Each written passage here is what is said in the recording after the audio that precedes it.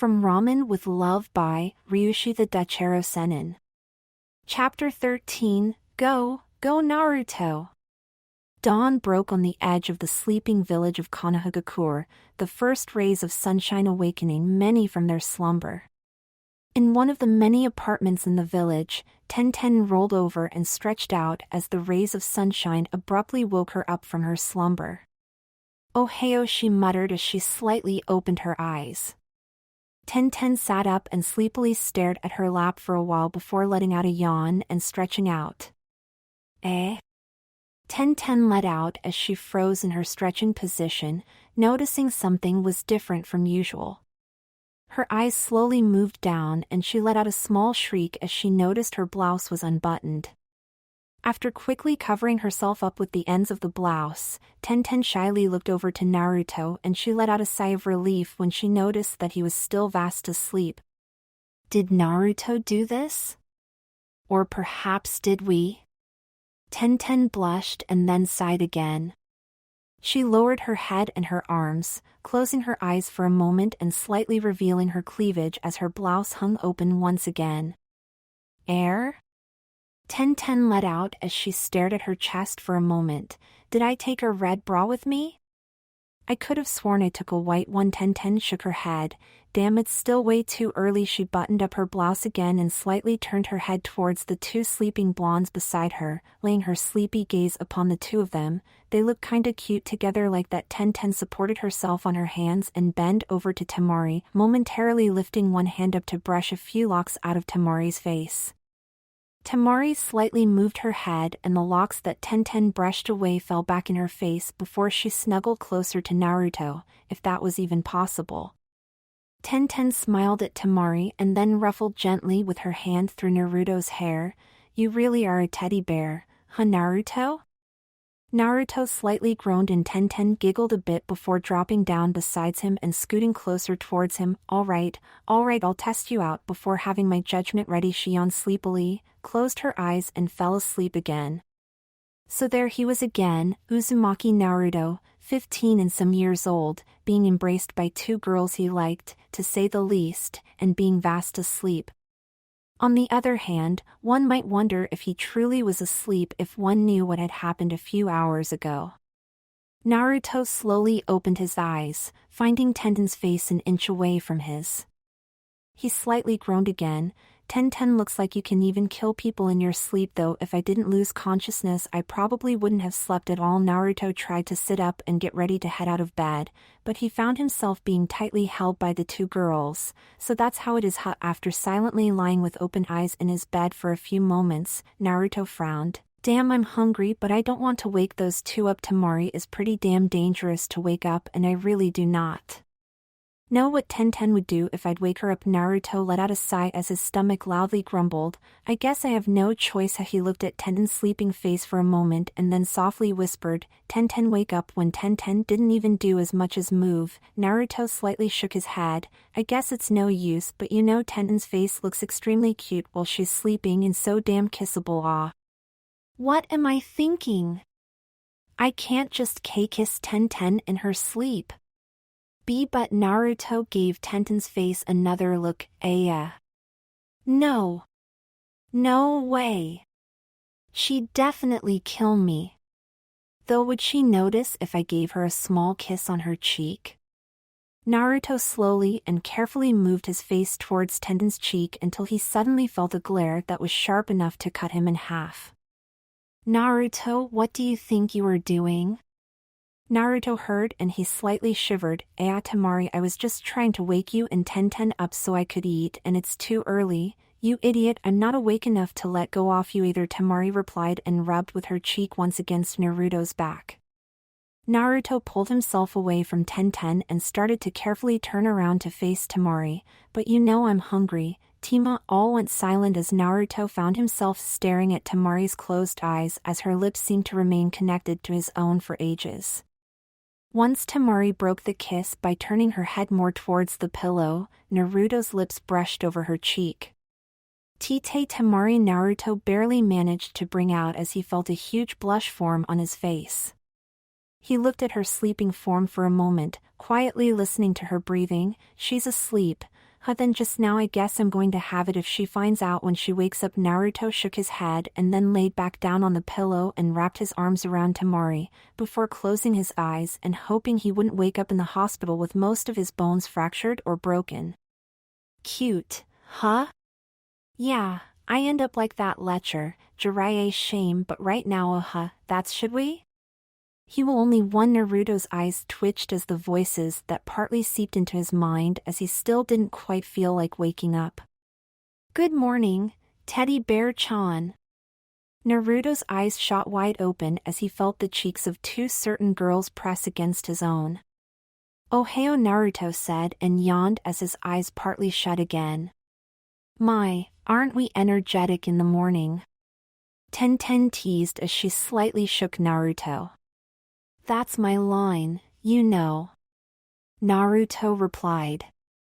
Come on, Naruto-gara's still fast asleep in Ten and I feel like talking to someone else.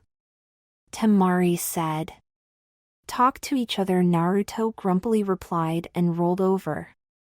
Alright, Naruto, here's the deal then, Temari whispered into Naruto's ear, sending a shiver down his spine. Either you wake up and become more energetic or Ten and I will drag you out of bed and the three of us will have a nice long bath together. Naruto's eyes shot wide open as he himself shot up as well. I'm awake.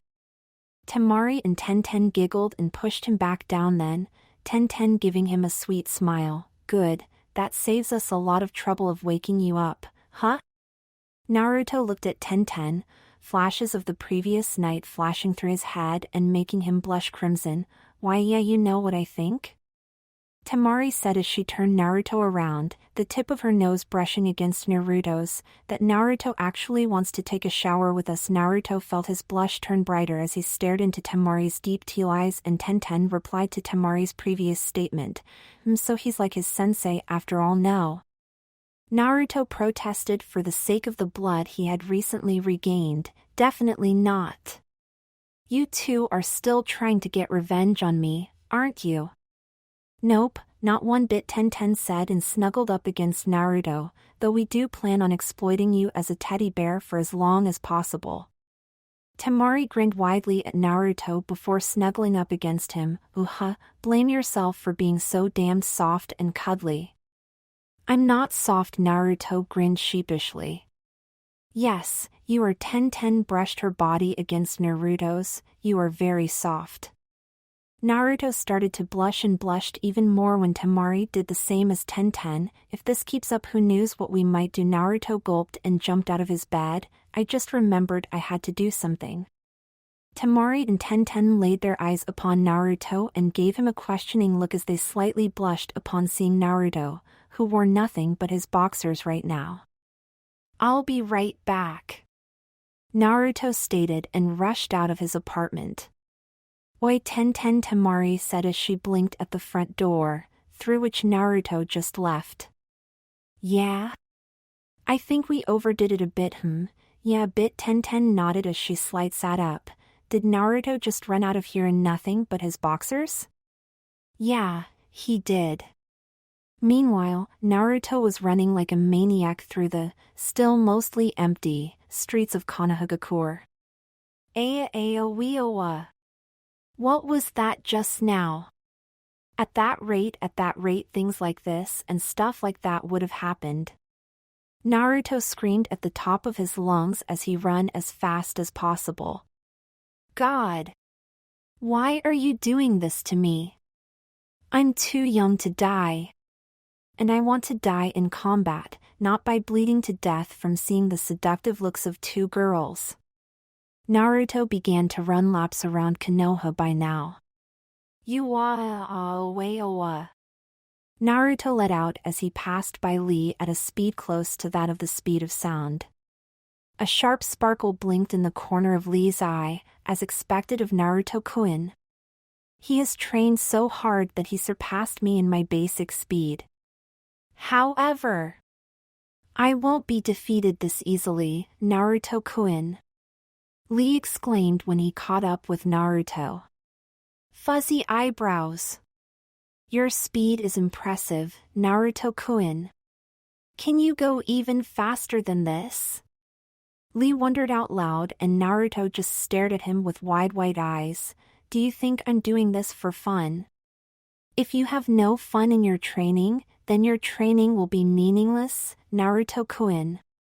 Lee said with a raised fist. This isn't training to Bayo. This is to keep my mind of things like this, that and that place. Naruto yelled with a blush on his face and then screamed louder as more thoughts crossed his mind. I see, Lee stated, so this also mental training for you as well. As expected from Naruto-kun. But I don't really get why you are only wearing your boxers, eh? Naruto promptly stopped and looked down, finding out that he was still in just his boxers, Naruto placed his hands in front of his crotch, hoping to cover his boxers up for some reason and then started to run twice as fast as before. Cool! Naruto-kun! You've surpassed me again. I will train even harder to surpass your speed. Lee exclaimed with tears of joy in his eyes. Naruto ran as fast as he could back towards his house and hoped that no one he knew would see him. Sadly for Naruto, his hopes didn't come true. Huh? Sakura yawned as she stepped out of her bed and onto the cold floor, a shiver running down her spine. What's all that noise outside? She walked towards her bedroom window and as she peered outside, she saw Naruto run past her house. Naruto! Sakura followed him with her eyes until he left her eyesight. Was he naked? A blush crawled onto her face and she quickly backed away from her window. Why am I thinking about seeing Naruto naked? Damn it, she let out a sigh and rubbed her forehead. I must be seeing things. Oh well. Time to get out of this damned pink t-shirt, it's way too tight and short. I need to get a new one. Naruto meanwhile had reached his apartment and was heavily panting as he entered his living room again. I'm back, welcome back, Naruto. Temari and Tenten said at the same time. It was getting cold in here, you know, Temari said, causing Naruto to raise his head up and look at the two girls. Naruto then just froze as he saw Temari and Tenten lying in each other's arms and looking at each other with dreamy eyes. So much that I had to become a substitute teddy bear for Temari, Tenten stated, and Naruto's jaw dropped open. But you're quite soft, you know, Tenten. I think I could take you as a permanent replacement for Naruto, Temari replied. No way, you're soft too, Temari, Tenten replied. However, you're warm. But you smell prettier than I do. Tenten, you big tease. Temari, would you mind if I rest my head against your chest? Not one bit, my cute new little teddy bear-chan. Naruto was outright shocked and began running around in circles as his arms hung limp beside his body. After a couple of laps, Naruto stopped and raised a finger. I'm going to take a shower now. As Naruto rushed into the bathroom, Temari and Tenten giggled. We really overdid it this time, Temari said with a smirk on her face. Temari, you're so cruel on Naruto, Tenten replied and giggled. Says the one who wanted to show a girl being all cute and resting against another girl's breasts. Temari's smirk widened. Well, it was funny to see his reaction. Also, I wondered what it would feel like, Tenten said as she placed her cheek against Temari's chest and had a big smile painted on her face. Temari closed her eyes and pondered for a moment before nodding. Well, it doesn't feel bad on my part and you're a girl, so I don't mind. Thank you. So what should we do next to make Naruto go crazy? Tenten wondered as she placed a finger on her lips and looked up towards Temari. I don't know, geez, men are so weak-minded, Temari replied. Who are you calling weak-minded? Gaara asked as he promptly sat up and stared at the two girls with a look sharp enough to instantly give all of them new haircut. Meanwhile, Naruto was taking a very, very cold shower. Geez, those two, they want to kill me or something, or someone drugged them. I should check Erosennin's ninja tools later on. He might have drugged them or something when I wasn't looking, Naruto told himself and then shivered. Damn, this is cold, but it sure as hell helps me out right now. Naruto stepped out of the shower, shivering from the cold, and quickly dried himself with a towel. Realizing he didn't bring fresh clothing along with him to the bathroom, Naruto wrapped the towel around his waist and headed out of the bathroom. As he headed into the living room, he froze in his position and stared awkwardly at Temari and Tenten, who were hanging upside down on the ceiling and were mostly covered in sand. What the? Naruto looked questioningly at the two of them. Naruto, get us out of here, Temari and Tenten cried. And Naruto stared blankly at them. Naruto, leave them hanging for a while there, Gaara stated as he appeared right next to Naruto, arms in their usual crossed-over position. Gaara! Stop randomly appearing! Naruto yelled, besides, why did you hang them up like this? You didn't hear them practice moaning while waiting for you to come back from your little morning walk, Gaara stated as he closed his eyes, his left eye slightly twitching. Naruto kneeled down in front of Temari's face and placed his face less than an inch away from hers. You two really want to kill me? Don't you know we'd never do that? Temari sung and stuck her tongue at Naruto. Now can you get us out of here? And why would I do something like that after nearly causing my mind to break down and become a second Erosennin? Naruto asked as he looked dully at Temari. Temari tried her best to move her face towards Naruto's and gave him a light kiss on his lips, because Naruto blushed and closed his eyes. Something like that won't work on the great Uzumaki Naruto-sama. Temari pressed her face forward again and gave him another light kiss and winked sweetly at him. A second then? Naruto blushed brighter and shivered. Damn you, Temari, doing all of this. Don't be fooled. Naruto, Temari may not look like it, but she has her way of escaping when being held by men. Gaara stated. Naruto turned his head towards Gaara and raised an eyebrow at him. What do you mean she doesn't look like it? Your sister isn't ugly. You know, Temari blushed and Gaara stared directly into Naruto's eyes, giving him his cold death glare. You want to repeat that? And never mind. Naruto grinned sheepishly at Gaara and then turned back to face Temari. But I think it's about time those two are going to repent for what they did. Repent, you say? Huh? It's not like you didn't like it, Naruto. Tenten replied and stuck her tongue out at Naruto. You nearly killed me last night by yourself, then what do you think that will happen if both you and Temari do things like that? Naruto glared at Tenten. I'd definitely die, wouldn't I? Tenten's face turned bright red. Then you eye my bra, oh my, now feel my revenge. Naruto cracked his knuckles and had an evil grin on his face. Oi, Gaara, can you keep them in that position and make sure that they can't move their arms, yet everything else is pretty much clear of sand? Should be easy, Gaara said and removed the sand from Temari and Tenten's body and legs while keeping their feet against the ceiling with the sand and their arms tightly strapped against their bodies. Now let's see. Naruto grinned widely and slapped his infamous hand seal together. Harem no Jutsu Nemur version. 6 clones popped to life, each only wearing a towel like Naruto and all of them looking like Nemur. Temari-chan! Tenten-chan! The clones exclaimed as they glommed onto Temari and Tenten and started rubbing their cheeks against their legs, back and stomach. Temari and Tenten turned bright red as both of them randomly squealed and groaned.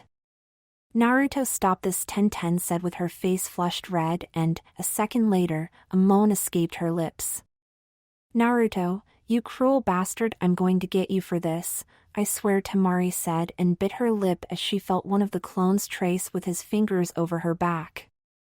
Naruto chuckled in an evil manner as a dark aura surrounded him and Gaara slowly backed away. Time for me to take my leave to the bathroom and read Shakespeare again. No, not yet, Naruto said, his fingertips placed against each other and a wide evil grin on his face as he chuckled again. I'm going to enjoy torturing you to the fullest. Naruto, Tenten moaned. One of the clones handling Temari laid down beside her and started whispering things in her ear. Temari stopped biting her lip and let a soft moan escape her lips as well. Yes, excellent. Naruto chuckled with the evil aura still covering him. I shall tell you something now. Naruto looked with a wide grin at the two girls. Underneath those towels, those clones are completely naked like me right now. For a second, everything in Naruto's apartment went silent. After that second, the sounds of blood spewing out of the nostrils of the two girls were all that could be heard for a while. After the blood spewing stopped, the sand instantly released Temari and Tenten, dropping them on the floor. It was then that Naruto realized something as he released his clones. Come to think of it, I don't think they regain their blood as fast as I do this. This might be bad. As Naruto's face turned blue out of shock. Ah. What am I going to do? Hide the corpses? No. They're not dead. Take care of them and pray that they forgive me? Solid plan. Naruto picked the two girls up and placed them over his shoulder. This should definitely work. He then just froze up as he felt someone staring at him, and he slowly turned his head. Why yo Gaara yo Naruto? Gaara replied as Naruto grinned sheepishly. Temari groaned and slowly opened her eyes, her vision being quite blurry. She felt something warm lying on her lap, so she turned her eyes down towards it and found a plate with a bowl of ramen on it. Slowly, she raised her head again to look at what was going on the edge of the bed she sat in. Temari's vision focused, and a second later she saw Naruto's head on an overly large sand teddy bear and Tenten holding him in a headlock. Naruto? Temari asked with her eyes half open. Yo Temari. Naruto said dully as Tenten slightly shook him back and forth. You want to join Tenten in headlocking me or whatever? It's your own fault. Do you realize what the heck you did to me? Tenten said in a raised voice. I had my revenge on you for what you did to me. Naruto replied and stuck his tongue out at Tenten. Temari stared at the two and then noticed an arrow in the sand teddy bear, pointing at Tenten's arm and having the words "not that strong" physically above it. She smiled and turned her eyes to their corners and looked at Gaara for a moment, who was hunched over a bowl of ramen and enjoying his meal bit by bit. Listen up, Naruto. A woman's physical reaction is different from a man's physical reaction. Got that? Tenten said with a red face as she tightened her headlock. Hi, I know, Naruto said and then leered at Tenten, but I didn't know Tenten would react as easy as that. Tenten's face went bright red. She released the headlock she held on Naruto and pushed her index fingers together. It wasn't exactly that, but I got it. Naruto grinned widely. Temari, no more revenge attempts, okay? Temari smiled at him for a moment, but that smile quickly turned into a smirk. All right, but that doesn't mean I'll stop teasing you from time to time. I am a big sister after all, and it's part of the job subscription. Ah, what's Temari-chan going to do? Give me another kiss? Naruto teased, and as he made a kissy face, Temari placed her plate with the bowl of ramen beside her. Like hell I will! Temari yelled as she kicked Naruto in his face and held her feet there for a while. That was an attempt to get out of that situation. Naruto took Temari's foot out of his face and grinned at her. Then, why are you blushing? Temari quickly looked away. Because it's embarrassing that I did that. Naruto snickered, and as he turned towards Gaara, he held up a peace sign. In the end, it's a victory for Uzumaki Naruto-sama. Gaara took a quick look at Temari and Tenten, who were both still blushing, and then Gaara shrugged before continuing his meal. Well, I guess Tenten and I should get dressed now, Temari stated, still not looking directly at Naruto. Tenten's head perked and she looked at Temari. Yeah, I guess so. As the two girls gathered their belongings and headed towards the bathroom, Naruto asked Gaara, Oi, Gaara? Can you get me out of this teddy bear thing yet? Temari and Tenten froze and slowly turned around, a wicked grin painted on their face and an ominous dark aura surrounding them. Gaara, wait 1 minute with doing that. Oi! I thought we agreed on no more revenge stuff. Naruto pointed accusingly towards Temari and Tenten. Well, this is going to be a precaution to make sure you won't try anything anymore as well. Tenten said and chuckled.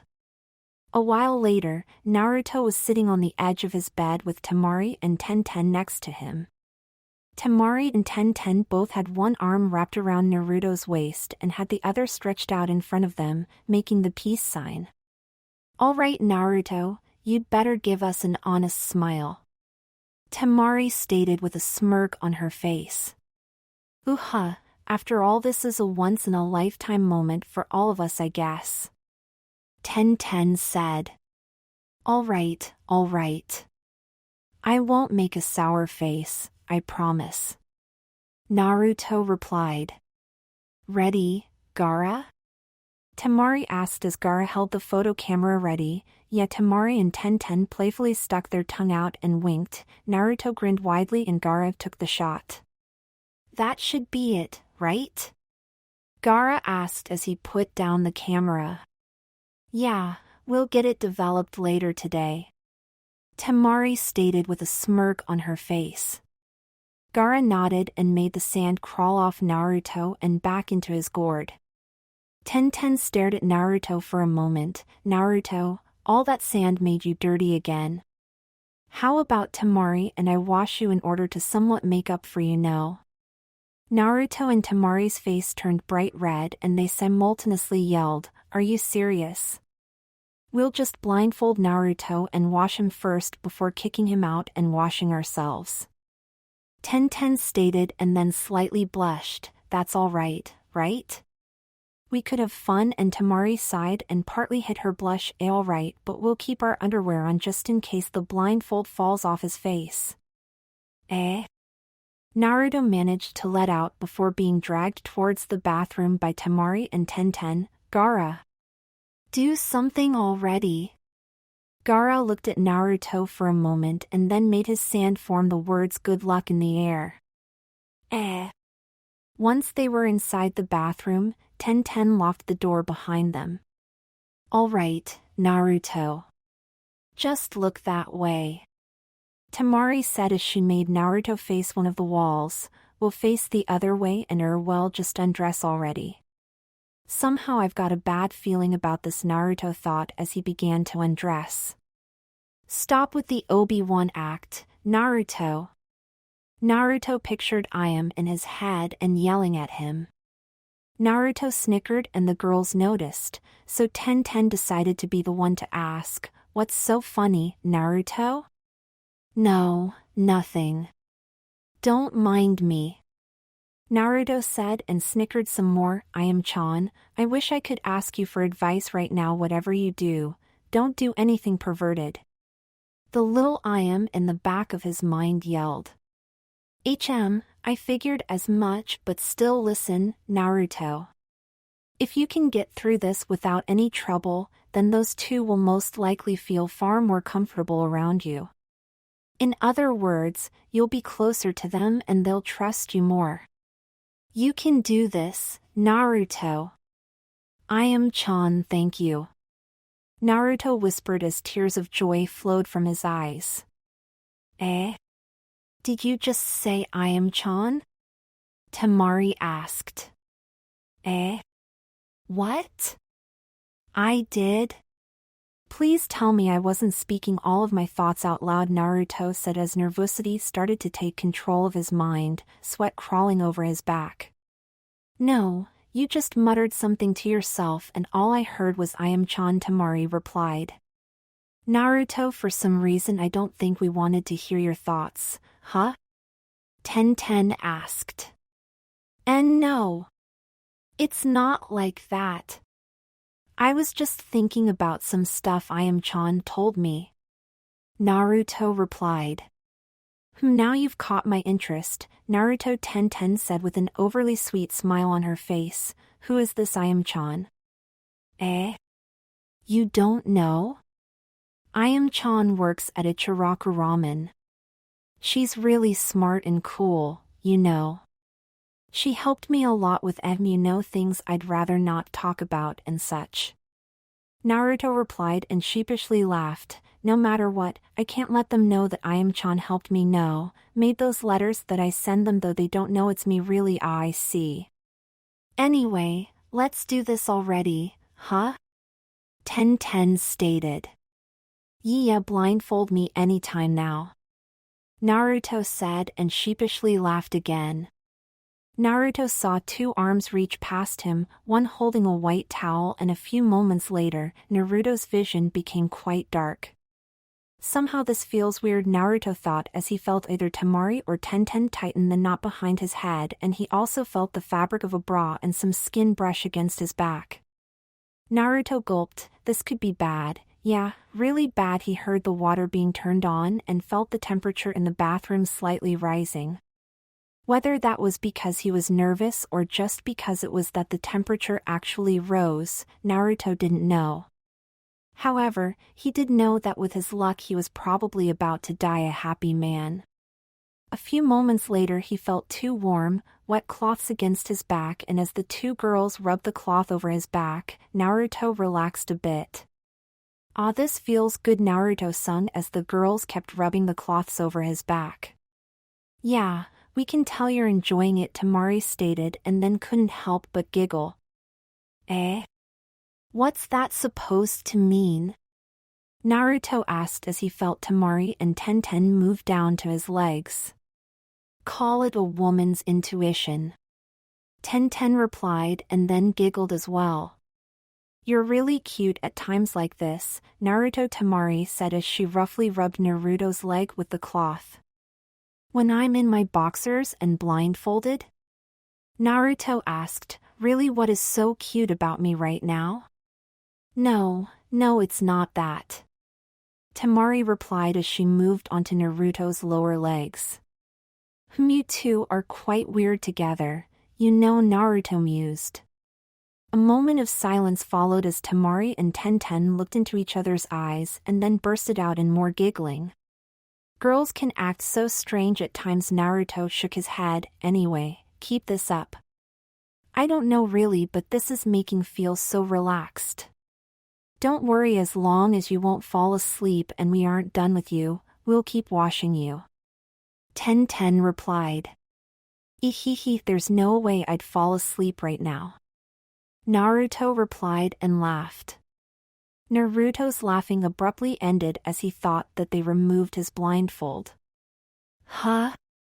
Naruto let out and then noticed he wasn't quite in his bathroom along with Temari and Tenten. Naruto turned around and found himself facing the gates of Konoha. Temari? Tenten? Where are you guys? No reply came to Naruto's ears and he looked up to the pitch-black sky. What in the world? Naruto said to himself as he turned his eyes from the sky back towards the gates. Could this be? What are you talking about, Naruto? We're right here. Temari said with a smile on her face as she washed one of his arms. Oi, are you hallucinating or something, Naruto? Tenten asked as she was busy cleaning his other arm. Naruto stared at the gate and suddenly he felt his body go numb and ice-cold. What is this feeling? Naruto shivered as slowly, but surely, figures started to walk through the gate. He saw a man in a black robe with a hood over his head, heading straight towards him. However, what Naruto at first noticed wasn't the black-robed man, but rather his entourage.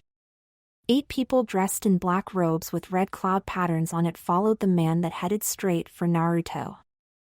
Akatsuki! Naruto's eyes widened as he started to recognize the faces of Uchiha Itachi, Hoshigaki Kisame and Deidara amongst the 8.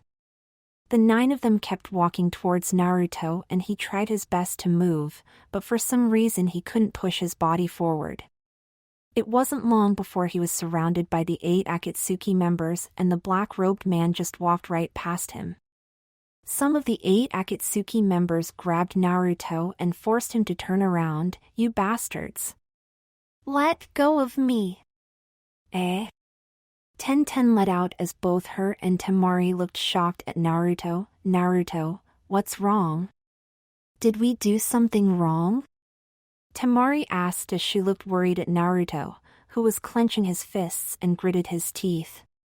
The 8 members of the Akatsuki tightly held Naruto and forced him to look at the black-robed man. What the hell is happening? Naruto thought as he watched the black-robed man walk through the streets of Konoha.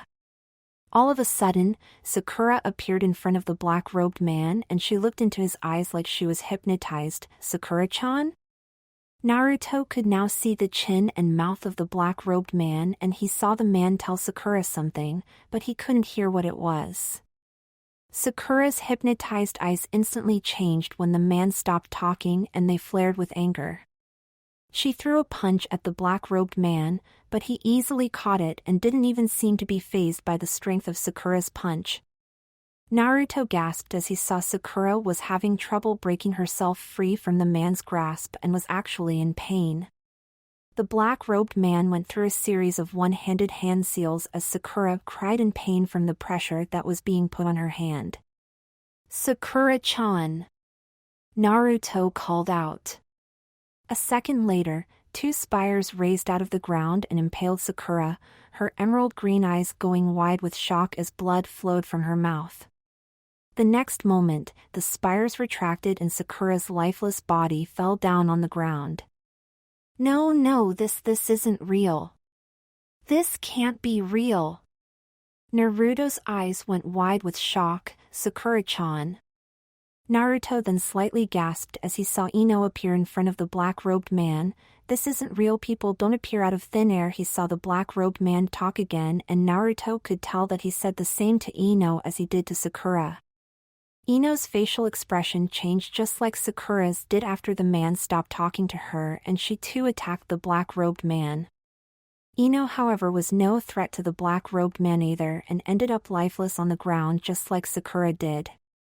Naruto was in total shock, not even able to yell or try to wrestle his way out of the grasp of the Akatsuki. Next came Hinata, who attacked the black-robed man after hearing only the first 2 words come from his mouth. Naruto called out her name as she too fell to the black-robed man. Temari and Tenten followed the same fate as Hinata, Ino, and Sakura, but it didn't end at just them. Everyone Naruto knew attacked the black-robed man and each and every one of them ended up dead and lifeless on the ground. Even the combined strength of Jiraiya and Tsunade didn't make the black-robed man break a sweat. Naruto fell down on his knees, tears flowing from his eyes as he looked at all his friends and loved ones, dead on the ground. Why? Naruto asked himself and then called out as loud as he could, "Why are you doing this, you bastard?" Naruto saw the black-robed man turn his head towards him and grinned widely. 3 snakes slithered past Naruto and appeared to even pass the black-robed man unnoticed. Naruto gasped as all of a sudden he saw Ayame stand in front of the black-robed man. Why? Ayame-chan, she's not a shinobi. Then, why? Naruto thought as he stared at Ayame and the black-robed man. The black-robed man told Ayame something as well. No, not Ayame as well, damn it. Naruto yelled as the black-robed man raised his hand up in the air. Naruto then just froze as he finally saw the black-robed man's face and his heart skipped a few beats. Naruto's eyes were wide and tears still flowed from them, but now he was more shocked than scared. The face he saw was none other than his own. Temari removed the blindfold from Naruto's eyes. Naruto, what's wrong? Did we do something wrong? Tenten asked and Naruto softly sobbed, his breath sounding heavy. Naruto turned around, threw his arms around Temari's waist and buried his face in her stomach for as much as that was possible with a girl of Temari's physique. Oi, Temari said and hesitantly reached out with her hand for the back of Naruto's head. Did we scare you or something? Tenten asked as she gently stroked over Naruto's back. Naruto switched from Temari to Tenten and, due to his sudden movement, he made Tenten fall down on her back. Naruto, Tenten said as she sat up and for a moment embraced Naruto. Temari, can't you hold him? I'm not really a big sister, so Temari nodded and carefully took Naruto into her arms. SSSSHT, it's okay. Naruto calmed down as Temari soothed Naruto by gently stroking through his hair and over his back. A dark malevolent voice was the only thing Naruto could hear for now. By yourself, you've overcome loneliness now. Not only do you have feelings for others, but others have feelings for you as well. I've shown what will happen if you fail to overcome your greatest challenge. Can you overcome death like you have overcome loneliness, brat? Next time, I'll definitely not just watch and let my friends die like that, Naruto muttered between his sobs. Temari looked confused at Naruto for a moment and then kept gently stroking through his hair. I'll definitely with all my might prevent something like that from happening. As Naruto's crying started to stop, Temari broke out into a wide grin. Naruto, I expect you to properly clean up the mess you made. Naruto's sobbing abruptly stopped and he looked up into Temari's teal eyes. He then slightly backed away from her, blinked the last of his tears out of his eyes and stared at Temari, who leaned back and pointed at her stomach, especially Asokeo/N. For those of you that don't know it, Asoko mean this place or that place, but it is also used as an alternate word for a woman's womanhood. XD, Naruto. Tenten said, causing Naruto to turn his head over towards her. Don't forget Asoko too, eh? Eh? Naruto let out as he quickly went from Tenten to Temari and back a couple of times. Naruto fell over and knocked his head against the floor. Gah. Those poses. And those expressions they have. Not to mention saying Asoko so easily. Oi, why were you crying, Naruto? Temari asked and Naruto instantly stopped banging his head against the floor. Why? Naruto sat back down in Indian style. Damn it, I made such a scene and now I can't remember because Asoko, the picture of Temari in her underwear popped into Naruto's mind and he quickly shook his head. Asoko, the picture of both Temari and Tenten popped in his mind again, Naruto trying to shake it off again. Asoko, Temari and Tenten multiplied inside his mind and kept multiplying, each time saying the word Asoko. Naruto raised his head and, with a crimson-red face, he looked at Temari and Tenten, knowing that if he didn't reply soon that he'd be in some very big trouble. Ano, for some reason, I can't remember one bit why everything went silent inside the bathroom and the atmosphere noticeably changed. Temari glared at Naruto, her voice hinting both anger and rage boiling up within her. You are, Tenten added in the same tone of voice as Temari as she clenched her fist. No. It's not like that. There was a reason. Really. I don't cry for no reason. Honestly. But with you two like that I are the worst. Temari and Tenten yelled. A few moments later, the bathroom door was opened. Naruto was thrown out of the bathroom. As he landed against the wall and fell down, he got his clothing thrown in his face and Temari slammed the bathroom door shut. Geez, if he had just given me a reason why he cried, even if it was a pathetic reason, I wouldn't have beaten him up like that, Temari stated as she still looked pissed off. Maybe he was telling the truth, but it's still suspicious to think he'd do something like that, Tenten replied. Yeah, Temari's expression softened a bit. I don't believe it that much either. Now that I think about it, however, a guy his age and with a sensei like his, Tenten giggled. Poor Naruto, he must be cursing his sensei right now for his reputation. Women can't really trust him either because of it. After all, a sensei teaches his pupil everything he or she knows, right? I really hope that isn't the case with Naruto, Temari stated and let out a sigh. I don't think so, but he might be sneaky enough to hide it. Anyway, let's take a nice long bath for now, okay? Tenten said with a smile on her face as she unhooked her bra. Come to think of it, Tenten, I'm sure that you put a white bra on last night. How come you wear a red one all of a sudden? Temari asked as she unhooked her own bra and Tenten went crimson in her face. Damn you, Erosennin, damn you so much for having a bad reputation amongst the women. Naruto cursed in his mind as he got dressed. When he was fully dressed, he jumped up and walked back to the living room. He saw Gaara standing on the balcony and decided to join him. Yo Gaara, what are you doing out here? Naruto asked with his usual wide grin on his face. That ANBU person, Gaara replied and nodded towards an ANBU that walked on the street below. I think I've seen him somewhere before. HM? Really? But you know all of those ANBU guys look alike. Naruto leaned over the balcony and gave the ANBU a closer look. His face was behind a mask as usual, so Naruto just shrugged. It's probably just your imagination, however, don't you think it's strange? Gaara asked as he placed a hand on his chin in a I'm pondering right now manner. Under normal conditions, you don't see ANBU walking on the street, do you? I guess so. Look, there is another walking over there and over there as well. Naruto stated, pointing at two other ANBU. I guess they're having some time off or are patrolling the streets or something. Perhaps. Gaara stated, are those two done yet? Temari and Tenten, you mean? Naruto asked and Gaara nodded in reply. I think they just started bathing. Why did you ask? Need to go to the bathroom yourself? Naruto asked. No, Hatake Kakashi-san came here while you were in there. He asked me if you were around. I told him you were bathing with Temari and Tenten. He replied with "Oh, I see."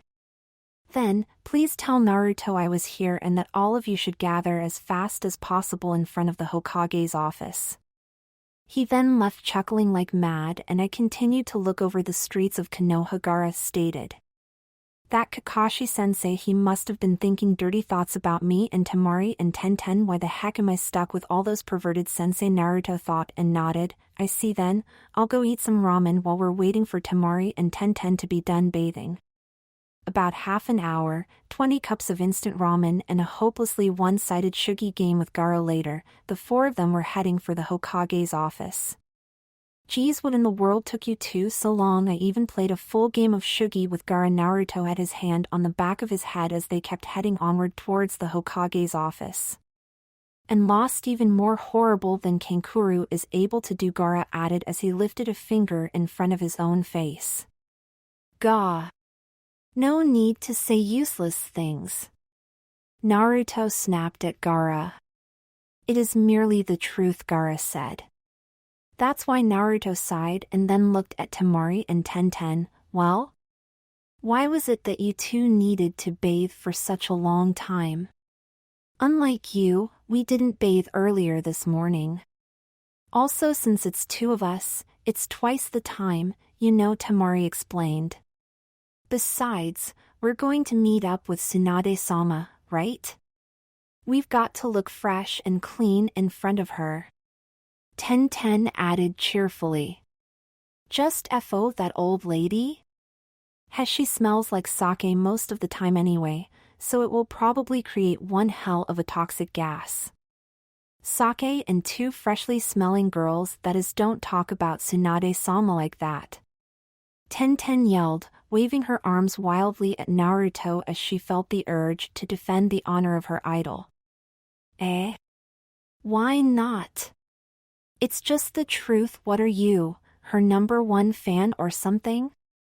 Naruto looked questioningly at Tenten. Tenten quickly pulled back, closed her eyes, and as they twitched, she blushed out of embarrassment. Actually, what? You really are that old hag's fan? Naruto almost yelled out of surprise. I just want to be a great kunoichi like Tsunade-sama is. Tenten replied. I don't think I can imagine you being a lazy, gambling-addicted, violent and always sake-drinking woman. Tsunade-sama isn't like that when she actually gets serious. Wow, she does have that insane strength of hers. Naruto stretched out and placed his hands on the back of his head again, and she also an insane healing ability and probably lots of other stuff I don't know about, but outside of that, she's just an old hag. Naruto then froze as he could feel a large amount of anger well up behind him. Who are you calling an old hag, Naruto? He slightly turned his head around and saw none other than Tsunade towering behind him, a flaming aura of anger and rage surrounding her. Ayawayo Tsunade Abakan, how's it going? Naruto. Tsunade cracked her knuckles and her ponytails flew up in the air. I'll give you until the count of 10 to get the hell out of my sight. 1. Tsunade exclaimed and cracked her knuckles again.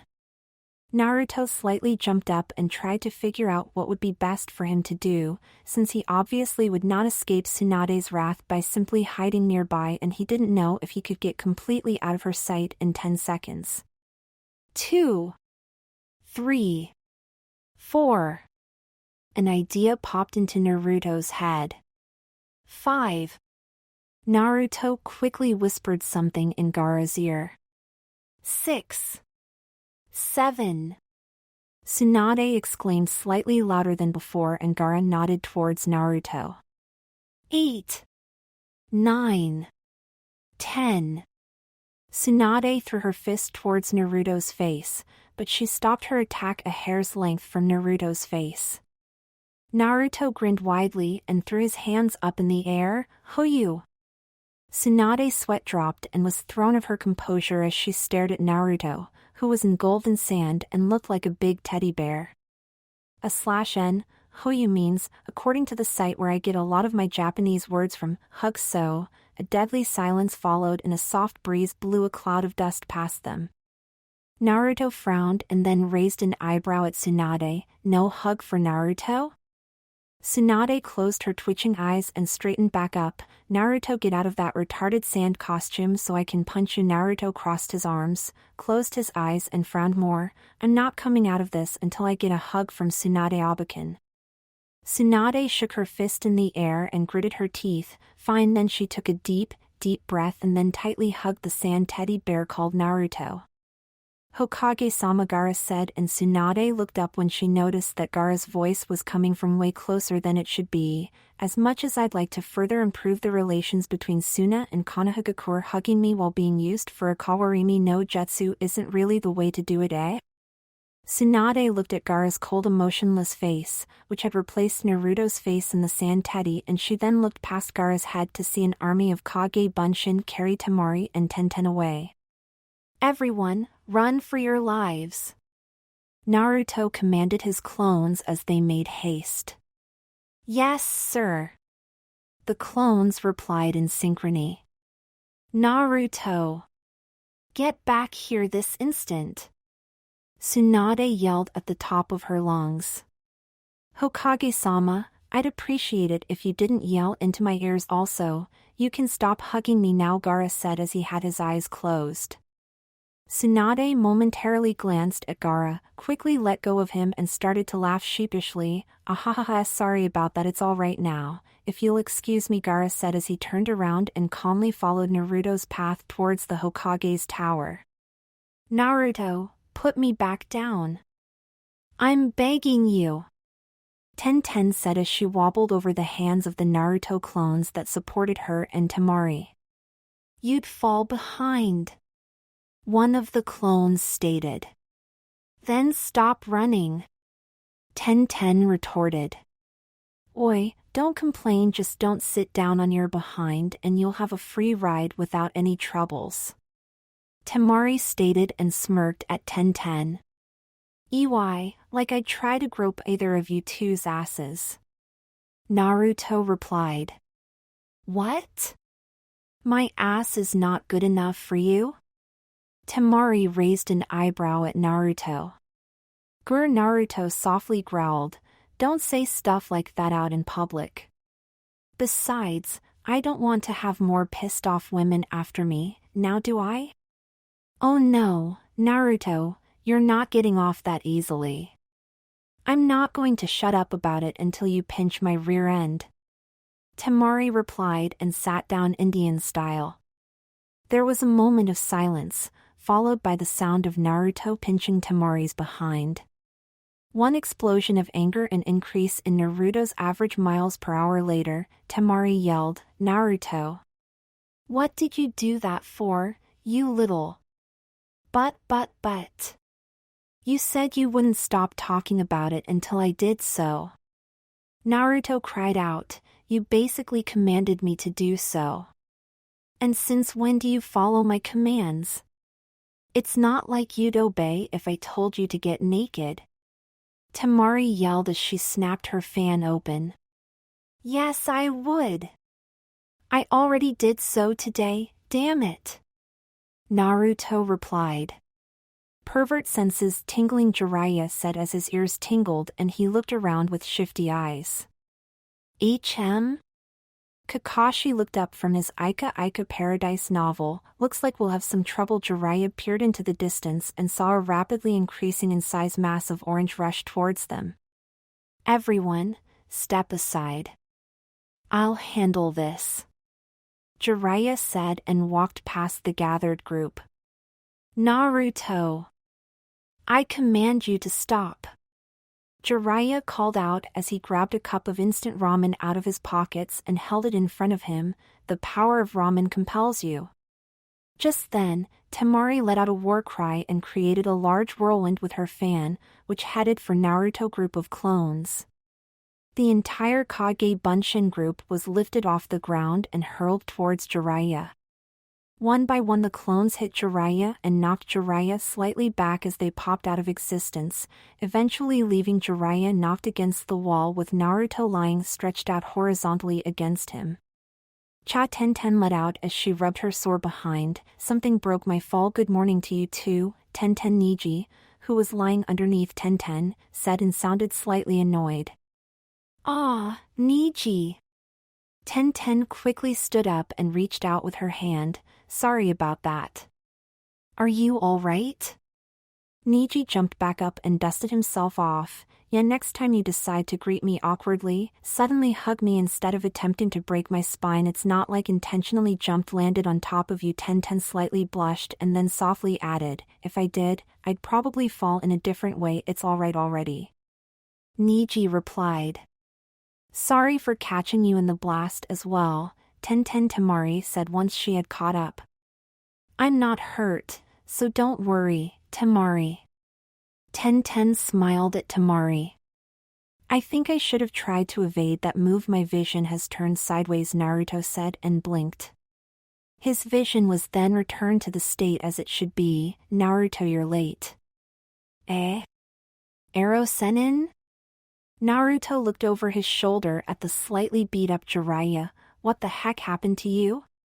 "Well, some people actually get bruises when get more than a couple of bodies thrown against them," Jiraiya replied as he placed Naruto on the ground and stood up. "Anyway, go and stand in the line already. There's a lot we all have to do today." Naruto looked towards the gathered crowd and found every one of his friends there. Ehehe. "Yo, everyone! How are you all doing?" Jiraiya rubbed the back of his head as Naruto ran towards his friends. "Geez, that Naruto not even apologizing for not disabling his clones on time." "Tenten, are you alright?" Naruto asked once he had reached the group. "Why, yeah, Niji broke my fall," Tenten said, slightly blushing. Naruto grinned widely and laughed sheepishly. "Ah, I see. Sorry about that, Niji." Niji replied and closed his eyes. Naruto looked around the group and quickly spotted Sakura. "Ohio, Sakura-chan." Sakura titled her head to the left and smiled at him. "Ohio, Naruto." "Oh, ohio na Naruto-kun." Hinata shyly greeted the blonde as well.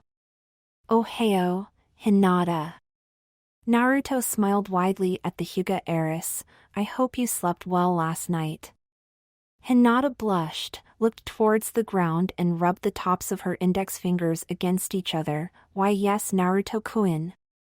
A very excited Lee exclaimed as he rushed towards Naruto. "Let's have our youthful spirits burn to at their brightest today."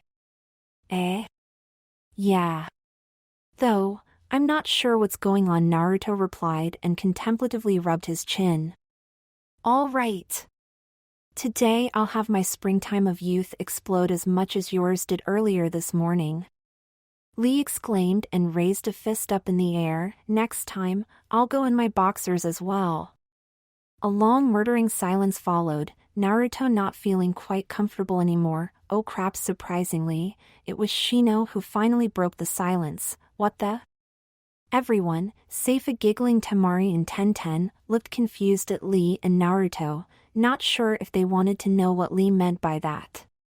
Naruto Temari brought out between giggles. You Tenten added and giggled more. When Temari and Tenten bursted out in laughter, the confused looks turned from Naruto and Lee towards the two of them. Can someone explain what the joke is? Ino asked anyone who might know the answer.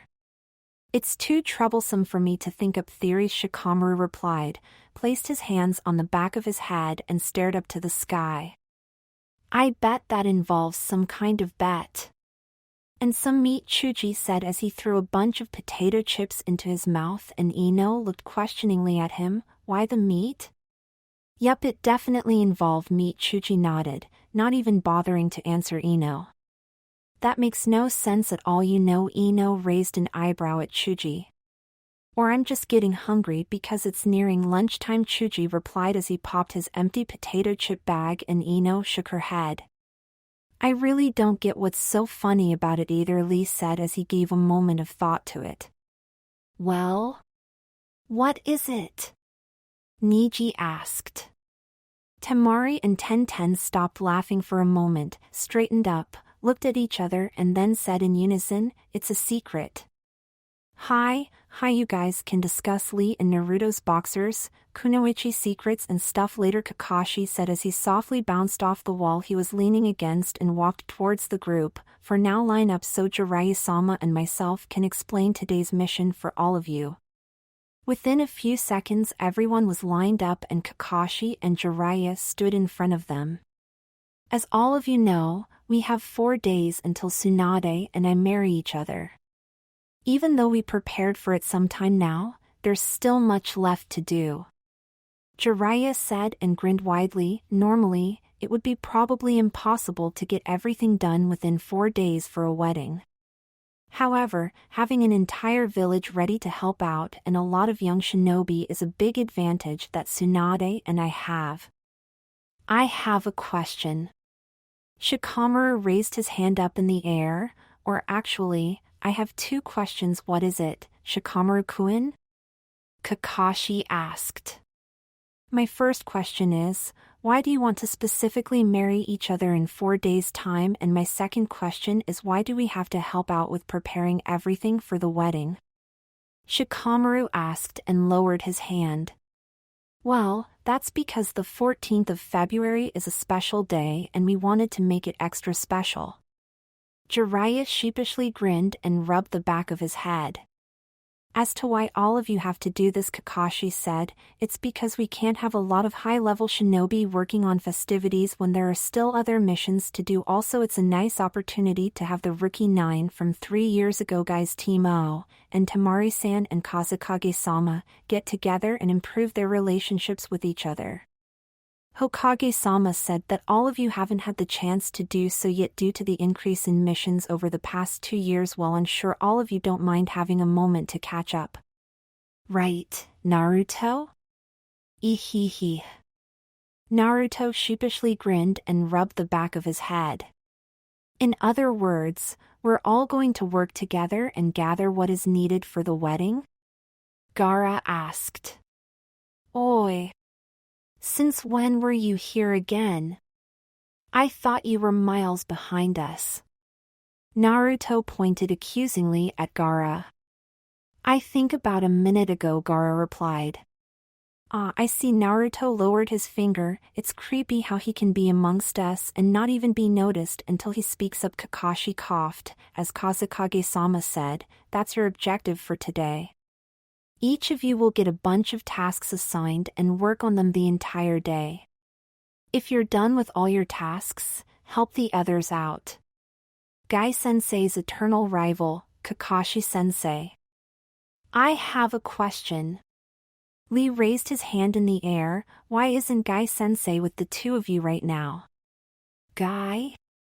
I believe he said something about working on tomorrow's schedule even though I think we can do almost everything today, Kakashi stated. As expected of Guy-sensei. His youthfulness shines as burnt as ever. Yush! Lee exclaimed and set himself aflame with the flames of youth.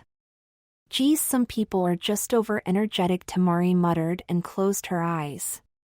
Well, I guess that's just how fuzzy eyebrows is, Naruto nodded. Temari looked at Naruto and smirked, something that didn't go by unnoticed by the blonde. Huh? What is it, Temari? No, nothing much. Temari's smirk widened, just remembered that I should give you a tip when I have the chance.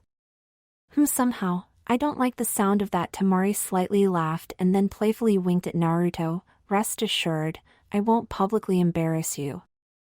Then, we shall now assign each and every one of you your own task. Kakashi stated. A while later, almost everyone had their tasks assigned. And Kazekage-sama and Temari-san will be the ones to arrange the contacts with their own village, of course, and invite them over.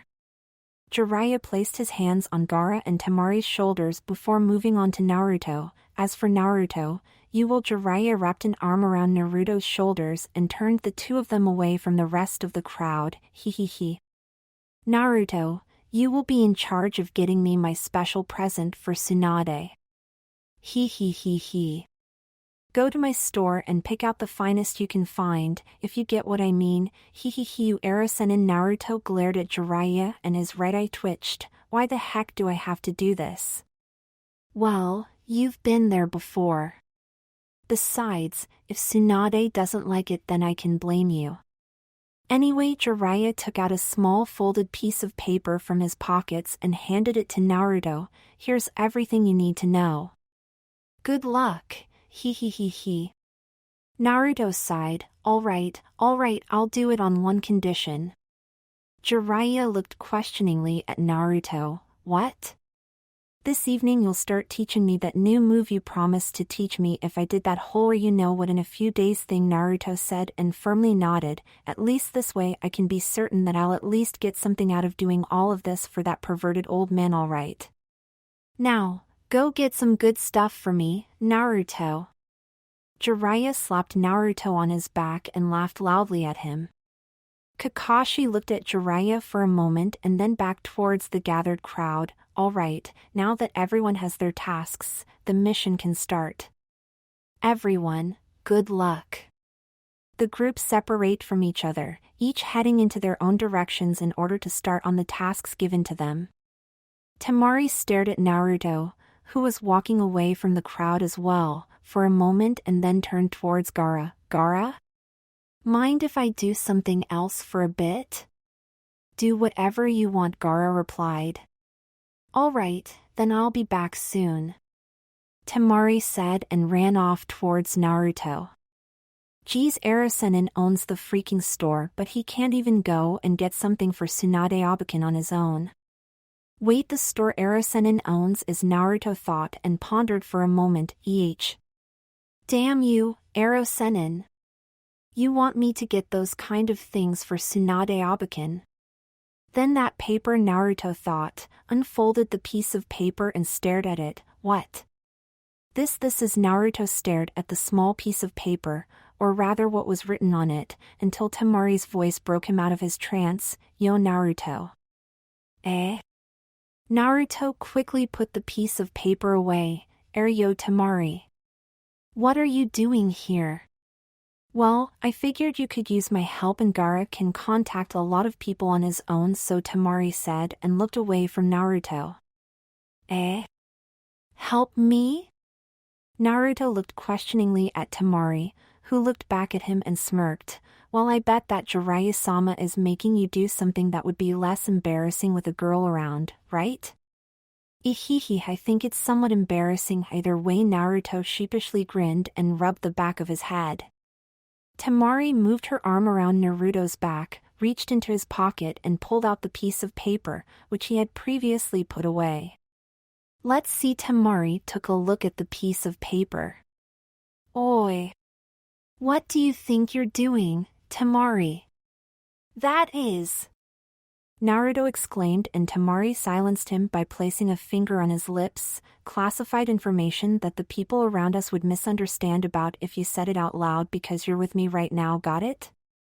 Naruto nodded. It's not like I was going to say what's on that paper out loud anyway. Temari tucked the piece of paper behind the wrappings around her waist and then smirked at him. And here I was thinking you actually liked being hit by my whirlwinds. Naruto snickered. Anyway, won't it be embarrassing for you to come along with me? I mean, people will think that you and I are. I don't care what others think. I'm just helping you out so you won't get into a lot of trouble. Besides, I don't think Hokage-sama would appreciate orange lingerie. Temari's smirk widened. What makes you think I'd take something that's orange? Naruto exclaimed. Let's see. Temari started to count the amount of reasons on her fingers. You wear an orange jacket, orange pants. You have an attire that exists of mainly orange jackets and pants, save the bunch of white and black t-shirts, but even they have something orange on them, and if I didn't know better, I would have thought your boxers were orange as well. So I guess it's safe to say that if you were to shop for lingerie on your own, then you chose something that is orange. But orange is cool. Naruto defended his favorite color for clothing valiantly. But most women wouldn't want orange lingerie. Temari replied and pushed Naruto's head back with her index finger. All right, you can help me out. Let's get going then so I can quickly finish this and head on with helping the others and all. Naruto said and walked on. Temari smiled and quickly followed him. Thanks for saving me from a boring task, by the way. What do you mean by that? Well, contacting important officials other than Gaara and Suna, and probably some other countries too, isn't nearly as exciting as seeing you pick out lingerie. Temari winked at him and slightly laughed. Naruto closed his eyes. Oi, you're making it sound like it's funny to see me do something like this. That's because it is funny to see you do this. Temari grinned at him. A couple of minutes later, Temari and Naruto found themselves in Jiraiya's lingerie shop and browsing through the variety of lingerie available. You know, Naruto, I'm wondering why he chose you to go here and get what he is supposed to get for his future wife, Temari said as she placed back a corset amongst the other corsets. Well, Erosennin has a pretty damn lousy reputation, right? Naruto replied and tried to prevent his thoughts from going perverted, also unsure, definitely sure that he's trying to make me perverted too. Temari stared at him for a moment and then let her eyes wander over various lingerie items again. Well, don't let him get to you. It would be a shame to have you become like him, eh? Naruto looked surprised at Temari. What did you say just now? Temari lifted her head slightly up and then closed her eyes as a slight blush appeared on her face. Nothing, never mind him. Naruto let out and gave Temari a suspicious look. He looks like even Temari is shy sometimes anyway. We won't get anywhere by just standing, right? Temari asked, shaking Naruto out of his thoughts. No, I don't think so. We have to choose something good, but how do we know what we should get? Naruto asked in return, to which Temari smiled. I'll figure something out in a moment. Meanwhile, don't you think it would be good for every woman in the world if her physical strength was represented her chest size in some way? Temari asked. Why that? Naruto asked in confusion. Well, I'd have about half of Hokage-sama's physical strength then, wouldn't I? Temari grinned at Naruto. Naruto crossed his arms and a small blush crawled onto his face. Well, if it was the other way around of physical strength increasing chest size, then Sakura-chan would, but that would make Erosennin cry because a lot of women don't even come close to Tsunade's strength. Tenten, Ino and Temari too, all of you would be pretty damned flat-chested. Then Temari snapped and lifted Naruto up by his collar. Naruto, are you suggesting that I'm not strong physically? No. No, not at all. Just compared to Tsunade Abukin's strength and all, well, I guess you get the point, right? Naruto replied. Temari placed him back down on the ground, placed her hands on her hips and closed her eyes. Good, because not only do I carry an extremely large and heavy fan on my back, I also carry these overgrown peaches around. As Temari pointed at her chest with her 2 index fingers, Naruto sheepishly grinned at her and rubbed the back of his head. Temari, don't say embarrassing things like that anyway. Like you said, we won't get anything by just standing around here. What should we do? Naruto asked and saw Temari smirk at him. I have an idea. Her smirk widened as she grabbed a random lingerie set and pulled Naruto along with her towards the dressing rooms. Oi. Temari, what do you plan on doing? You can't just pick one and decide we'll use that one. SSSHT, you're being too loud, Temari whispered. Besides, we're going to see how it looks on her before buying it, eh? What do you mean by? Naruto replied and then went silent, sparkly pink scenes filling his mind. In Naruto's pink sparkly fantasies, /n, insert Oiroke no Jutsu theme here XD, Naruto Temari said in half a moan as she laid back stretched out, her corselet loosely hanging around her body and a bright blush on her face. I can't really tell if this is the right one for Hokage-sama, but it really isn't my size ga. Naruto's mind nosebleed and shot back, or perhaps, well, Naruto, let's see if this outfit fits Hokage-sama, Temari said as she stood straight, though leaning slightly to the left for a more sexy look, and her lingerie again hung quite loose on her body. Henge no Jutsu. A cloud of smoke covered Temari for a moment, and after the smoke cleared up, Temari was replaced by a brightly blushing Tsunade. Ah, it's so tight, too tight. Naruto mentally felt his cheeks flare up as he looked at Tsunade, whose body was wrapped tighter than it should be in the corselet. Naruto, I can't hold it much longer, Tsunade said. Her lingerie slowly ripped apart as her moans grew louder and louder. Naruto mentally passed out for a few moments. Then what if he found himself in front of Temari again?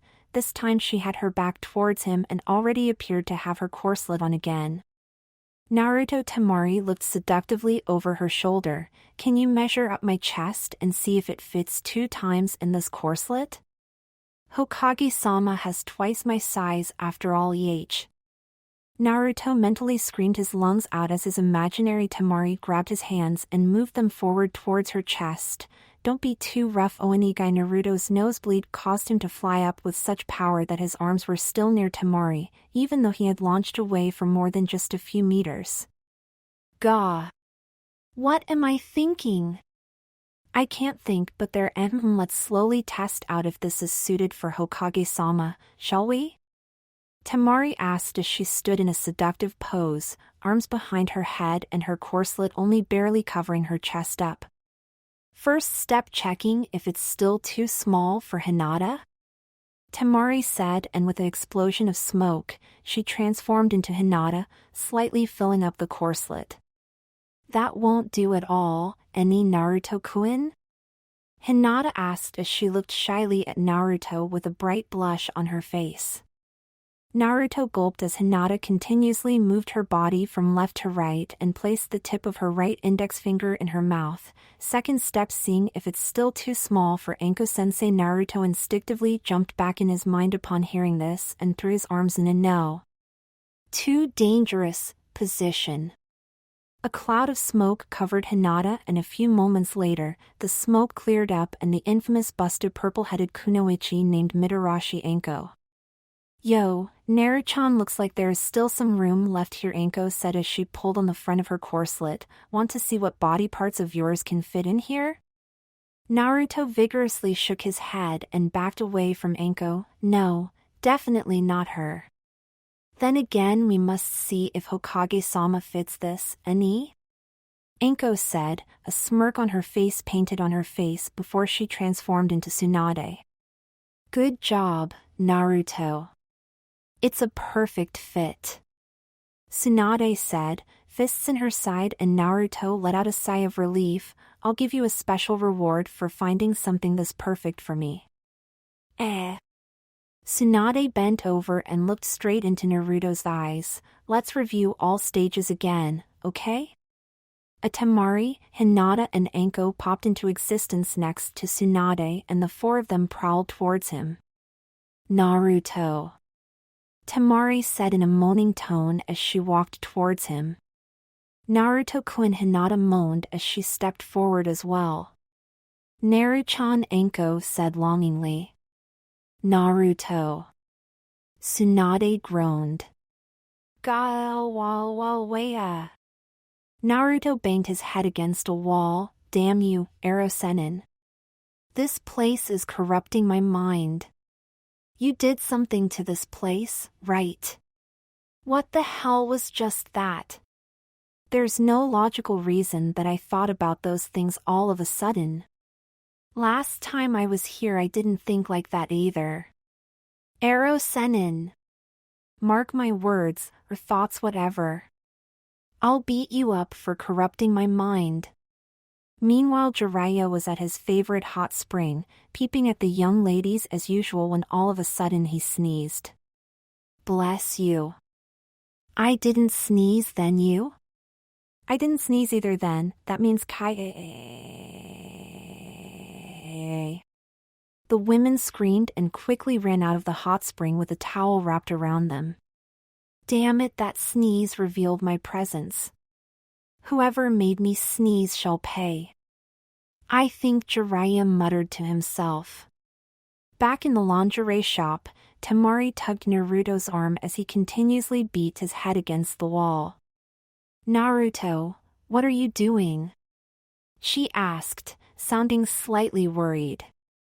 Naruto stopped beating his head and looked at Temari like he had suddenly seen the light.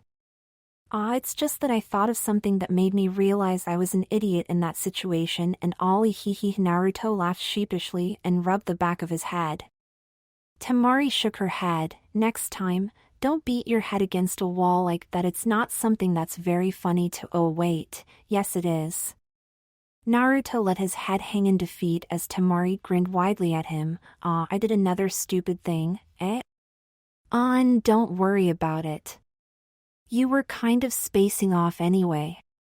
Weird, last time we were here, you didn't, Temari said and glared suspiciously. This wouldn't happen to be somehow related to what you did this morning, right? Eh? Naruto looked confused at her. No. Not at all. What makes you think that I was thinking about you? Temari smirked widely and brought her face a few inches away from Naruto's. I never said that I thought you were thinking about me. It could have been 10-10 as well, or both of us for that matter. Naruto had no idea what to reply and just stared blankly at Temari, who pulled away from him and closed her eyes. Well, it doesn't matter really. I'm just glad that you weren't drooling. You'd have joined the list of guys that were staring and drooling at me and ended up being hospitalized for several weeks, in some cases months. You are cruel after all, huh? Naruto nodded. Well, not that I blame you or something. I guess it must be embarrassing to get that kind of attention, and annoying as well. Well, consider yourself one of the few lucky guys in this world. There are enough guys in Suna who would have died 1,000,000 times to be as close to me like you are right now. Temari smiled at Naruto and then shrugged as she raised her hands in the air. Each and every one of them are just perverted idiots. There's no way I'd ever go out on a date with someone who has only one thing on his mind. In other words, if I'd ask you out, you'd say yes? Naruto raised an eyebrow at Temari, who instantly turned bright red and whacked him around the head. I'm not going to answer that if you ask it like that. Naruto rubbed his head and grinned at her, so she probably wouldn't mind going out with me. Data gathering complete. Even though I didn't plan on gaining such information anyway, are we going to check what this thing looks like on Hokage-sama or what? I don't want to stay here the entire day, you know, Temari said and started pulling Naruto into the dressing room. Naruto looked at the dressing room for a moment and then firmly placed his hand on the edge of the room and struggled to stay outside. Wait a minute, Temari. What? Hurry up and come in already, Temari replied and pulled even more on Naruto's arm. No. This. Naruto wrestled his arm free and was about to dash out of the dressing room when Temari lifted his legs up and started pulling him into the dressing room again. Naruto quickly placed his other hand on the edge of the dressing room as well and started pulling with all of his might. For a split second, Naruto managed to slip out of Temari's grasp, but she quickly clutched onto his pants. I won't let you get away, damn it. Temari! This is definitely not good. What do you plan on doing when both? Naruto let out before he suddenly felt his legs fall onto the ground, followed by a loud shriek from Temari. Huh? Hey, all of a sudden it got kind of cold in here, Naruto stated and looked over his shoulder. Oi? What's wrong, Temari? Meanwhile, outside the lingerie shop, a young man named Sai froze up in front of the store. He threw a sharp glare towards the lingerie store, penis senses tingling. Sai sneaked into the lingerie shop and clung onto the ceiling with his chakra. Nimbly he made his way over the ceiling and towards the dressing rooms. There he found half of Naruto sticking out of a dressing room and the other half being hidden behind the curtain.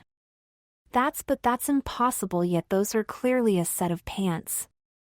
Sai thought as he stared at the orange trousers that lay mostly on the floor. Naruto stared dumbfounded at Temari, who was looking towards her feet with a huge blush on her face. Oi? Naruto said again and Temari gulped. Naruto, please put your boxers and pants back on, eh? Naruto looked down towards his legs and screamed his lungs out, eeh.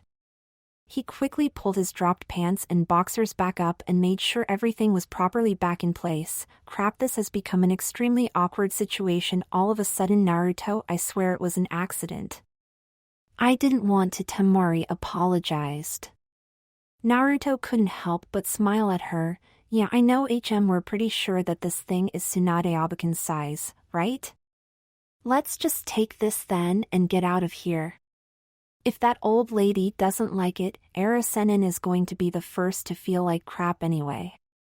Naruto walked past her, grabbed the lingerie set they had taken with them and headed back out the dressing room. Well then, let's get going, shall we? Temari slowly followed him, her eyes still directed at her feet and a blush still on her face. There's no doubt about it now that I've seen that girl's reaction. Sai thought as he watched Naruto and Temari head towards the counter. He does have one. Sai took out his paintbrush, held it in his fist, placed his thumb against it and aimed at Naruto, and I'll definitely draw a picture of it. We'll be taking this one. Naruto placed the lingerie set on the counter. The clerk scanned the set, took a look at it and then looked at Temari. You know, your girlfriend's sizes are way less than this. It's not for her, it's for the Godame. It's an official shinobi mission for me to get this item to her. Put it on Konoha's bill or something. Also, don't stare at Temari, you pervert. Naruto pointed dramatically towards the clerk. I see, sorry for examining your girlfriend. So this is Tsunade's size, eh? The clerk examined the lingerie set. Naruto snatched the set out of his hands. Oi. First of all, Temari is just a close friend of mine. Also, do you want me to report to the Hokage that you sneakily memorized her measurements? Well, do you? And no. Anything but that. Just hurry up and leave already. The clerk quickly summed up the price and put it on the village's bill. Geez, where are those anti-pervert security fuzzy eyebrow brother guys when you really need them? Naruto muttered. Ano, could you be talking about Mato G and Mato Lame? For they were fired because of a lewd act or something at the hot springs. The boss didn't want that, so he fired them. Last time I saw them, they were crying their eyeballs out, the clerk replied. Naruto sheepishly grinned and rubbed the back of his head as he let out a sheepish laugh that equaled his sheepish grin. Crap, that's Erosennin's fault and he still fires them. Damn it, here you go, Shinobi-san, the clerk said and handed Naruto a bag with the lingerie set in that. Huh? Aw yeah, arigato. Naruto took the bag and headed out the store. Come on, Temari, time to get this to Erosennin and then continue with our mission. HM? Oh yeah, sure. Let's go. Temari replied and followed Naruto. Just a bit more, a slight glimpse of how long it should be. Almost, Sai thought as he followed Naruto from up on the ceiling until he was out of sight. Sai clumsily forgot about his position and following Naruto got him in such a complicated position that he fell down from the ceiling. Damn it, I'll have to hurry and catch up. I'll definitely draw it. Sai thought, not minding the odd looks he got from the customers, and then quickly ran out of the store. After delivering the lingerie set to Kakashi, whom placed the lingerie set amongst the other turned-in items, Naruto and Temari headed out to meet up with Team Guy, who were responsible for all of the wedding cake ingredients, which would later be made by the Akimichi family. Geez, that Erosennin isn't even around to collect everything that's needed for his wedding. I bet he's out peeping again or something, Naruto thought and then looked at Temari from the corner of his eyes. Well, more importantly, I've got to do something about this situation. The silence is way too awkward, you know, Temari. Naruto started but was interrupted by Temari. Naruto, Temari grew silent for a moment, took a deep breath and looked away from Naruto. I swear that I didn't see anything. Naruto rubbed the back of his head and grinned at her. Ehehe. I was just about to say that I'm not mad or anything. It was an accident, right? No need to be embarrassed. Easy for you to say. Temari still avoided eye contact with Naruto. You didn't pull the pants and underwear down of someone you're living with. Well, that's true, but I don't like seeing you embarrassed and silent. So, cheer up and just pretend it never happened. Naruto grinned widely at her. That what didn't happen? Temari winked at Naruto and stuck her tongue out at him. Her facial expression turned more serious after seeing Naruto slightly laugh. I'm really sorry, Naruto. It must be embarrassing for you too, and yet I'm the only one openly showing it. I don't find it that embarrassing. I mean, it was. However, it's not like someone else saw it happen, right? Naruto replied. Not too far behind the two blondes, the sound of someone sneezing could be heard. Naruto and Temari just froze and Naruto looked over his shoulder. Just now, did you hear something as well? Something, I guess. Temari raised an eyebrow and faced back forward, but you're right, Naruto. So Temari paused a moment, blushed and grinned at Naruto. We'll keep that little incident to just the two of us, any? Naruto grinned back at her and rubbed the back of his head. Yeah, definitely. Temari sighed in relief as they headed on. Good, let's hurry this up so we can do whatever we want again. Naruto nodded. Yeah, though, I don't have a lot to do until tonight. A lot to do tonight, huh? Temari slightly lifted her head up and pondered for a moment as she stared at the sky. Come to think of it, it's already been a while since I last saw Nimur-kun. Naruto, could you tell Nimur-kun that I want to see him again? I thought the last time you saw him was yesterday, Naruto mused. However, that was in private, now was it? Temari winked at him. Well, even if you ask me, I don't think I can force him to visit you tonight or something. Naruto nodded and then mused a bit more. After all, I have to go out with Ayame-chan tonight to that new club and all. Also, it's not very smart to have Nimur visit her after I've come back, for then I'd be out too long most likely. And come on, Naruto. Temari took Naruto's hand, stared into his eyes as her own eyes sparkled. Please? For me? Will you at least try? Temari, that won't work on me. Well, at least not from you. It just doesn't suit you at all, so it loses its strength. Naruto said and grinned widely at her. Temari had let her hold on Naruto's hand slip and smirked at him. Yeah, you're right. However, I'm serious about this. Will you ask him if he can meet up with me tonight? Like I said, I don't know if I'll cook dinner for you tonight. Naruto was suddenly very alert and gave Temari his best badass grin instead of his usual happy grin. Consider it done.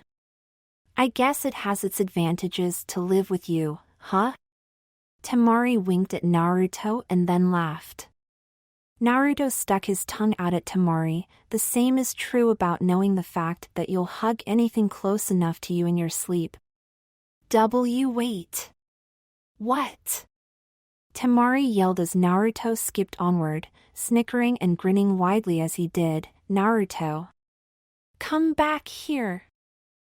Who did you tell that? What did you do, you bastard? Temari quickly caught up with Naruto and glared at him. Just what the hell did you tell others about me, huh? Naruto smiled. Nothing. I was just showing that I can blackmail or bribe you too.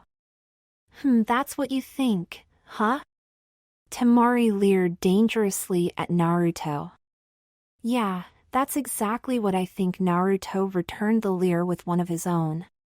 Temari slammed Naruto against a nearby wall and raised him up to eye length. Try me. Naruto placed his hands on Temari's waist for a moment, making Temari's eyes widen and a blush crawl onto her face. Then all of a sudden, Naruto started to tickle Temari like a madman. Tickle assault no jutsu. Naruto said. Naruto. Well, what are you doing? Temari started to cry out of laughter. Stop it. You idiot. Temari fell down on the ground, though that didn't stop Naruto from relentlessly tickling her. How's that? Are you going to give you? Naruto's stomach connected with the end of Temari's fan, which not only knocked the wind out of him, but also threw him off Temari. Geez, Temari heavily panted. I heard about you being unpredictable. Never thought you'd be like this though. Hehe. Well, I guess there wasn't really anything else to throw you off. Naruto grinned at Temari. Aha, what a lie. It felt like I could kiss her back then. Temari closed her eyes and smirked as she sat up.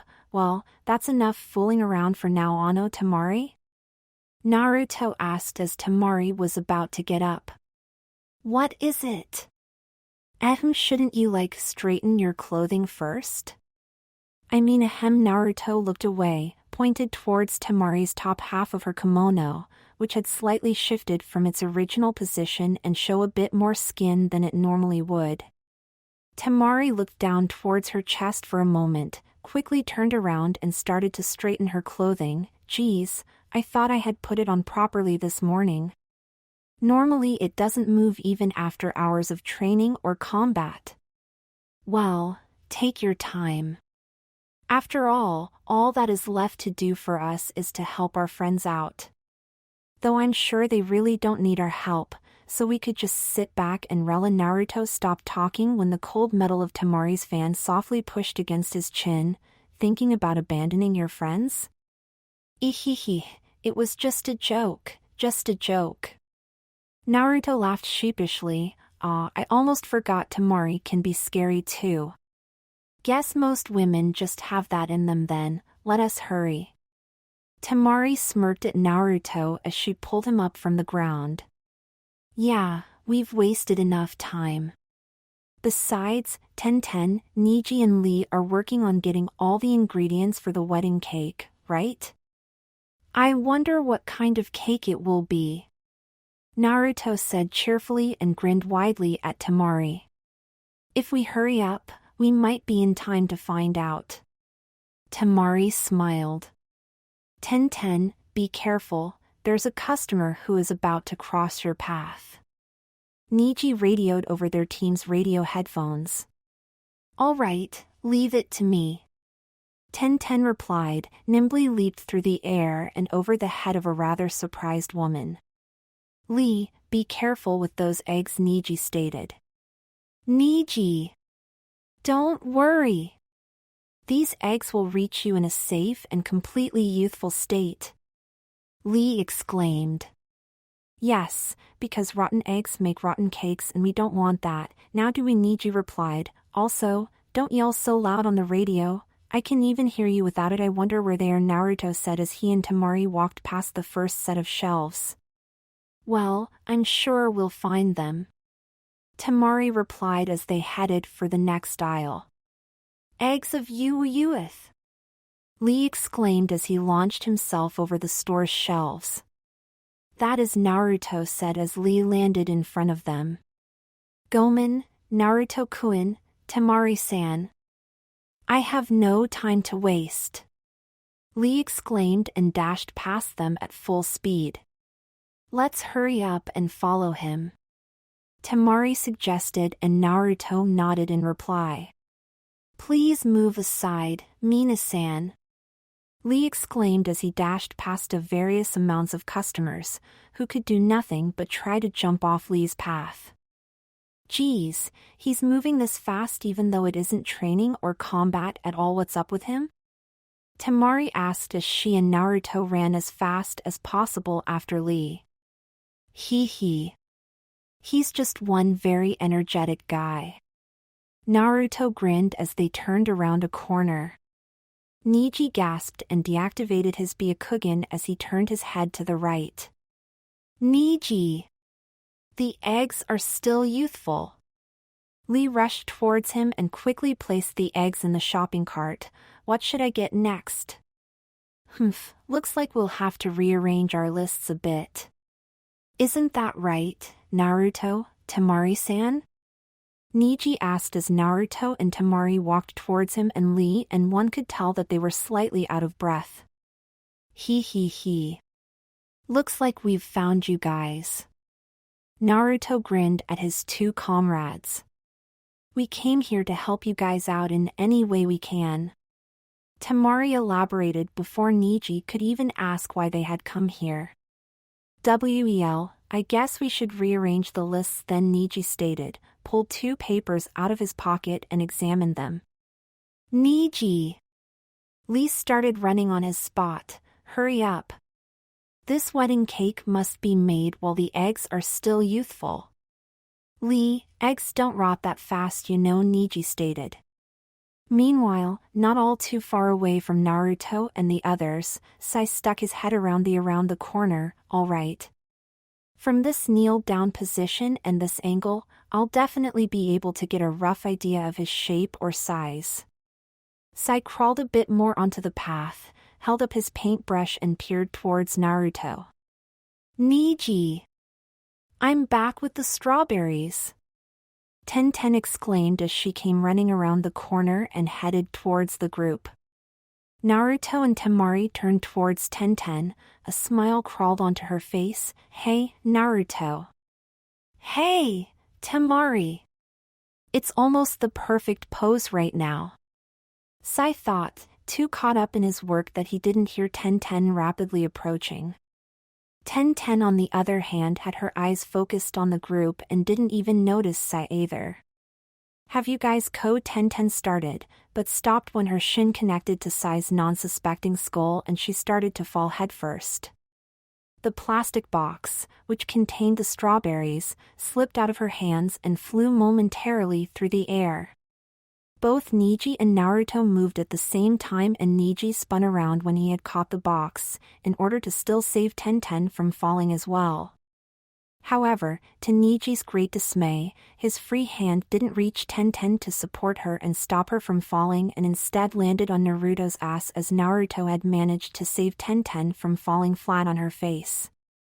Niji, why is your hand on my ass? Naruto asked as his eye twitched. That's what I'm wondering too, Niji replied as he took his hand off Naruto's ass and his eye twitched uncontrollably.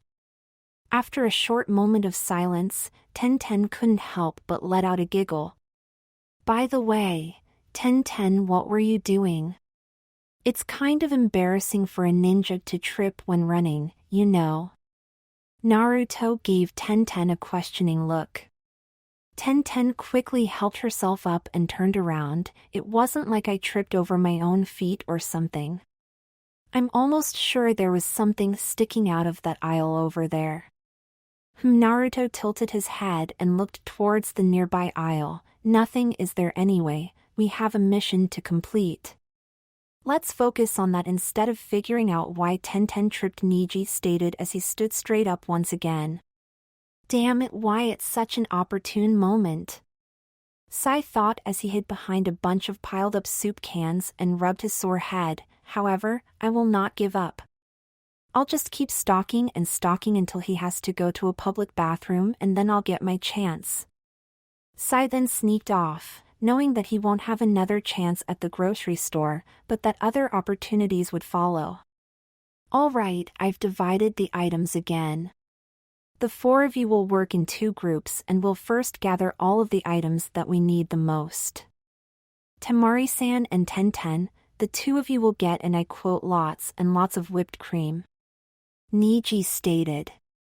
Temari raised an eyebrow and gave Neji a skeptical look. Lots and lots of whipped cream? Yes, that's what it says right here. Neji held out the paper and showed it to Temari. Temari's eyes wandered over the piece of paper for a moment and she then raised her eyebrow again. Well, how much should we exactly get then?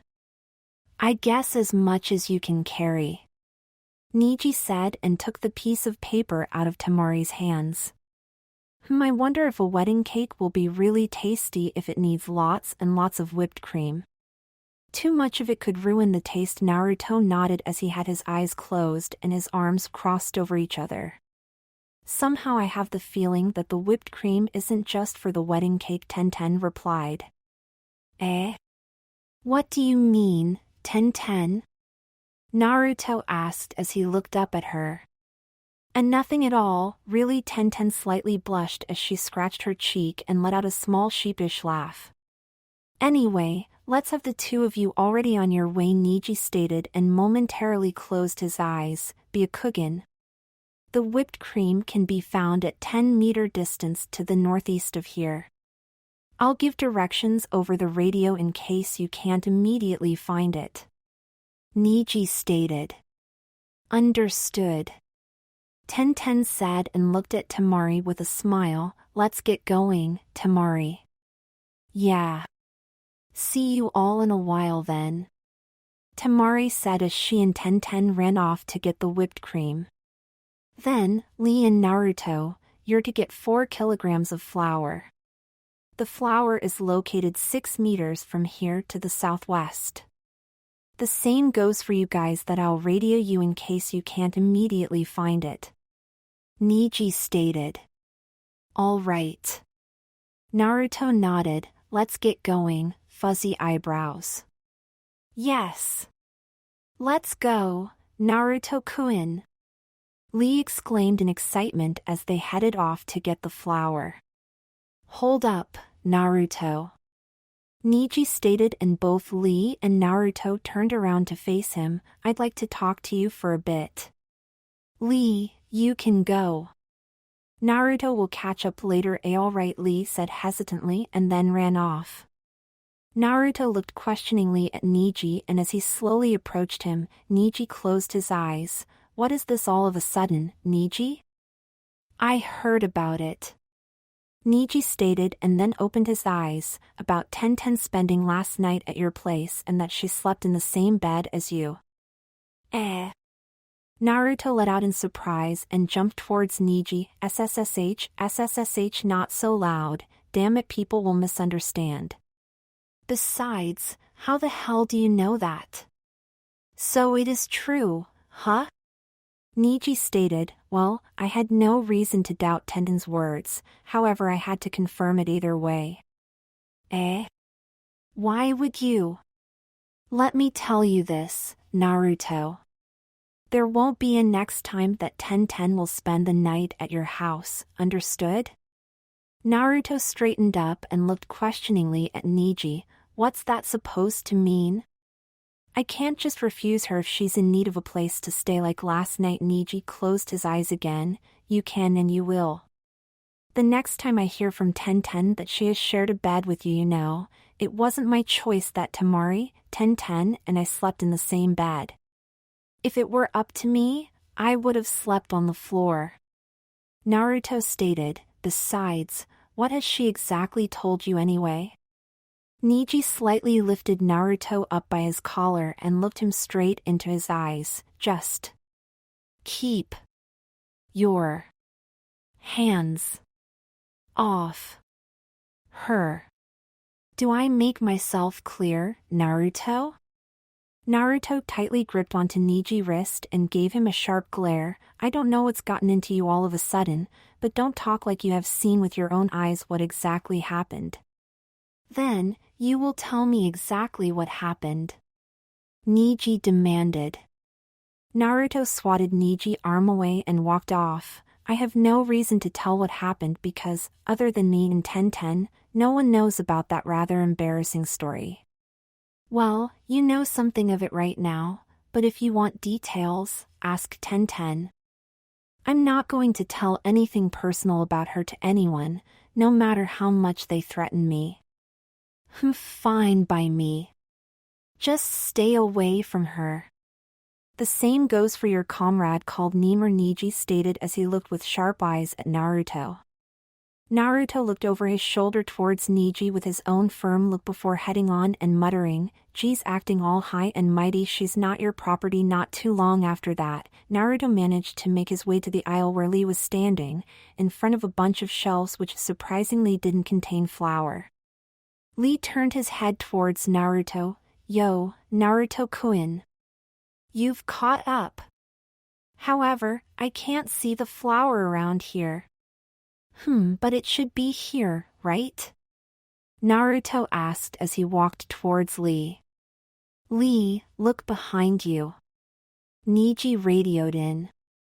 Lee turned 90 degrees and peered down the aisle. Niji. You are mistaken. There are only cash registers over there.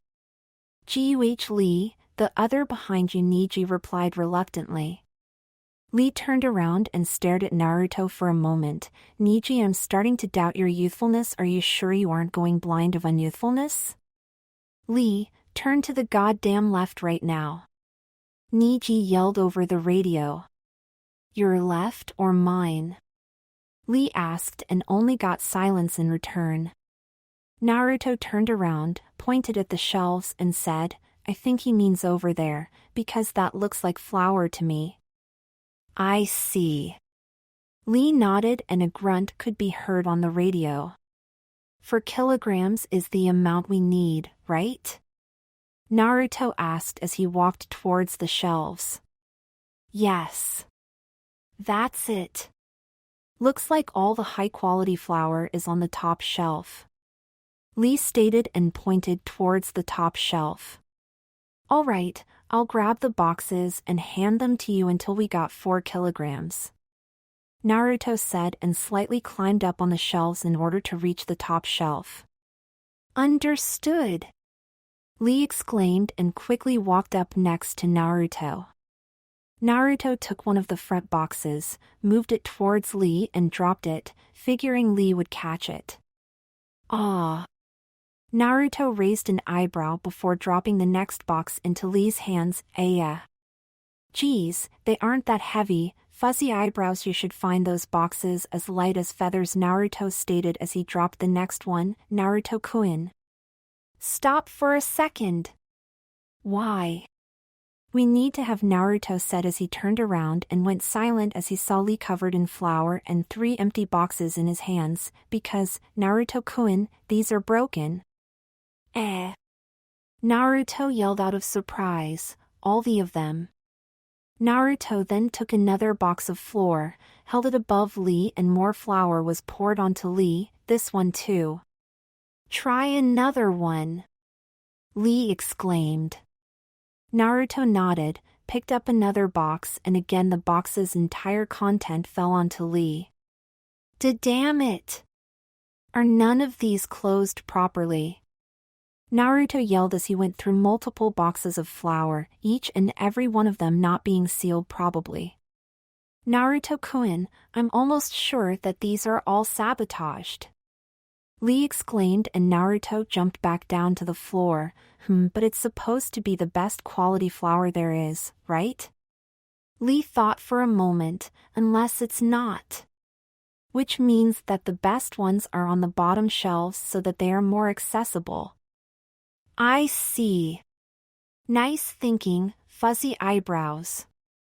And Naruto pointed at Lee. I think we should first do something about the large amount of flour covering you right now. Lee stared at himself for a few moments, noticing that his entire body had been covered in flour. Wait! Could this be? Lee raised a fist up in the air, Naruto quickly taking one step away from Lee. Damn, I thought he was going to punch me or something. Could this be what? Naruto asked as he looked questioningly at Lee. I already didn't understand why Guy-sensei's advice didn't work, but now it makes all sense to me. Lee exclaimed.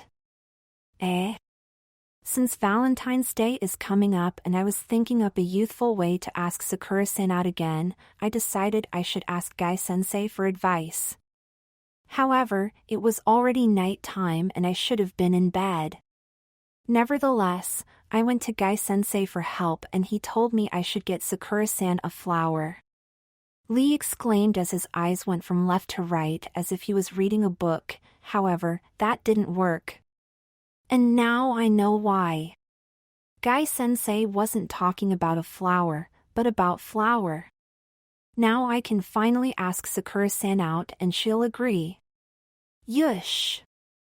I don't think super fuzzy eyebrows meant that. Naruto nodded. No, it must be that. Lee exclaimed, both his fist up in the air as his flame of youth started to ignite again. The power of youth will prevail. It's time for the fuzzy eyebrows? Naruto asked hesitantly as he slowly backed away. Springtime of youth.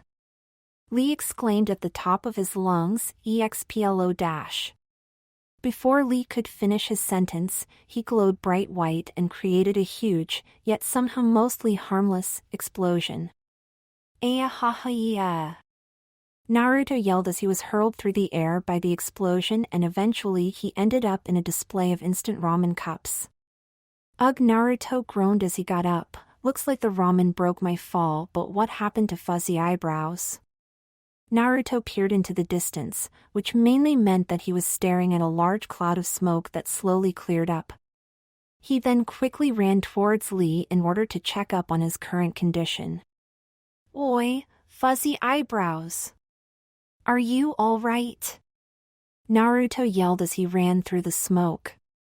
A few seconds later the smoke cleared up and he saw a rather disappointed Lee. All that flour gone, Sakura-san, you know. I don't think Sakura-chan would be convinced to go out with you if she saw you covered in flour. Naruto grinned sheepishly at Lee and rubbed the back of his head.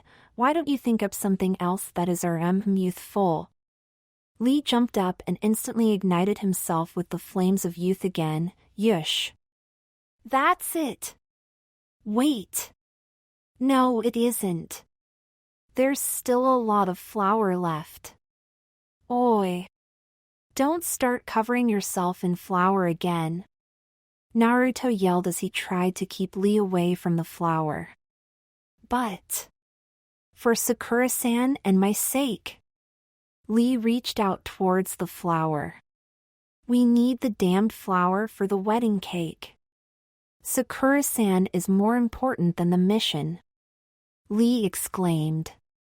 You can buy the flour after the mission.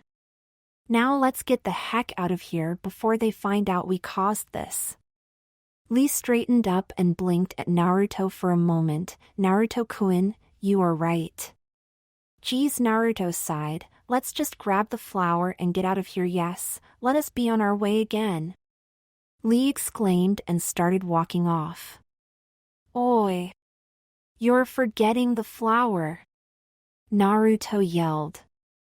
A bit later, Lee and Naruto returned with the flour to Neji, who seemed to be the least bit pleased. Neji! Lee exclaimed, we're back. Lee, how many times did I tell you not to yell over the radio? Niji started. Let's see, I believe it was only once that you did, my friend. Lee exclaimed. Niji's eyes slightly twitched. And how often did you actually follow that command? Lee closed his eyes, placed his hand on his chin and contemplatively thought about it for a moment. I'm not quite sure. Niji wrapped his hands around Lee's collar and started shaking him back and forth. I'll tell you how often. Never. You nearly made me deaf when you exploded in your youthfulness. What do you think I should do when I'm deaf and I can't check if the main house is trash talking about me, huh? Then what? Most of them are still assholes. Yet still you had to yell over the freaking radio. Think about my ears. Niji? What are you doing? Tenten asked as she and Temari walked towards Niji, Naruto and Lee. Niji froze and looked at Tenten. I'm yelling at Lee for disobeying my orders and thus nearly deafening me over the radio. Didn't you hear him yell? If you don't want to hear Lee yell, then why didn't you put the radio on standby? It's not like we needed much more directions after finding what we needed, right? Tenten asked. I put mine on standby as soon as I saw the whipped cream cans. Niji stared blankly at Tenten and released Lee, who had a confused look on his face. After about half a minute, Niji finally opened his mouth for a second and then shut it once again. You forgot about the standby function and how it works? Tenten asked and raised an eyebrow at him. That's not like you at all. Niji coughed. Anyway, let's hurry up and finish this. About 15 minutes later, Team Guy, Temari and Naruto stood in line for the cash register with 3 full shopping carts. Geez, feels like we're waiting for ages, Naruto complained. If you think we've got it bad, imagine what the people behind us must feel like. Temari smirked. Naruto looked over his shoulder and sheepishly grinned as he looked back in front of him again. Ehehe, they don't look happy at all. Oh no, Naruto? Tenten looked over her shoulder at Naruto. Something wrong, Tenten? Naruto blinked at her. Since we only need 3 people to stand in the line, really, could I talk to you for a moment? In private? Sure, Naruto replied and saw Niji giving him a sharp glare, but he just shrugged it off. The two of them left the line in front of the cash register and walked away from the crowd, yet still kept the others in their sight. What is it? Naruto asked Tenten, who held onto her elbow with her right hand. I just wanted to let you know that I told Niji about what sort of happened and all. What? That's all? Naruto grinned widely and laughed. I already knew that. You did? Then Tenten said and blinked at Naruto. Yeah, he told me he knew. Don't worry, I'm not mad at you for telling him. After all, you trust him, right? Naruto grinned. Tenten slightly blushed. Yeah, but I probably shouldn't have told him. I mean, it's kind of embarrassing. Well, it's not like Niji is a person that would gossip, so don't worry about it. Naruto smiled at her, causing her blush to brighten a bit more, though, I'm glad she honestly told me that she told Niji him. However, now that I think about it, it kind of put me in a bad position. Nothing extreme happened, but oh okay then, I have one more thing to ask you, Tenten replied. Naruto's head slightly perked and he could see that Niji was still glaring at him, but Naruto just smiled at Tenten. Go ahead and ask away. Could you? Tenten blushed brighter. Ask Nimur-kun if he would like to go out on a date with me later today? Naruto blinked for a moment at her and then broke out in a wide grin and rubbed the back of his head. I'd love to, Tenten, but I already promised that I'd try my best to have that Nimur guy see her today, so then how about tomorrow? Tenten asked and looked hopeful at Naruto. Naruto dropped his arms and let out a breath, which he had been momentarily holding. All right. I'll do my best. Can't guarantee anything though. If he can, you'll just have to wait and see when he comes though. Tenten smiled widely. Thanks a lot, Naruto. Ehehe, it's nothing much, really. Naruto grinned and rubbed the back of his head again. Well, Tenten said and slightly ran back towards the others before turning back around and giving Naruto a smile. I think it's something. Now, let's help the others with the supplies. Don't be just standing there, Naruto. Eh? Naruto blinked as Tenten ran back towards the group. Damn it. Wait for me. Not much later, the entire group was heading back towards the Hokage's tower to deliver the supplies. Damn it, Neji is still directing that intent to kill towards me. It's not like Tenten is his girlfriend or so. Naruto held that thought for a moment. Could it be that? Gah, what does it matter, he's a friend, but it's not like I'm mind-controlling Tenten to be with me or something. Heck, I don't even know yet if she likes that way after I've revealed to everyone that I'm really Ymir. From the looks of it though, she likes Ymir a lot. I guess I should ask her why tomorrow is Ymir. Naruto looked towards Neji, who was walking beside Tenten, and shot another glare at Naruto. However, right now this situation, Naruto let out a sigh and then he felt a hand on his back all of a sudden. He looked to his left and found Temari walking next to him, her eyes fixated on Neji. Does Temari feel it as well? Of course she does, she's a jounin after all, Naruto thought as he looked at Temari's face. Temari turned her head and looked straight into Naruto's eyes, a slight look of worry present in her own. Naruto grinned widely at her, causing Temari to slightly smile at him. Oh, for the love of youth! Lee exclaimed as he ran slightly ahead and turned around. Why isn't anyone saying anything? We're in our springtime of youth. We should be brimming with youthfulness and laugh. Where's the youthfulness in all of you? Where? Naruto couldn't help but burst out in laughter, followed by Temari and Tenten doing the same, and even Neji smirked as he shook his head. Don't worry, Lee. It's not like we're not cheerful, right? Tenten asked. We're just thinking about things, I guess. After all, a lot is going to change soon, right? Erosennin won't be just Erosennin anymore, and Tsunade Abakan, Naruto said, and then grew silent again. Now that I think about it, this whole marriage thing might be great. When he noticed almost all eyes were focused on him, Naruto grinned widely and laughed sheepishly. Ehehe. You know, I think that Erosennin will probably become more serious.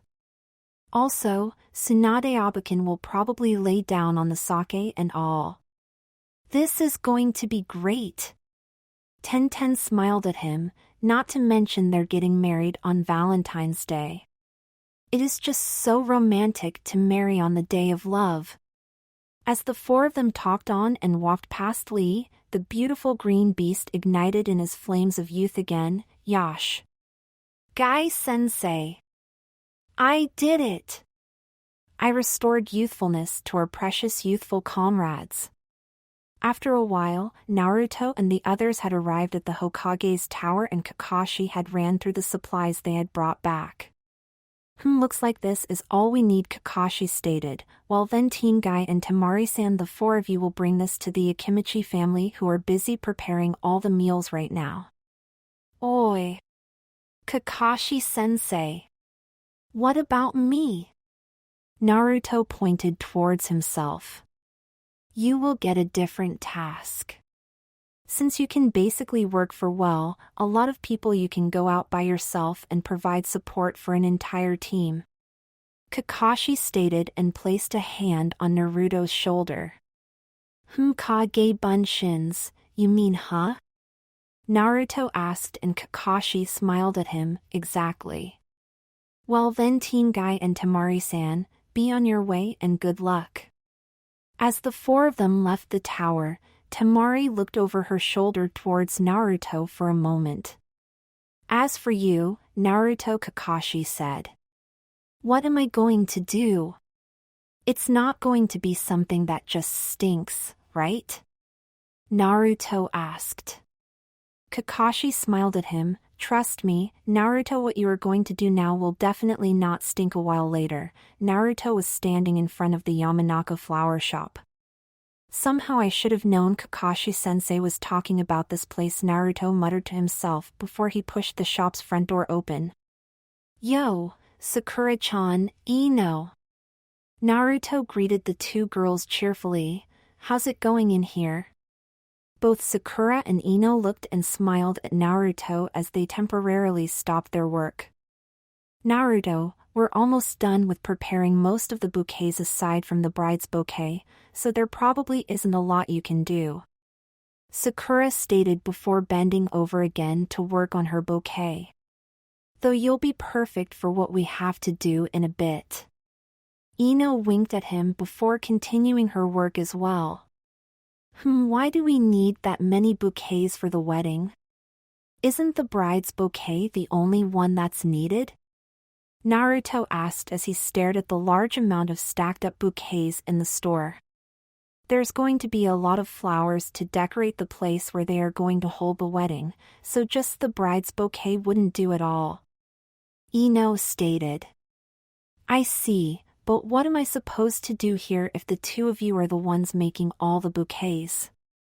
Naruto asked as he looked around. Really, I have almost no knowledge on flowers, and yet Kakashi-sensei sent me here. I don't get it at all. Sakura looked at Naruto again and smiled. You'll help us with branding all of those bouquets to Kakashi-sensei, Naruto. Kage Bunshin no Jutsu is really excellent for this kind of job, right? Definitely. But what do I do while you guys are working on the last few bouquets? Naruto asked. It might be asking a bit too much of you, but Ino added another rose to the bouquet. You could come up with a specific design or something for Tsunade-sama's bouquet right now. I have no idea what to make for her. Even if you ask me, I don't know. If Naruto crossed his arms and pondered for a moment. All right. I'll try my best to come up with something.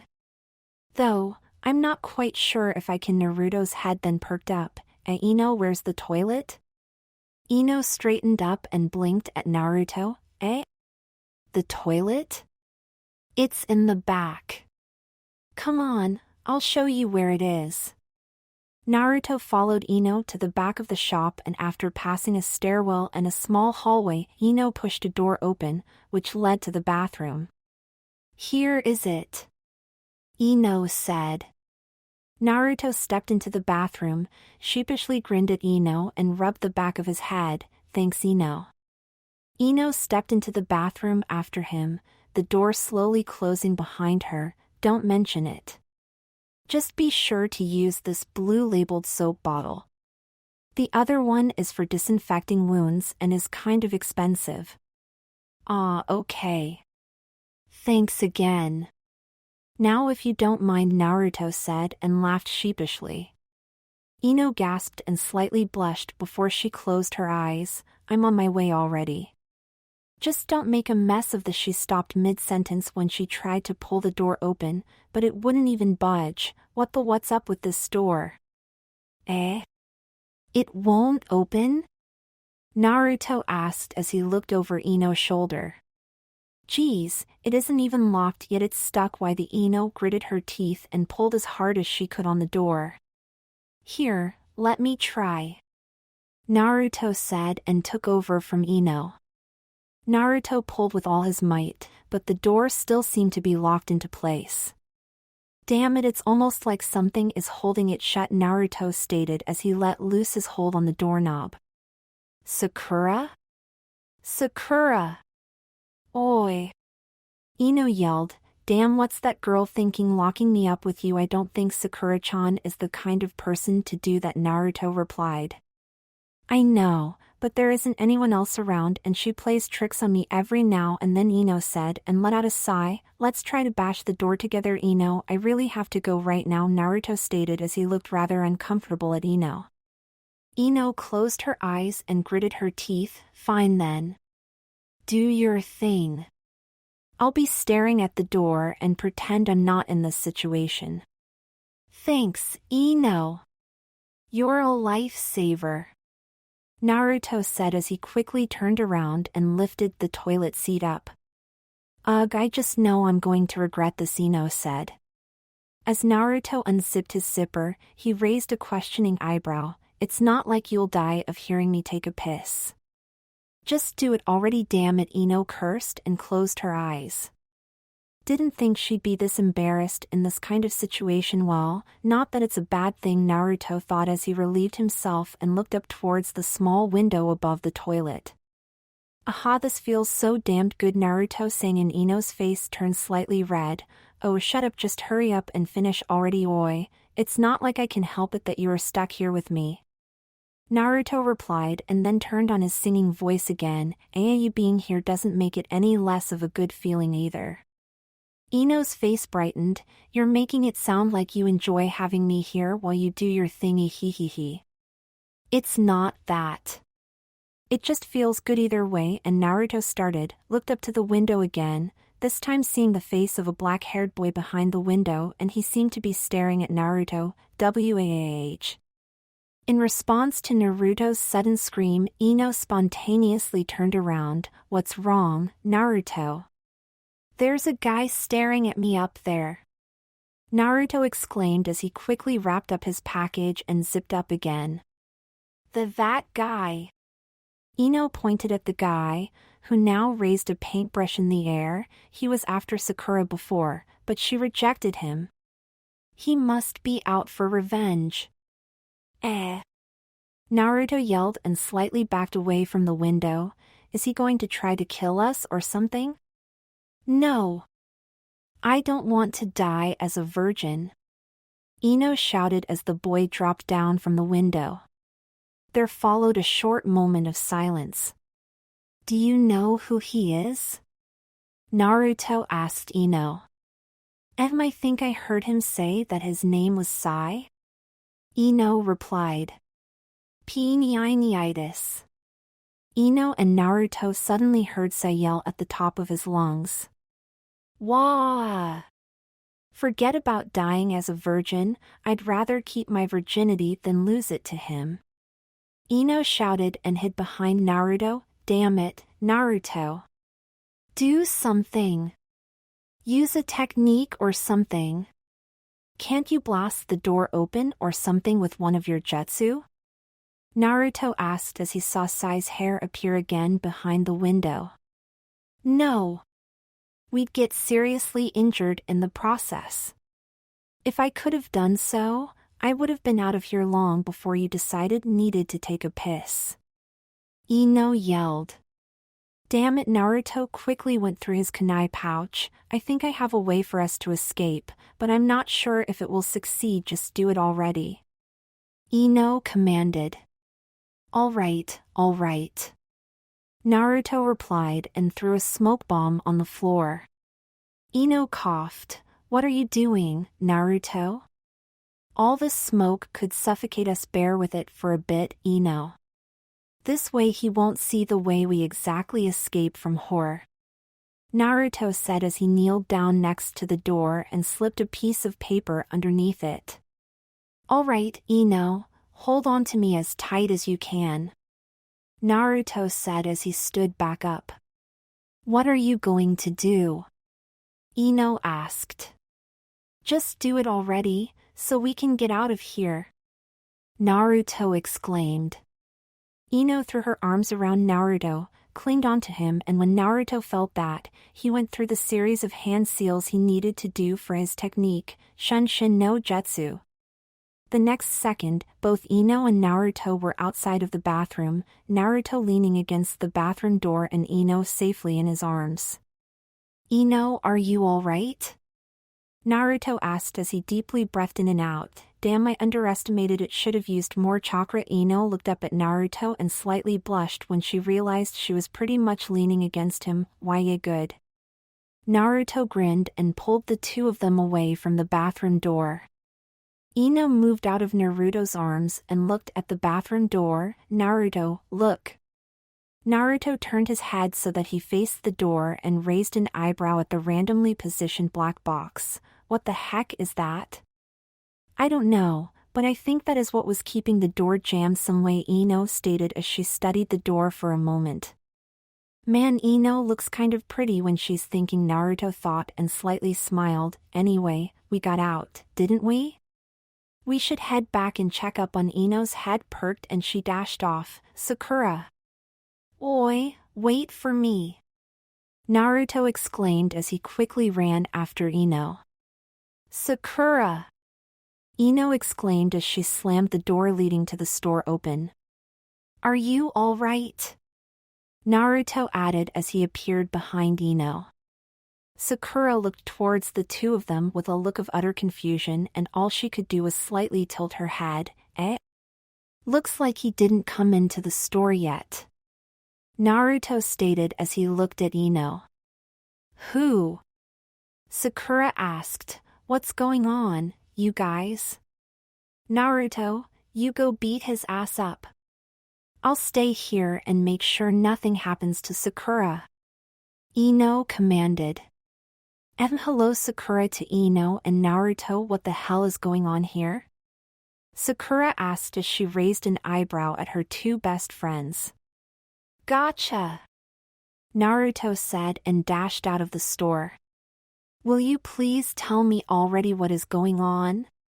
Sakura snapped at Ino, who laughed sheepishly as Sakura gave Ino her trademark death glare. Meanwhile, behind the Yamanaka flower shop, Sai was cursing himself. Damn it, I should have made my move sooner. If only I had immediately grabbed my paper, I could have perfectly painted it. Right now, I'm not even sure what it looks like. Damn it, damn it, damn it. Sai cursed as he stomped on the ground. He even got away. Arg, it was the perfect chance too. Sai then heard the sound of knuckles cracking from behind him. Yo, planning on doing something again, huh? I won't let you get even near your target, Naruto threatened. Sai jumped and turned around midair. He's here. Now I can pin him down and succeed. But, what if he fights back? I'd be forced to fight back as well. And that might harm it as well. Not good. For now, I must retreat. What the hell do you plan on doing, you bastard? Naruto asked as he glared at Sai. Sai smiled. Eventually, you'll find out. We'll meet again, Naruto-kun. I won't let you escape. Naruto exclaimed as he charged towards Sai. Sai took a small black sack out of his pocket and threw it on the ground, creating a smokescreen which covered him entirely. As Naruto punched through the smoke and it started to clear up, Sai was nowhere to be found. Damn, what is that guy up to? Naruto wondered out loud as headed back to the flower shop. As Naruto stepped back into the store, Ino instantly noticed him. Did you get him? He ran away. Naruto stated and then furrowed his eyebrows.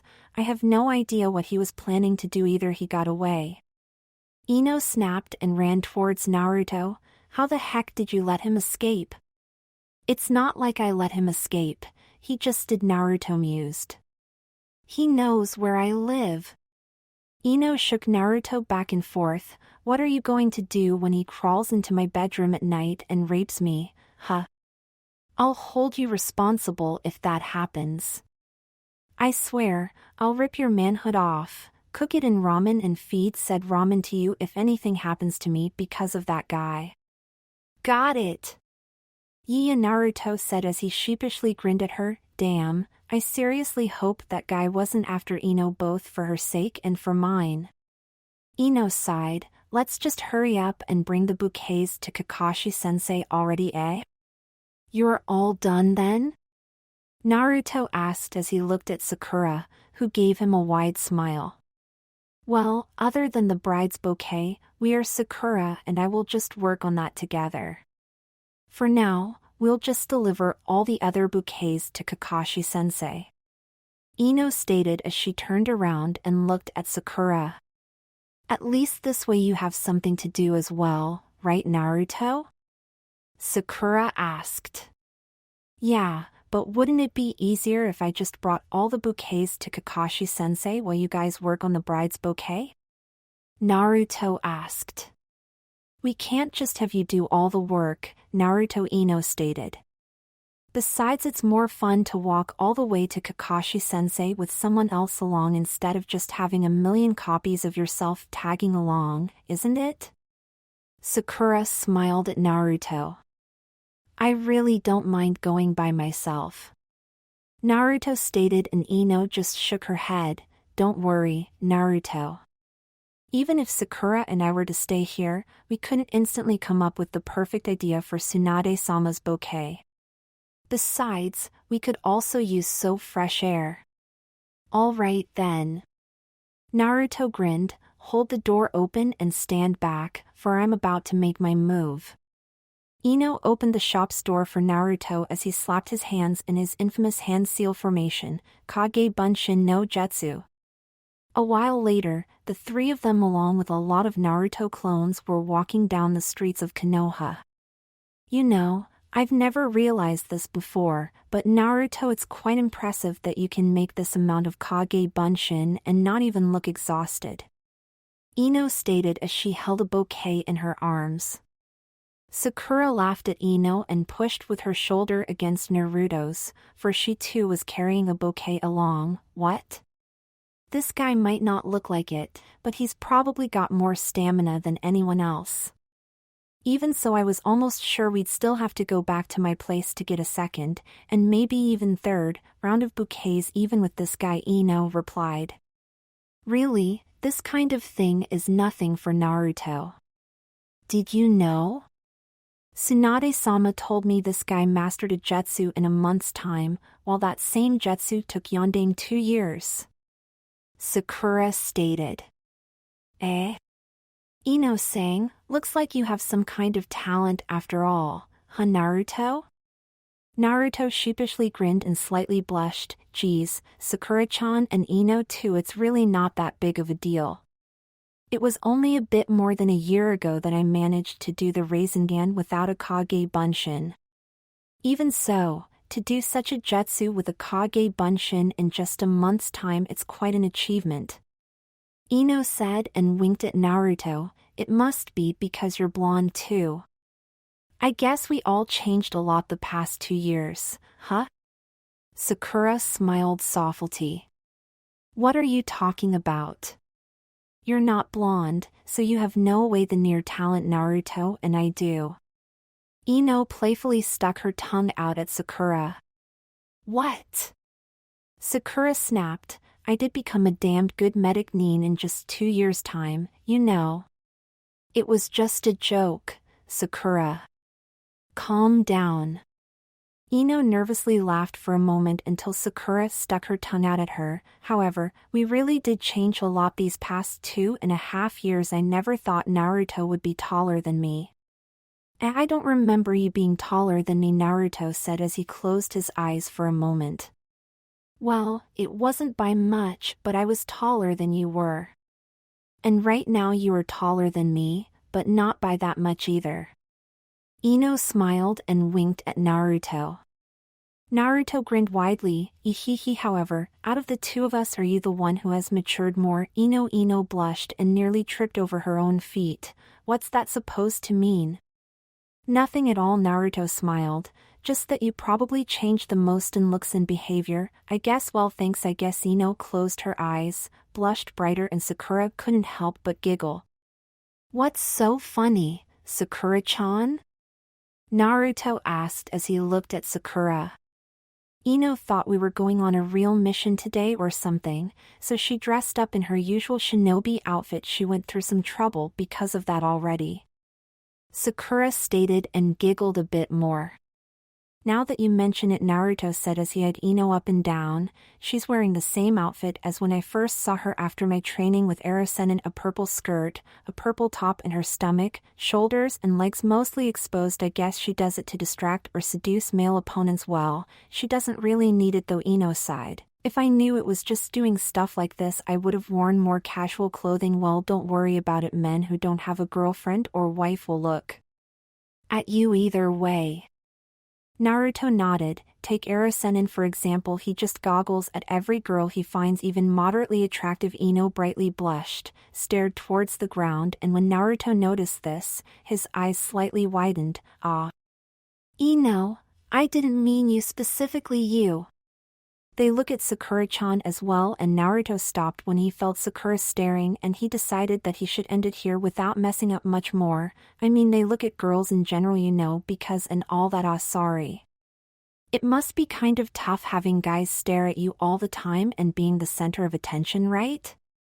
Naruto sheepishly grinned. Damn, I put myself in another bad situation, what? Ino grinned widely and roughly knocked with her shoulder against Naruto's shoulder.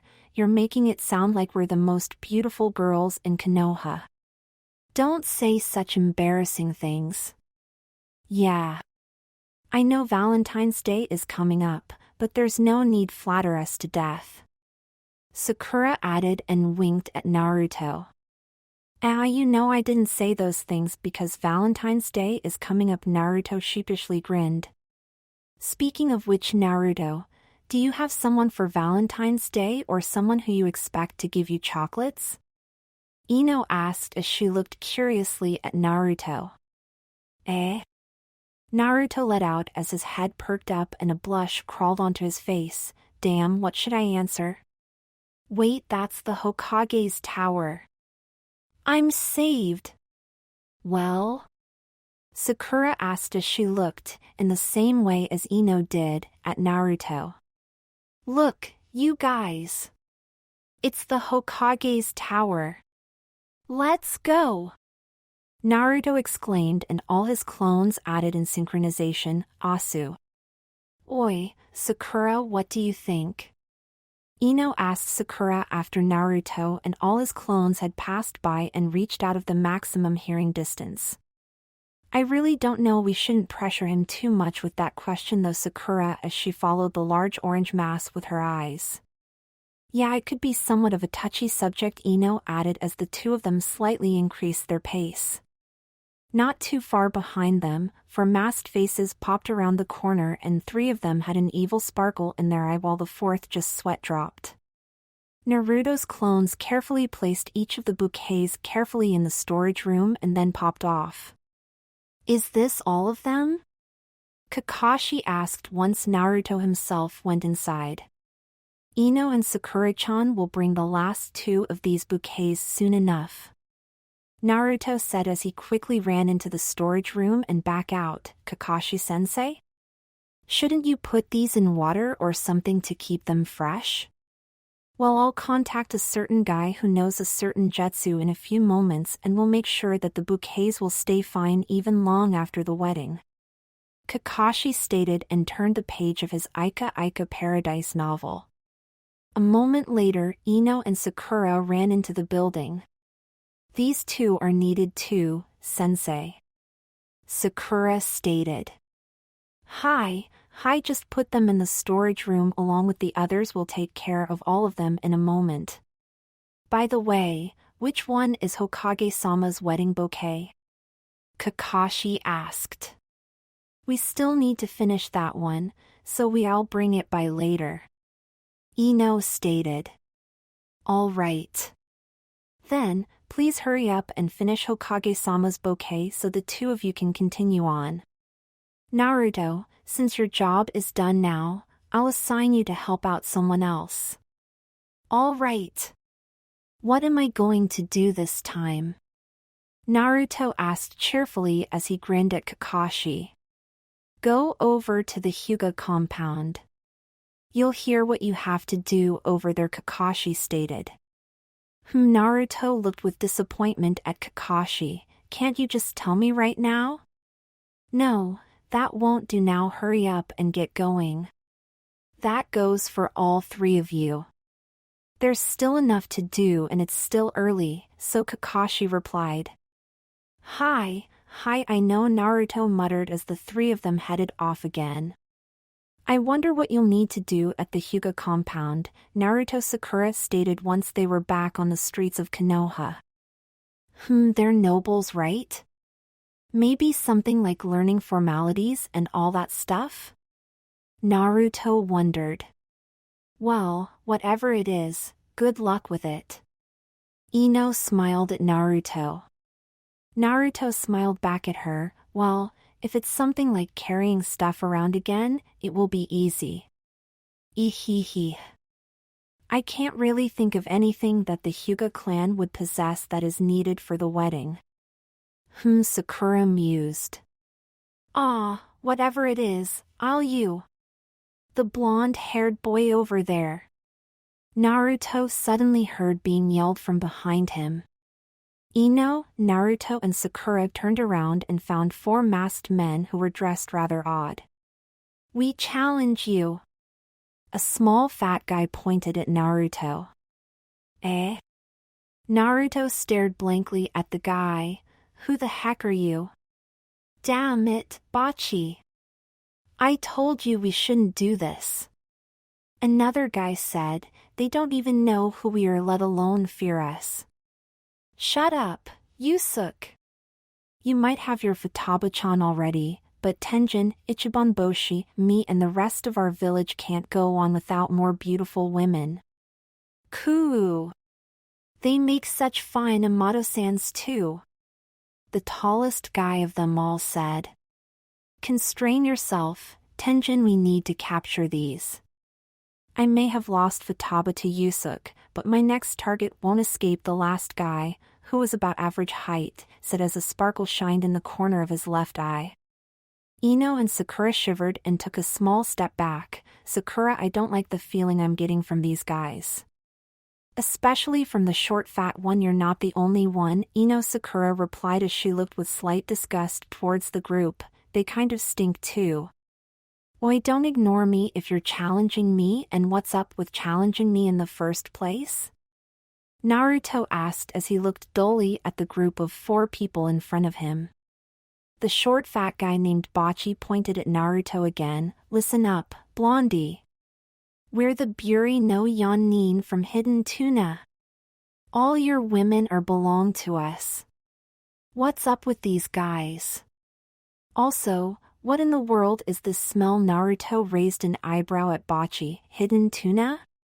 I never heard of such a village. We've come from the far edges of the country of Wave. Shunned from the rest of the country, we've dedicated ourselves to become the best fish exporting village on the entire continent. Bocchi exclaimed. However, in order to export and sell our fish, we needed 2 things, Tenjin stated. The first would be shinobi to protect our precious cargo from thieves, Ichiban Boshi added. And the other, according to these guys and the rest of the village, Yusuke added and let out a long, deep sigh. Is beautiful, marvelous, curved women. Bocchi exclaimed and raised his fist in the air. And Naruto let out, not all too impressed so far with the so-called shinobi from Hidden Tuna.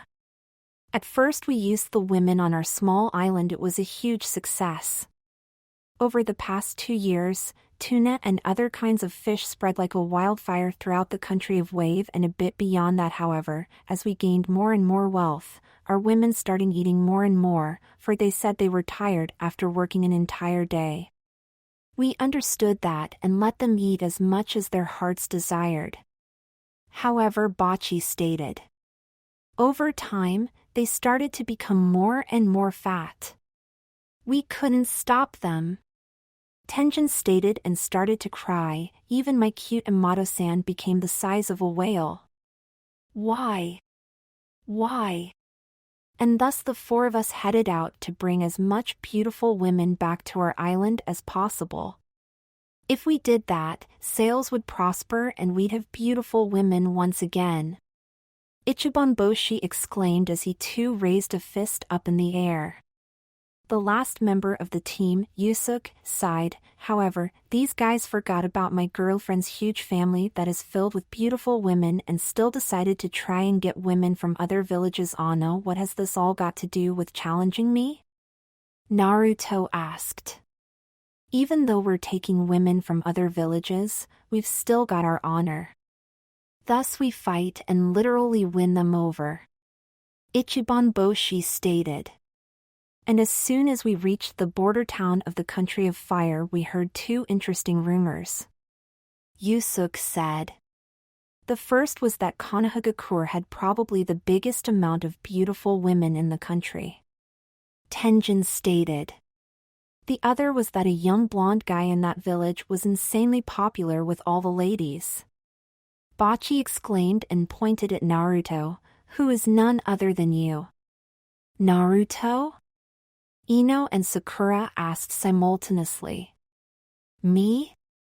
Naruto asked a split second after Ino and Sakura. And so, if we defeat you, all the women in this village belong to us. Bocchi exclaimed, but first we'll inspect some of them. I still don't really get what the heck you guys want other than a fight with me, Naruto stated as he scratched the back of his head. They're just rambling on and on. Do they think they can just attack me or something?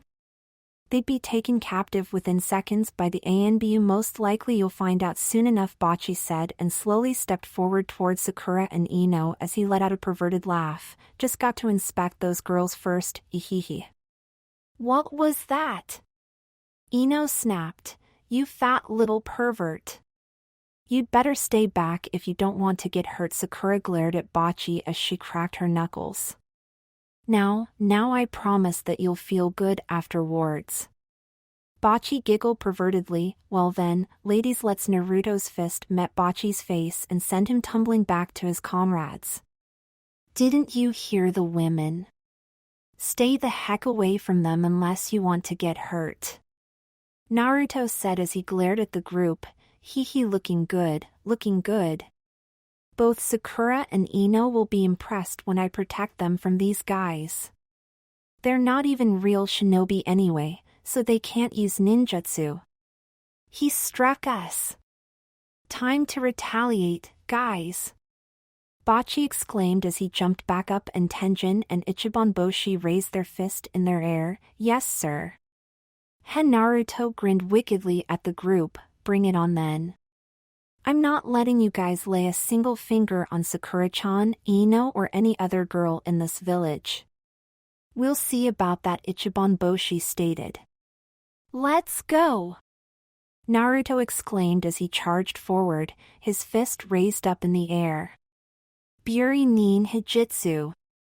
Bocchi exclaimed as he, Tenjin and Ichiban Boshi quickly formed a couple of hand seals.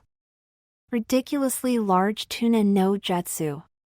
The three of them exclaimed in unison and three extremely large tunas appeared in their hands. What the? Naruto let out just a second before the three ridiculously smacked him from the side and knocked him against a wall. You're in the way for the inspection, Ichiban Boshi said, and the three of them went through hand seals again. Buri nin Hijitsu. Tenjin said. Sakana no aim. The three of them exclaimed and, out of nowhere, a large amount of fish started to rain down upon Naruto. That should silence him, Bocchi stated as he dusted his hands off. Now to continue the inspection. Really, you guys, I'm telling you that we're going to regret this, Yusuke stated as he slightly stepped away from his comrades. They took out Naruto that fast. Ino stated. Damn it, maybe we underestimated them a bit, Sakura replied. Ihihi, come here, ladies, Bocchi said as he, Tenjin and Ichiban Boshi prowled towards Ino and Sakura, their ridiculously large tunas ready in their hands. We'll spank you till the next day. Sakura and Ino took in their combat poses and ready to induce enough pain to the Buri nin that they'd probably wish they were never born. The Buri nin suddenly froze up as the atmosphere around them suddenly changed. They shivered as they slowly turned their heads around, facing in the direction of the huge pile of fish they had previously created. There, in the middle of the pile of fish, Naruto stood slightly hunched over. His fingernails increased in length, his fingers slightly bent. His whisker marks widened in length, his eyes crimson red. One small fish in his mouth and one large fish on his head. Naruto spit the small fish out of his mouth and shook the larger one off his head. You bastards! The four of them slightly squealed in fear as Naruto stepped forth out of the pile of fish. Not only did you slap me with fish, you also made me smell like fish. I'm going to beat the crap out of you guys. Naruto yelled as he jumped up, quickly made a few Kage Bunshin and started to brawl with the Burinin, creating a cloud of dust that covered all of them. Wah! I'm innocent. Let me go, please. Yusuke cried. Shut up. You didn't even try stop your friends from doing that to me. Naruto yelled. Ah. My manhood. Bocchi screamed. Hey! That's not me or my clones doing, you know. Naruto yelled. No, it's mine for getting me into this situation. Yusuke replied. Mercy, mercy. Ichiban Boshi cried. Shut up.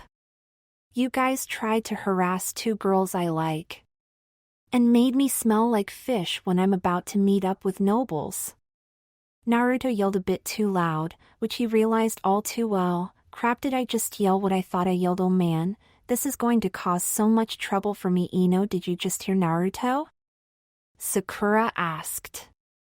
Waya Ino blushed crimson and stared at the ball of dust with Naruto and the Burinin inside it. Naruto seems really pissed off, right? Yes, Sakura bit her lip and stared at the ground. What should I do by the physical symptoms? I can tell that Naruto is using his chakra, and though I don't think he needs to take it too far with these guys, it's kind of dangerous. Naruto, please keep your cool, you. One of the Naruto clones kicked the four Burinin, who were rolled up and formed a weird ball made out of the four of them, up into the air. Zoo! The next clone kicked the ball of Burinin higher. Ma. Ki. Naruto Ultimate, get the hell out of here, Rindan. Naruto exclaimed as he put all the Kyuubi's chakra he had molded into one powerful kick. We'll be back, Ak. The Burinin yelled as they vanished into the distance with a slight trail of red chakra following them. Naruto landed on the ground and his clones popped off. Geez, that's going to be the third time that I'm going to wash myself today, Naruto. Sakura exclaimed as she and Ino ran a bit towards him, then stopped when the smell of a lot of fish entered their nostrils. You did it. Sakura said as she pinched her nose. Ehehe. It's nothing at all. I'm just glad those weirdos didn't touch the two of you. Naruto grinned widely at Sakura and Ino. Naruto, you, Ino said.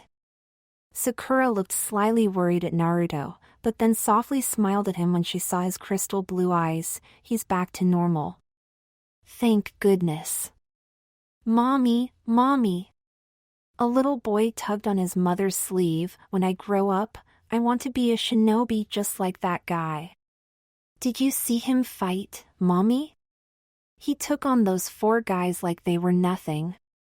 And they saved you and all the other mommies from being kidnapped by those guys. He's a hero. Yeah, a great hero, the mother of the child said as she looked scornful at Naruto.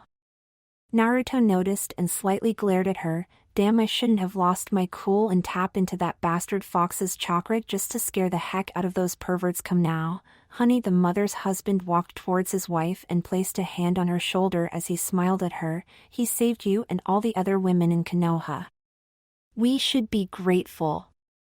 Ain't that right, men? Yeah. A couple of other guys replied in unison. Hoof, the mother stuck her nose up in the air and walked off with her child. Maybe I should cook dinner for him then instead of you. Oi, Isuzu. Don't say such cruel things. You're making my favorite meal tonight. The man quickly ran after his wife.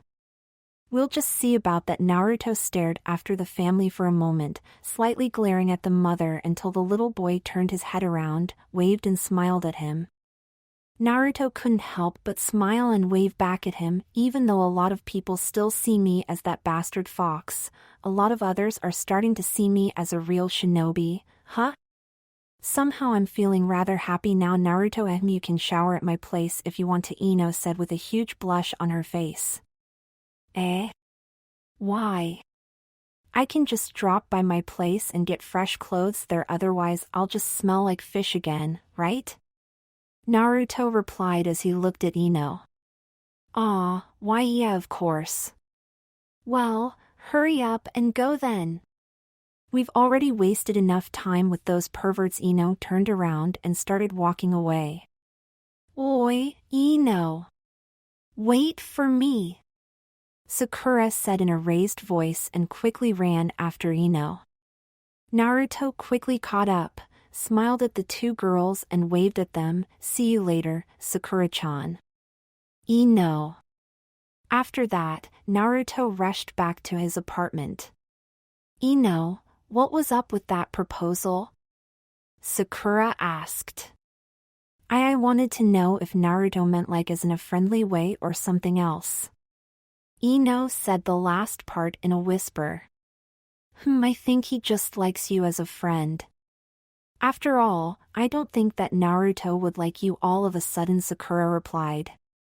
Why yeah, I guess so, Ino replied and looked towards the ground. A while later, after Naruto had quickly taken another shower and put on some fresh clothes, he was back on the streets of Konoha and headed for the Hyuga compound. I wonder what there is to do at the Hyuga compound other than learning formalities or something. I don't think we could use the exotic plants they have in that garden, Naruto mused as he rapidly jumped from roof to roof. Oh well, I guess Hinata's team is there right now doing whatever it is that needs to be done there. I think before Naruto knew it, he had arrived at the front of the Hyuga compound and knocked on the door.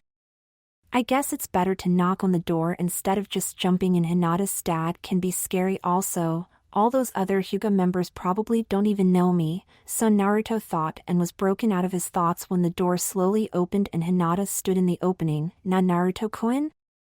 Yo, Hinata. I'm here to help out. Naruto grinned widely at the shy Hyuga heiress, whose cheeks instantly flared up upon hearing her name.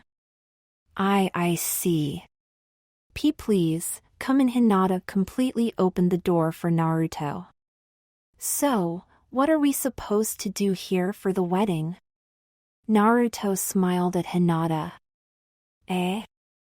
Hinata replied and avoided Naruto's gaze as she softly whispered, could it be that Kakashi-sensei told me I'd find out once I got here? However, I don't see anyone being really busy out here or something, Naruto said as he looked around. That's probably because everyone is working inside, na Naruto-kun, Hinata replied. Ah, I see. Then, what is everyone working on? Naruto asked cheerfully. I'm not sure, Hinata replied. Eh? Naruto let out as he tilted his head. Well, everyone is preparing a lot of things. I was just handed a scroll by Kakashi-sensei and he told me to give it to my father, and then Hinata blushed brighter. I see. The entire Hyuga clan was given an assignment and everyone is working on parts of it, huh? I wonder what I can help out with then, Naruto mused. I think I know, Hinata said. Ah. Of course. After all, you're one of the most important people in the Hyuga clan, right, Hinata? Naruto asked. Then, shall we get started with it, Hinata? Naruto smiled at the Hyuga heiress. As much I'd love to, I think we have to go to my father first, Hinata said. All right, let's go then. Naruto cheerfully announced and started pushing Hinata forward. Na Naruto-kun. Hinata let out. Come to think of it, it's kind of silly for me to push you forward. After all, I don't have a clue where your father is, Naruto stated. It's all right. Hinata quickly jumped to the side when Naruto stopped pushing her forward. Please, this way, hee. Naruto sheepishly grinned and rubbed the back of his head. Sorry, Hinata. I just want to get all the chores done as soon as possible. I got a bit carried away, Naruto-kun, Hinata said, looked at Naruto, and when he looked back at her, she quickly said, stay energetic. Ne? Naruto grinned widely, don't worry about such a thing. So far it's been well, not really fun, but rather interesting. He nodded a couple of times and Hinata smiled softly at him. This way, Naruto-kun, Hinata said as she took a sudden left turn. Naruto let out, and a second later he bounced into a rather sturdy wall. Naruto-kun, are you all right? Hinata asked as she looked worried at Naruto. Ehehe, Naruto rubbed his head, it hurts a bit, but nothing more than I'm used to. Don't worry, Hinata. If you say so, Hinata replied. A bit later, the two of them were standing in front of a pair of white doors and Hinata cleared her throat. Father? May we enter your chambers? Hinata asked as loud as she could. It's finally time, huh? Very well. You and your friend may enter, Hinata. Hayashi stated. Hinata opened the door and entered her father's chambers along with Naruto. I'm a bit surprised that it's only one person, but it doesn't matter really. Uzumaki, Naruto, please sit down in front of me. Hinata, you too. Hayashi said as the two of them approached him. Father, this isn't for, Hinata replied, but Hayashi cut her off. I told you to sit down, Hinata. Hinata replied hesitantly and sat down on the floor along with Naruto. Hayashi stood up and walked towards the right. A long time ago, before even the late third Hokage was born, there was no Konohagakure no Sato. Of course, Konoha hasn't been around since the dawn of ages. Naruto nodded. Just stay quiet and listen to me, Hayashi stated. Yes, sir, Naruto replied. Hayashi threw Naruto a glare before turning around, headed the other way, and once he was in front of his seat again, he faced towards it. In that time, there were shinobi families, and an hour and a half of Konoha's history later, Hayashi finally turned back around to face Naruto and Hinata. And thus, from that day onward, the third was the official Hokage of Hayashi stopped mid-sentence and twitched as he stared at Naruto and Hinata. Naruto snored loudly as he rested his head against Hinata's shoulder and Hinata just stared at her lap, blushing brightly. Hinata, wake him up, Hayashi said. But Hinata managed to bring out as she shyly looked at Naruto. Either you wake him up or I do it, Hayashi stated with a stern look on his face. But father, Hinata protested. Hayashi let out a long, drawn-out sigh, briefly closed his eyes and scraped his throat. Uzumaki, Naruto, wake up, Hayashi said in a loud, clear and calm voice. Naruto snored loudly in reply. I said wake up. Hayashi raised his voice. Naruto yawned and rubbed his cheek against Hinata's shoulder. Damn it, you little low-class trash. Wake up! Hayashi yelled. Wah! Naruto's eyes shot wide open and he fell down on his back. Are we done yet? You! How dare you sleep while I'm lecturing you on the history of your very own village? Hayashi pointed accusingly at Naruto. Lecture? You honestly suck at it, Naruto rubbed the sleep out of his eyes. What did you say? Hayashi yelled at Naruto. Really, Hinata would do it better than you did. Come on, Hinata. Show your father how you should tell someone the history of Konoha. Naruto said. Nah, Naruto-kun, I don't think that. Hinata blushed crimson. Go on, Hinata. Tell him the history of Konoha. No doubt he'll fall asleep during your lecture as well. Hayashi crossed his arms and looked scornful at Hinata. Hinata, will you please properly tell me the history of Konoha? Naruto asked and grinned at Hinata. Well, alright. Hinata gulped and turned towards Naruto, trying not to constantly stare into his eyes. A long time ago, there was a boy who'd later be known as the first Hokage of the village of Konohagakure. Some people say he was just your average boy and others say that he was special. Naruto nodded and Hinata faintly smiled at him. That boy lived in a small village with his family and friends. Shinobi weren't as organized back then as they are now, but they were around. One day, on a nice summer afternoon, that boy decided he too wanted to be a shinobi. He wanted to protect his father and mother and a lot of other people from thieves and other bad people.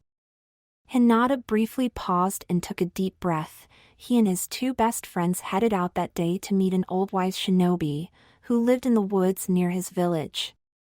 Though he was old and no longer very suited to live the life of a shinobi, the story goes that he was still a very capable teacher. At first the old shinobi refused to teach the first Hokage and his friends, but after witnessing the three of them doing everything they could to protect the people from their home from a band of thieves, the old shinobi took them in as his students. You think that's true, Hinata? Naruto asked. Why wouldn't it be, Naruto-kun? Hinata asked nervously. Well, if you look at all the important people from Konoha, starting with Sandai-Majikin, it's more likely that the old shinobi, who taught the first Hokage the way of the shinobi, was a pervert as well, and that the three of them showed the old shinobi a way to peep at some of the girls in their village or something. Naruto nodded. Such insolence! Hayashi interrupted. He was an old wise shinobi. He thought the founding father of Konohagakure everything he knew, and you describe him as a common lecher. Well, since the student learns everything from their sensei, and I doubt that Sandai-Majikin was the very first of the pervert lineage in Konohagakure, I'm guessing that that old shinobi was a pervert as well, Naruto stated. But Naruto-kun, even if that was true, I don't think that old shinobi would teach them the way of the shinobi just because of such a thing, Hinata replied. I wonder about that. Naruto crossed his arms and pondered. Either way, the first Hokage became a great shinobi over time, and then, one day the entire country was invaded and the first Hokage sought out the other shinobi families in the country in order to drive the invaders away. He went through a lot of trouble, but eventually he succeeded in uniting the clans and families and drove the invaders out of the country of fire. Afterwards, people decided they should stay together in case there would be another invasion. That's when Konohagakure was created, and not much later, the first Hokage was named leader of his village. He did a lot of great things in his life, one of the most notable events being his battle that created the Hinata stopped and looked with worried eyes at Naruto before softly saying, "Valley of the End I see." Then, what about the second Hokage? Naruto asked. Hinata faintly smiled at Naruto. The second Hokage, all right, that's enough, Hinata. Hayashi interrupted. You can take him out of here. There's no need for the two of you to reside in my chambers any longer. Eh? Hinata let out as her father picked both her and Naruto up and placed them outside his chambers. You can go teach him the history in your room, Hinata. Hayashi slammed the door shut behind them and Naruto raised an eyebrow. I never knew your father could be jealous, Hinata. I am not jealous. Hayashi yelled from his chambers. So he says, Naruto whispered to Hinata. I can still hear you, you little. Hayashi replied, which caused Naruto to jump up. Let's hurry up and go to your room, Hinata. Naruto suggested and grabbed onto Hinata's hand. Eh? Hinata's face turned crimson red. Am I our room? What? That is where we're going, right? Naruto blinked at Hinata. Why yes, I guess it's for the best, alright? Hinata hesitantly looked into Naruto's eyes for a moment. Well, show me the way then. Naruto grinned at Hinata. Alright this way. You know I've been wondering this for a while, but what does Konoha's history have to do with Tsunade Abakan and Erosennin's wedding? Naruto asked as Hinata guided him through the halls of the Hyuga compound. Hinata gulped. Actually, Naruto-kun, you aren't here for that reason. That was kind of a mistake on my father's part.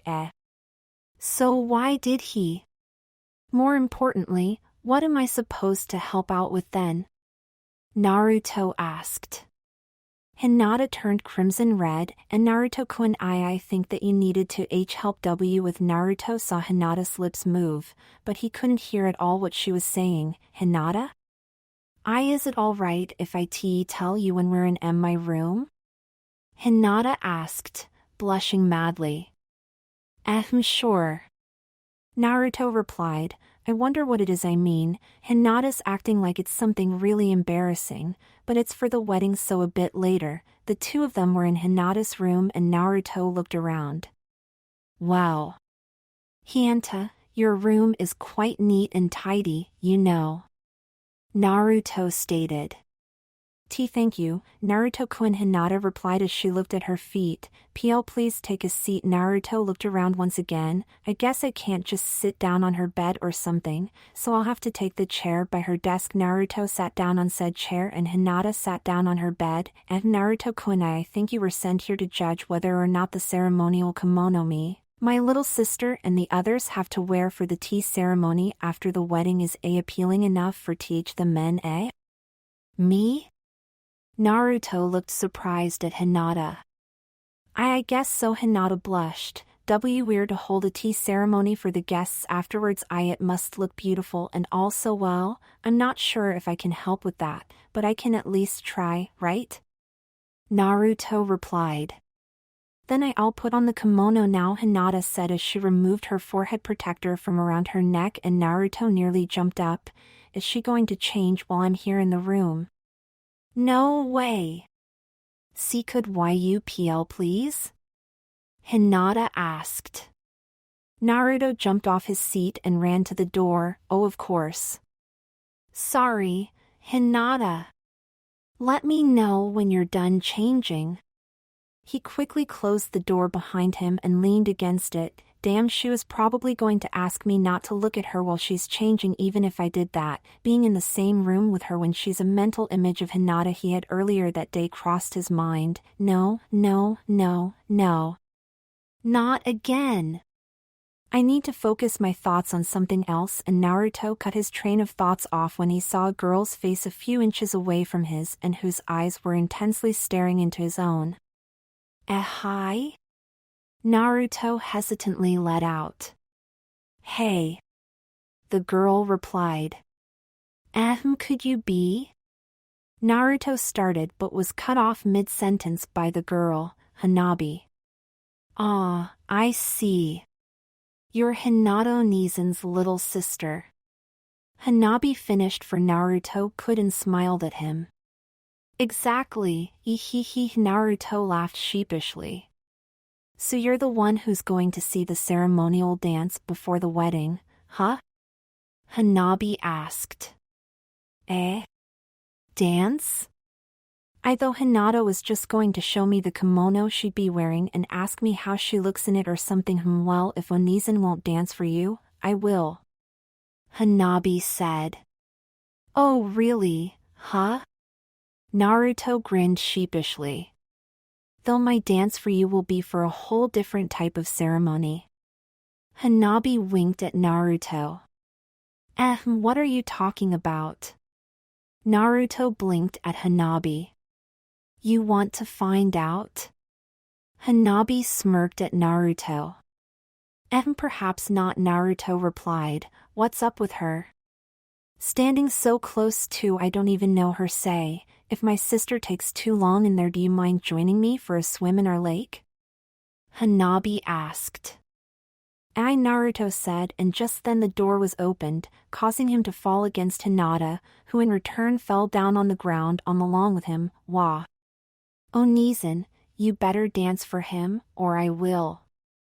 Hanabi winked, kissed her index and middle finger and blew the kiss towards the two of them before walking off. What's with that girl?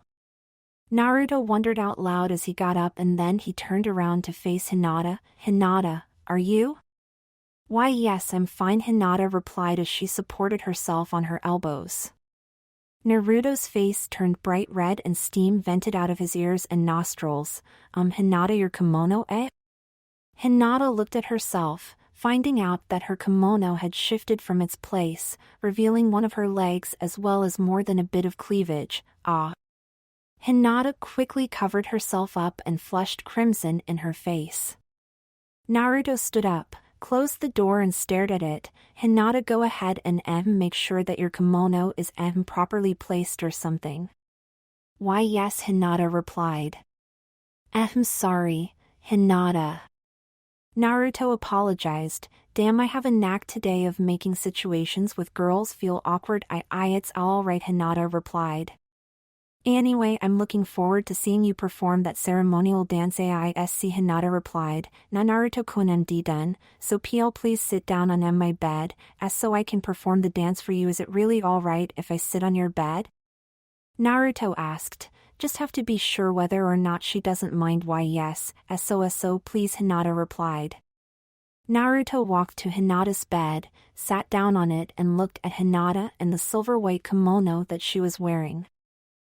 Then I'll begin, Hinata stated and began to perform the ceremonial dance. After half a minute of dancing had passed, Naruto's face had already turned bright red again. I suddenly have the urge to somehow bring 2 signs saying 100 points out of nothing and show them to Hinata. I wonder why, Naruto said as he intensely watched Hinata perform her ceremonial dance. Hinata then made her next move and certain assists of hers slightly bounced again, making Naruto grin in a way that would make Jiraiya a proud teacher. Yeah, that's why. Naruto then blinked and shook his head. Wait, what am I thinking? Hinata is trying real hard to do all of this perfectly, yet I'm only looking at chest. Well, it's kind of hard not to because right now I have to look at her, but even so Naruto looked at Hinata's face and noticed she was brightly blushing. Crap, she must have noticed me staring at her chest and feel embarrassed as hell. Alright, from now on I'll just look at her face. Wait, that probably makes her uncomfortable too then, her legs? No, that won't do either. Arms? She moves them too much. Damn, where am I supposed to look right now without having her feel embarrassed? Naruto took a deep breath. Well, I guess I've seen enough anyway. Hinata, you can stop dancing now if you want to, Naruto stated. But I'm not done yet, Hinata replied as she momentarily stopped dancing. Naruto grinned widely. That's exactly why. At least then there's still a new part left for the wedding, right?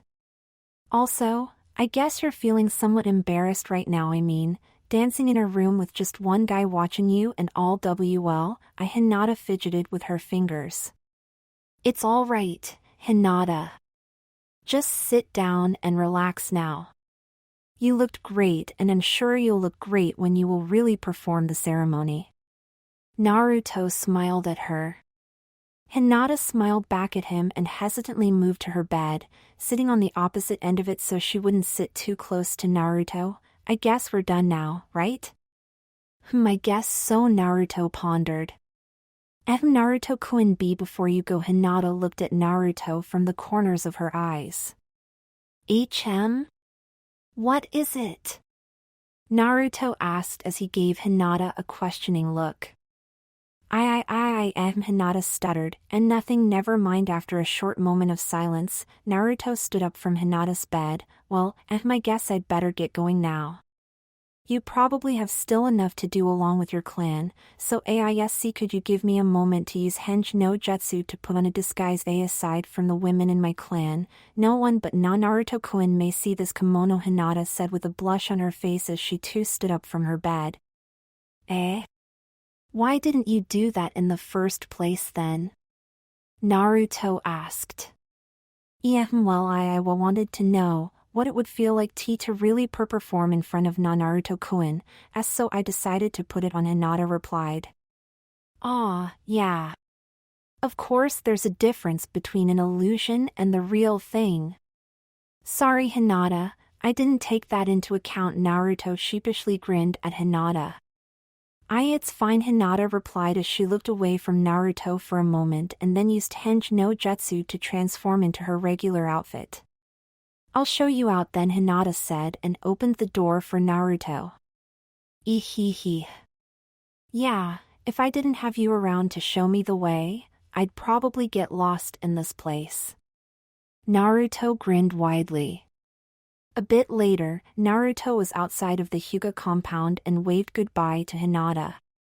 See you later, Hinata. Naruto smiled at her as he walked off. Naruto-kun. Hinata took a deep breath. Have a safe trip. Naruto looked over his shoulder at Hinata, who was smiling warmly at him, smiled back at her before giving her a nod and running off. Another part down. I wonder how much there is left to do. Naruto thought as he ran through the streets of Konoha. After running a couple of minutes, Naruto slowed down as he heard a little kid cry rather loud. Naruto looked around the crowd and after a few moments, he spotted a little girl with two blonde ponytails. Naruto smiled softly at how the little girl reminded him a bit of his younger self and then walked towards her. Hey! What's wrong? Naruto asked as he kneeled down to look at the girl on eye height. Did you get hurt or something? I lost my daddy and uncles. The little girl cried. I see. Well, let's find your daddy and uncles then. Did they lost you while celebrating something? Naruto asked. The little girl shook her head and sniffled.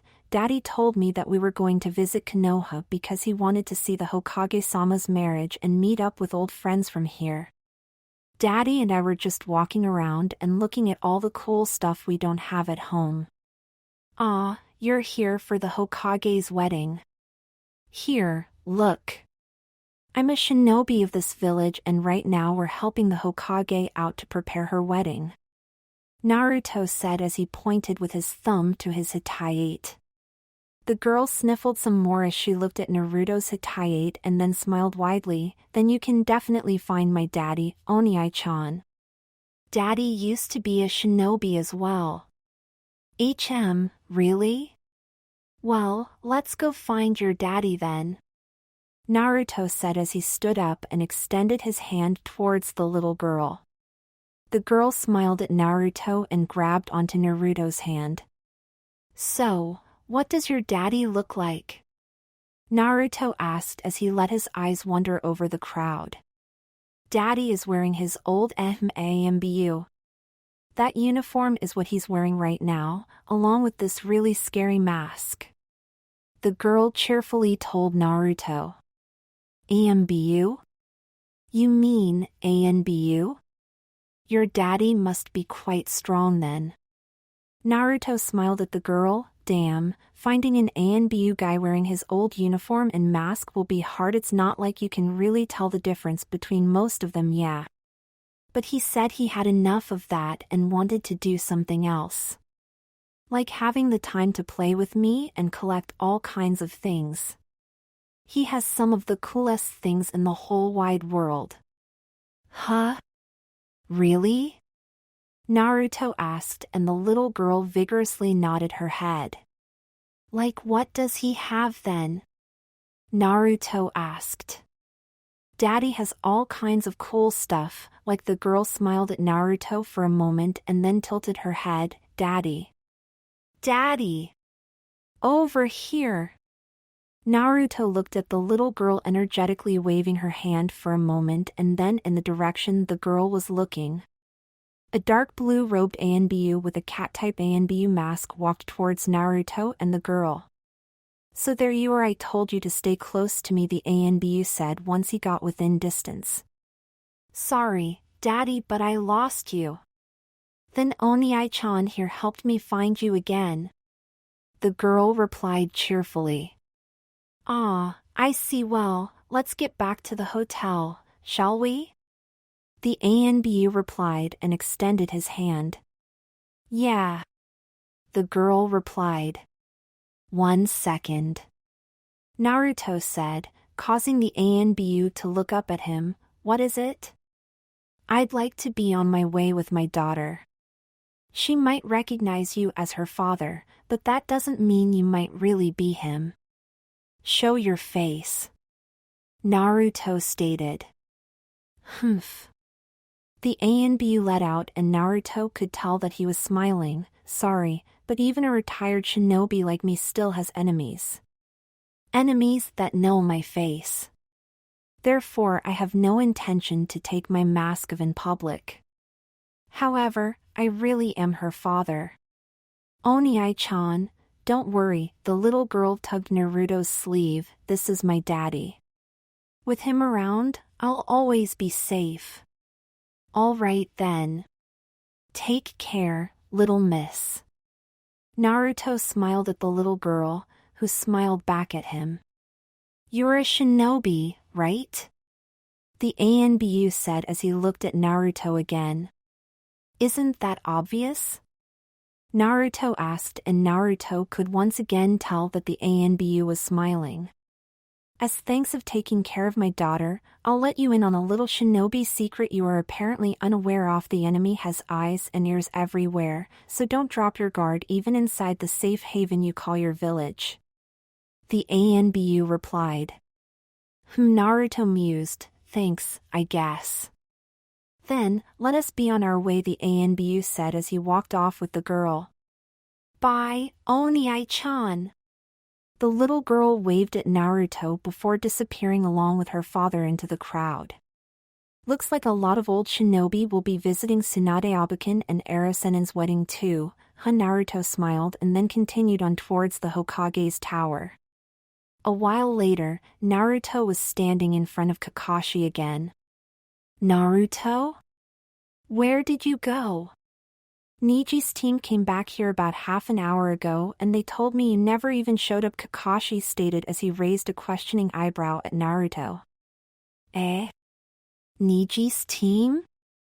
But I met up with Hinata, listened to an hour and a half to her father's boring ramblings on Konoha's history before we finally got to the point what I really needed to do, and that was seeing how well it went with the tea ceremony and all. Wasn't that my mission? Naruto blinked at Kakashi. No, actually you were supposed to meet up with Niji's team and test out the various tea flavors. Oh, no matter, your next mission would have been seeing Hinata, Kakashi stated. Wait, you'd have me come back all the way here just to tell me I need to go back there again? Naruto asked. Well, yeah, Kakashi stated, and Naruto snapped just then. Why wouldn't you immediately tell me that then?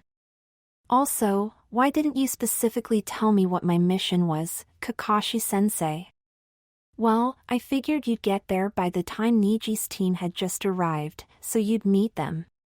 It saved me time and trouble. Kakashi turned a page again in his Aika Aika Paradise novel. Oh well, it can't be helped. Time for your next mission then. You'd better tell me clearly this time, Naruto muttered as he crossed his arms and frowned at Kakashi. Here. Kakashi held out a small note. Eh? What's this? Naruto took the note and looked at it. Well, since Hokage-sama is almost as addicted to dango as she is to sake and not doing her work, and because there are a lot of others that really like dango as well, we'll need a lot of it to eat before and after the wedding. Kakashi stated as Naruto read the note. So I'm supposed to make this amount of dango or something? Naruto asked as he stared at the note. Well, if you knew how to make some fine dango and do it for less than the dango shop downtown, then yes, Kakashi stated and smiled at Naruto. So I'm to take this note to the dango shop? Naruto asked.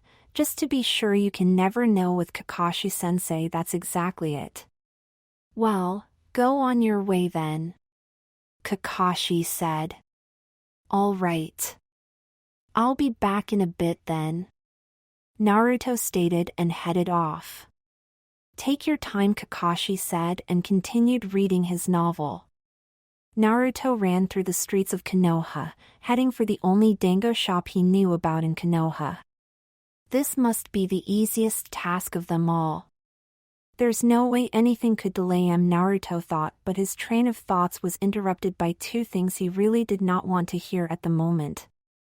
Yo, Naruchan. Naruto momentarily froze. This is where you start running for your life. He tried to run off as fast as possible, but before he could even get an inch away from his current spot, a snake wrapped around his waist and pulled him into the alley next to him. Going somewhere? Anko asked, a smirk painted on her face. Actually, yeah. Mission and all. Very important. See ya. Naruto said and tried to run away but just got slammed back against the wall. Naruchan, you're hurting my feelings, not even willing to spend time with me or letting me know what you're up to. Anko pouted and searched Naruto's pockets with her free hand. Anko-sensei, I don't have time for this, Naruto stated as Anko searched him. Just stay quiet for a bit. Anko replied and gave Naruto a quick kiss on Naruto's cheek. She's acting a bit strange today, Naruto noted and raised an eyebrow at Anko, who didn't even seem to notice.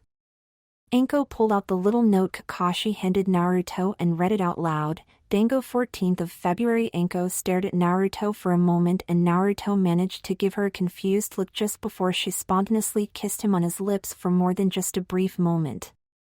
After Anko broke the kiss, she looked with passion in her eyes at Naruto. You shouldn't have what? Naruto asked. Anko blinked at Naruto. You don't know that Dango is pretty much my second favorite thing in life? I mean, you're even willing to order such a large amount and have them all delivered on February the 14th, which is Valentine's Day, so that's my mission. There for Tsunade Abakin's wedding, Naruto stated. Anko looked slightly disappointed. Well, that's a letdown. Something's weird about her. Naruto looked suspiciously at Anko. What's wrong? You're not acting like your usual self. Anko smirked at him. What? Want me to do more?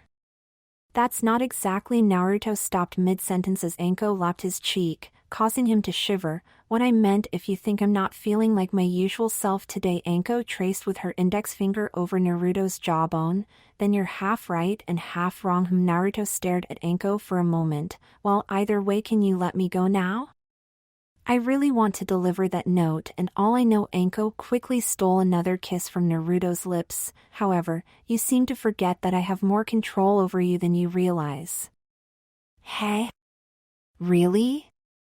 I don't think so. Naruto smirked at Anko and she smirked back. I wonder who I should tell then, Anko said as she threw her eyes up towards the sky for a moment, that their beloved Lemur-kun is really you. Naruto gulped. How did you know? Simple, every jounin and chunin that somehow knew the yondaime knows that you are really Lemur. Anko smirked at him. Naruto grinned at her. All right then. Go ahead and tell them if you want to. What? Anko replied. I have nothing to lose really if you do so.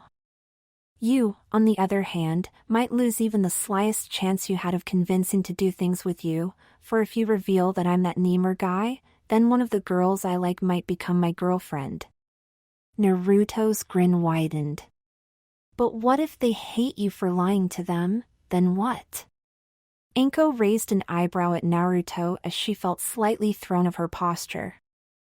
Naruto grinned. If you spend more time getting to know me instead of just trying to get me into bed, you would have known what I promised yourself. Promised yourself? Naruto took a deep breath. This Valentine's Day, I'll definitely be with someone I love. No matter who stands in my way, no matter what I have to do to reach out to that girl, this Valentine I will not be by myself. Anko smiled at him and caressed his cheek. However, you don't know yet who it is, right? So what will you do if you can't decide yet on Valentine's Day? Then I'll just tell every one of them that I'm really that Lemur guy and find the person who loves me. Naruto put on his trademark fox smirk. I won't take my words back. That's my way of the ninja. Anko placed a hand on Naruto's head. Alright, that's the spirit, what? Naruto looked confused for a moment at Anko as she stepped away from him. From now until the end of Valentine's Day, I too will be. Anko looked over her shoulder and grinned at Naruto, fighting for you. Naruto couldn't help but grin back at her, as she slowly walked away. Prepare yourself, Naruto, I'm going to use everything I have to break you down and make you mine, got it? Heh. Do your worst. Naruto grinned and raised his fist up to chest height. I hope you can handle my worst. Anko winked at Naruto and then disappeared into thin air. Naruto didn't know what it exactly was, but he felt like he suddenly felt more energetic than ever before in his life. He picked up the note from the ground and noticed there was a second note behind it. Naruto looked at it and then smiled widely before discarding the second note. Naruto let out and headed out of the alley, thanks Anko-sensei. The second note fell onto the ground. On it, there was a big heart drawn with a drawn picture of Naruto's face in the center of it, and all around the herd were drawn pictures of the faces of every girl that Anko thought Naruto liked, including herself. There was just a single thing written on the bottom of the note: if the battle for one's heart would be decided by shinobi rank, then I've already won. I'm glad it isn't that way, Naruto. Aji-san, I have an order for you from the Hokage. Naruto shouted once he had made his way into the dango shop. Oh really? Let me see that order then. Here it is. We're expecting it to be done on time, you hear? You don't want to have the Hokage pissed off, now do you? Ah ha ha ha. Don't worry, boy. We'll have this done and send to her right on in time. Alright, I'm looking forward to eating your dango. Naruto yelled as he ran out of the dango store. Naruto laughed to himself for a moment and then quickly headed back to Kakashi, ready to take on his next assignment. Hours later, when the sun began to set, Naruto was finally done with all the errands and met up with Jiraiya. Well then, I shall now teach you something new, Jiraiya stated. All right. What's it going to be? Summoning instant cup ramen? Creating instant cup ramen out of nothing but ninjutsu? Preparing cup ramen within a flash? Or perhaps? Naruto replied. And Naruto, something tells me you're hungry, right? Jiraiya grinned sheepishly and rubbed the back of his head. Ehehe. What makes you think that, Erosennin? Naruto sheepishly grinned back at Jiraiya, and as he rubbed the back of his head as well, Naruto's stomach growled loudly. Naruto sighed. I've eaten only one bowl of ramen for lunch. That's no way near the usual amount. Well, even though you listen to jutsu theories better while eating ramen, I'm not going to treat you to ramen, Jiraiya stated. Why not? Naruto asked. Because there's little theory to it, since it involves a jutsu you already know, Jiraiya stated and grinned at Naruto. Well, what is it? Naruto asked. Remember when you cleared the second stage of learning the Rasengan? Jiraiya asked, and Naruto nodded. Yes, somewhat, at least good. Back then, you put so much chakra and power into the rubber ball that it created a rather huge explosion, right? Jiraiya asked, and Naruto nodded again. Needless to say, a Rasengan with that much chakra is way more powerful than your average Rasengan. So I want you to, Jiraiya stated and got cut off by Naruto. Hold up 1 second, Erosennin, I already have the Otama Rasengan. It's slightly bigger and contains more power, and it's still as easy to control as a regular Rasengan due to the increased size of the Rasengan. So why would you want me to put more power in a normal Rasengan and make it harder to control? That's not it, Jiraiya stated and crossed his arms. I want you to be able to instantly create a Rasengan at maximum strength. Well, that would help because then if I'm close to my opponent, I could immediately make it and hit him with it before he knows what's happening. Naruto rubbed his chin. That's right. However, there's still a chance he'd see the attack and dodge it. Due to the Rasengan's size, it's not that hard to dodge unless you've caught your opponent. Jiraiya stated, therefore, I want you to focus on creating attacks like the Rasengan that your opponent cannot dodge. Create a jutsu like the Rasengan. You say even if you say that I should make an attack that can't be dodged, it's kind of hard without first doing something to make sure that my opponent can't move. Like Shikamaru's Kage Shirbari no Jutsu. Naruto pondered. That's not quite true. Jiraiya stated and smirked at Naruto. What do you mean? Naruto asked.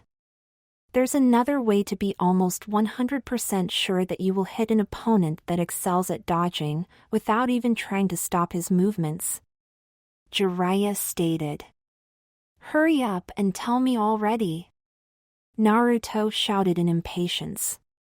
If you can instantly create an attack that covers an entire area, your opponent's chance of dodging it is slim to none. Also, with such an attack you'll be able to take on multiple opponents without relying to something like Kage Bunshin no Jutsu. Jiraiya stated. So how do I do that? Naruto asked. Well, unlike me, you haven't got any elemental jutsu that covers an entire area. Also, you're not really suited to learn a lot of jutsu that involves a lot of hand seals. Manipulating chakra and creating attacks like the Rasengan is far easier for you. So I'm telling you that you should create a jutsu that is fast, powerful and covers a large area to attack multiple opponents.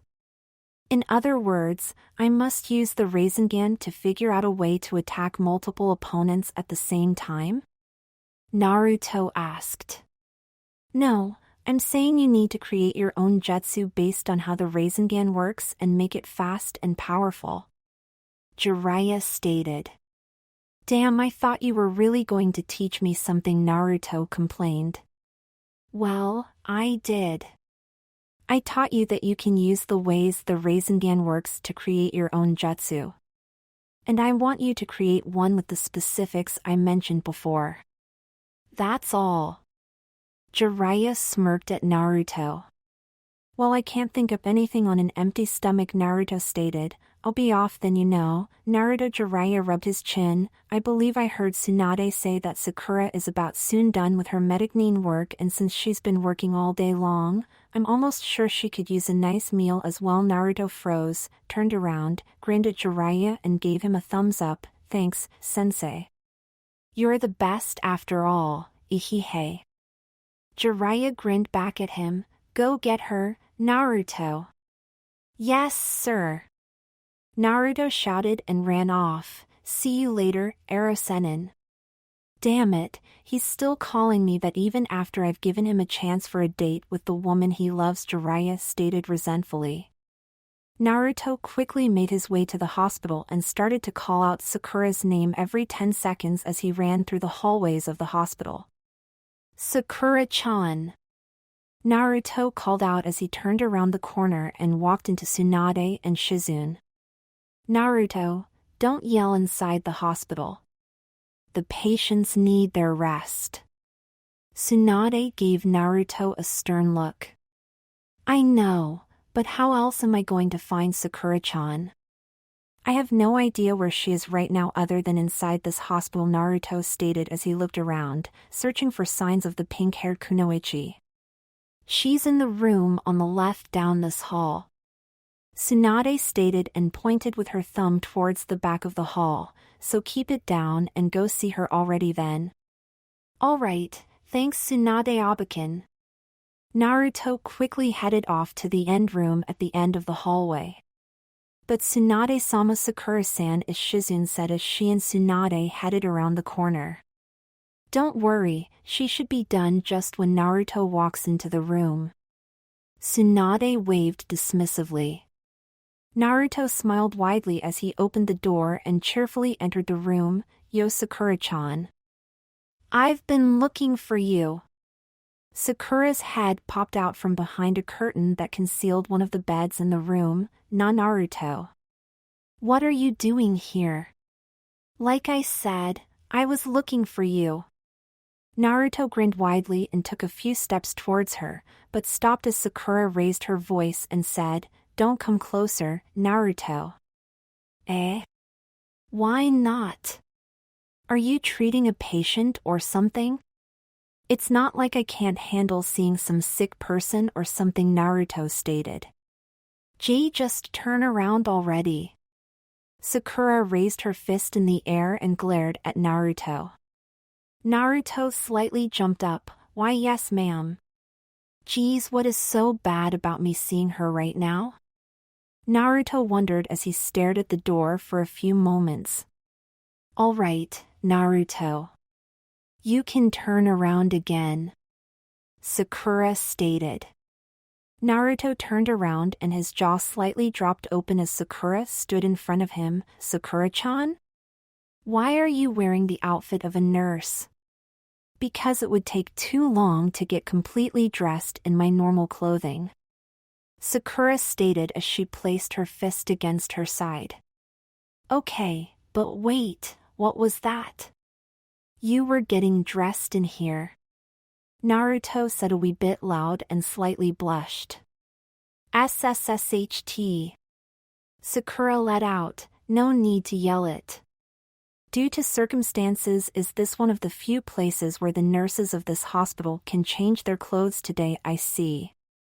But, why do you have to wear a uniform, Sakura-chan? You're Tsunade Abakin's apprentice, so? Naruto asked. Working at the hospital is more or less my job when I'm not on a mission or something. Today I had both shinobi patients as regular villagers, so I had to wear my uniform. Sakura stated. I don't really get it unless they made you mad. The villagers shouldn't be scared of you for being in regular clothes, right? Naruto replied as he rubbed the back of his head. It's a sense of security. They know they're in good care when they're being treated by someone wearing this uniform. If I showed up to treat them in my regular clothes, it would feel different for them, I think. Sakura stated. I see. Naruto nodded. I guess that kind of makes sense. Sakura sat down on one of the beds in the room. So, why were you looking for me?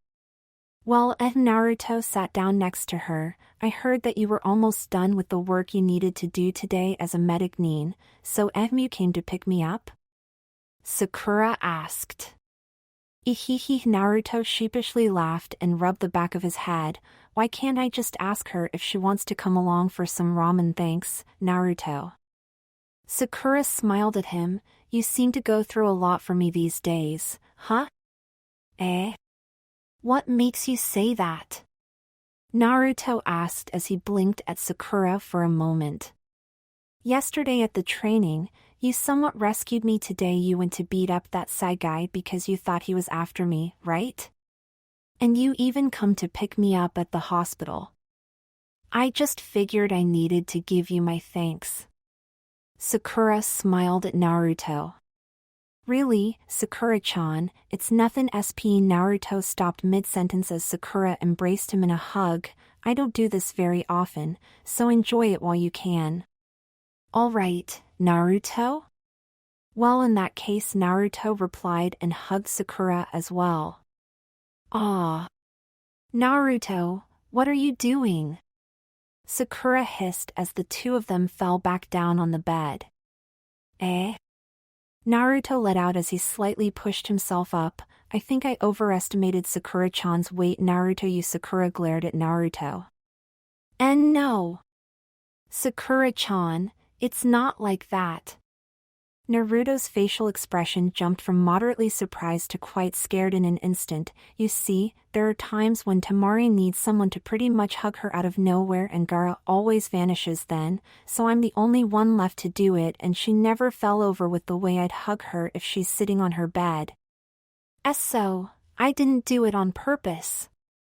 I swear. Sakura blinked at Naruto. You hug Temari-san? Often even? Oh shit, Naruto turned pale white for a moment and sweat dropped. I actually told Sakura-chan that well? Sakura raised an eyebrow at Naruto. Emi knows sometimes Temari needs a hug and well I can't just let her sit miserably at my place, right? Naruto hesitantly said, I mean, she's thinking a lot about that Lemur guy and all, right?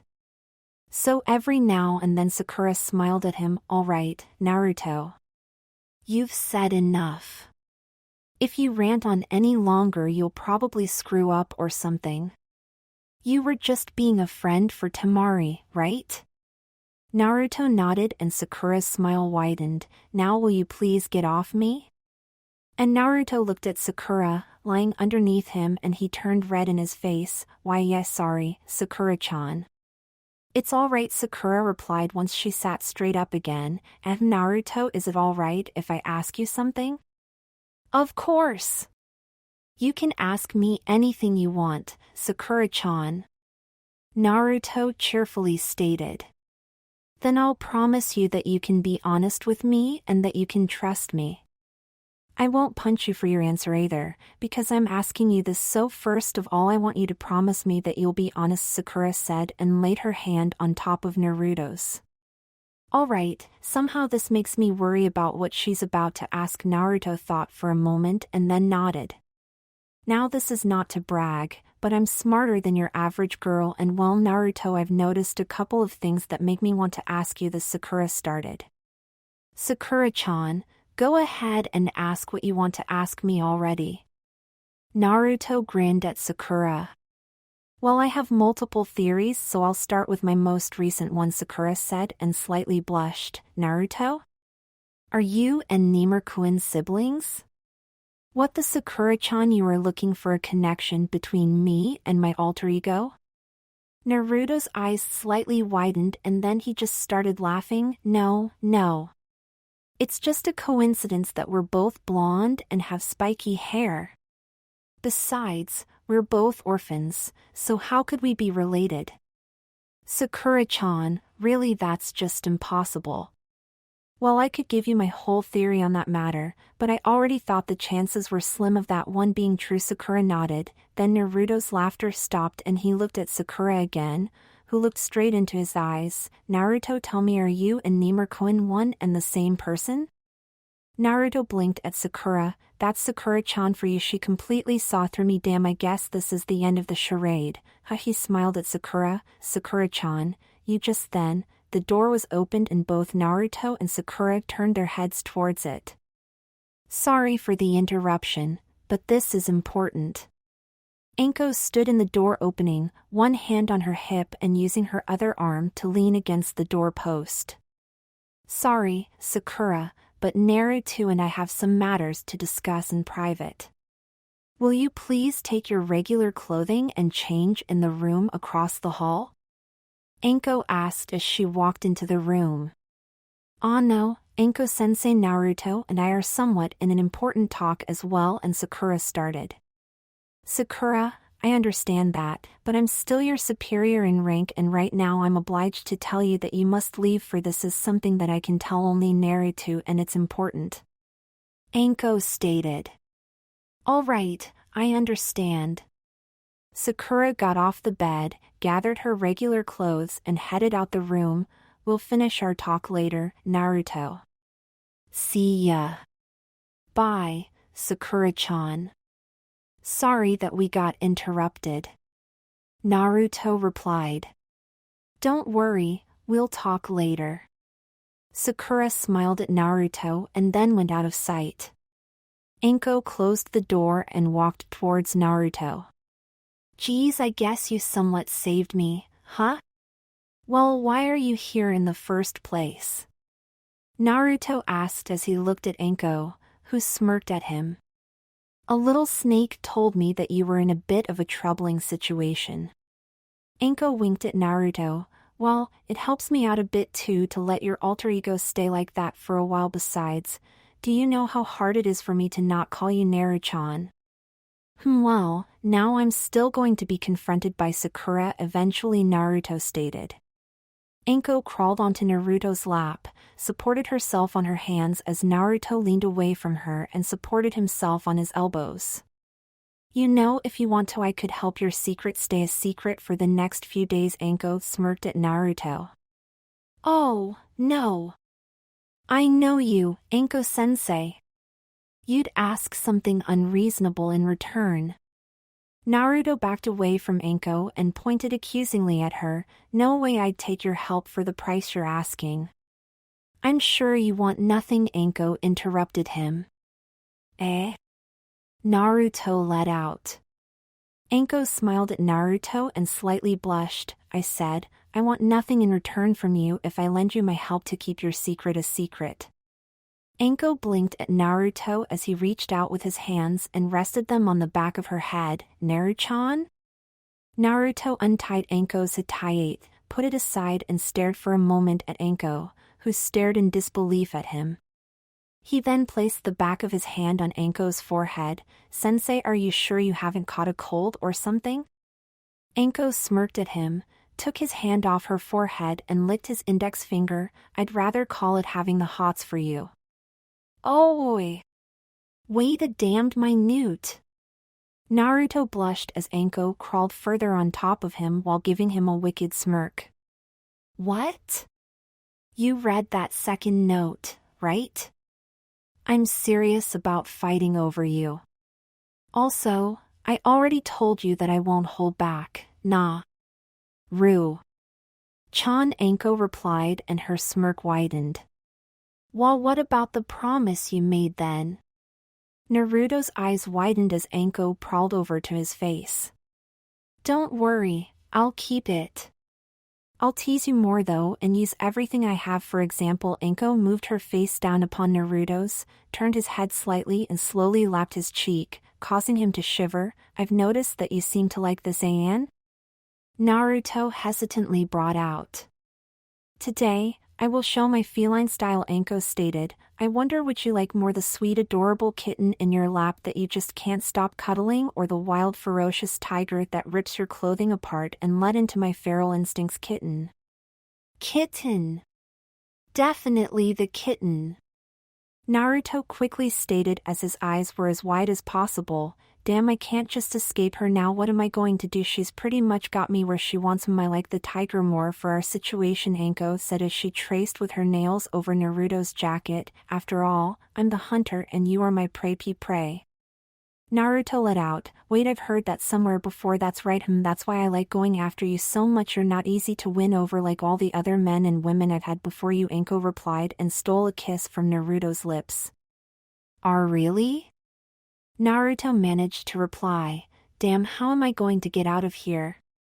You're my number one favorite prey. Anko licked her lips. It's really a lot of fun to chase after you, Naru-chan, and when I've finally gotten a hold of you, everything will be even way more fun. Wait, that snake bastard, Orochimaru, he was rambling on about praise and stuff during the Chunin exam when he attacked us. Erosennin told me he used to be Anko's sensei. Like teacher, like student, huh? Hey! That's it! If Anko-sensei thinks I'm just like Erosennin, then she'll obviously lose interest in me, because I'd be actually wanting her and be perverted about it. It has to work. Naruto thought as Anko crawled over him and licked him every now and then. I guess it's a fact after all, huh? Naruto stated and then looked straight into Anko's eyes with a grin on his face. The student learns everything from the teacher. Anko's eyes trembled for a single second. The second after that, Naruto's left cheek was bright red and Naruto himself was thrown of his posture. What the Naruto faced Anko again and found her eyes flaring with anger. Anko moved away from Naruto, sat down on the bed and Naruto rose up from his position. She grabbed a firm hold of her hatayate and began tying it back around her forehead. Get the heck out of my sight! Naruto stared blankly at her for a moment, before his eyes slightly trembled in disbelief. Did I say too much? No, it's not that, but rather that I should have been specific about who out of the two of us I was talking about. You won't leave? Anko asked as she stood up from the bed. Fine, I'll just go then. It's not like I give one damned bit about what you do anyway. Wait. Naruto shouted as Anko walked off. Damn, I know I'm going to regret this, but I can't just let her go like this. I didn't want to hurt her, damn it. Anko-sensei, I'm sorry. Naruto momentarily paused. I didn't mean to hurt you. Anko stopped walking away from him.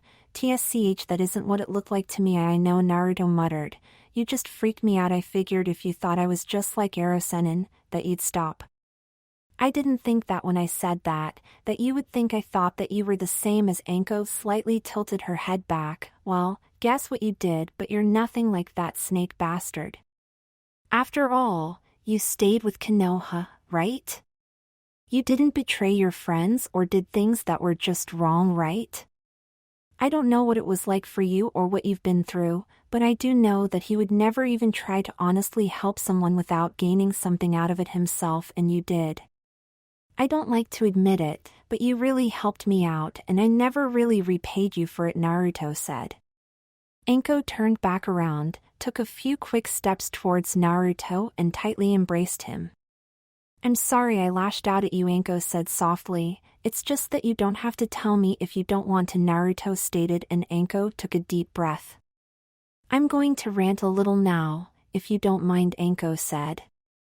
If you don't mind hearing my stomach interrupt you every now and then, because I'm really starting to get hungry. Naruto stated.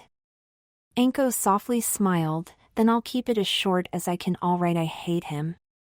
With everything that I am, I hate that guy. On the day that he dies, I'll celebrate for weeks and weeks. I can't deny though that I am today who I am due to what he did to me and what he taught me. You may not know this, but some of the older shinobi, well, let's just say that they think I'll betray everyone and then I'm just like him.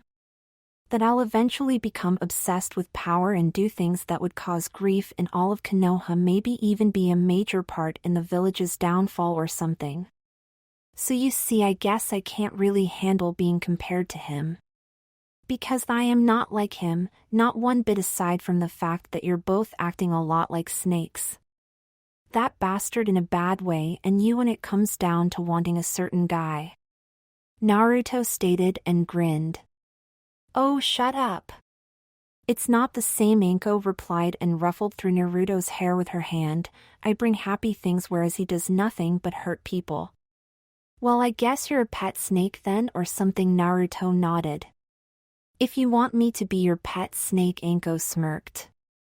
Well, if this is your pet snake style, then I guess it's alright, Naruto stated. Ugh, I'm going to regret this in a while, I just know it. Just wait until you see my seductive snake style then. Anko grinned widely and slightly laughed. Oh man, that's something I do not want to see anytime soon, HM? Why not? Just something tells me that it would involve the same hugging position, only with a lot less clothes, Naruto stated, and his cheeks flared up, though this time rather due to a mental image passing through his mind than a flat hand connecting with his cheeks. Well, you'll know once I show you, right? Anko asked and started to laugh. No, if you're serious though about wanting to win me over, Naruto replied. Of course.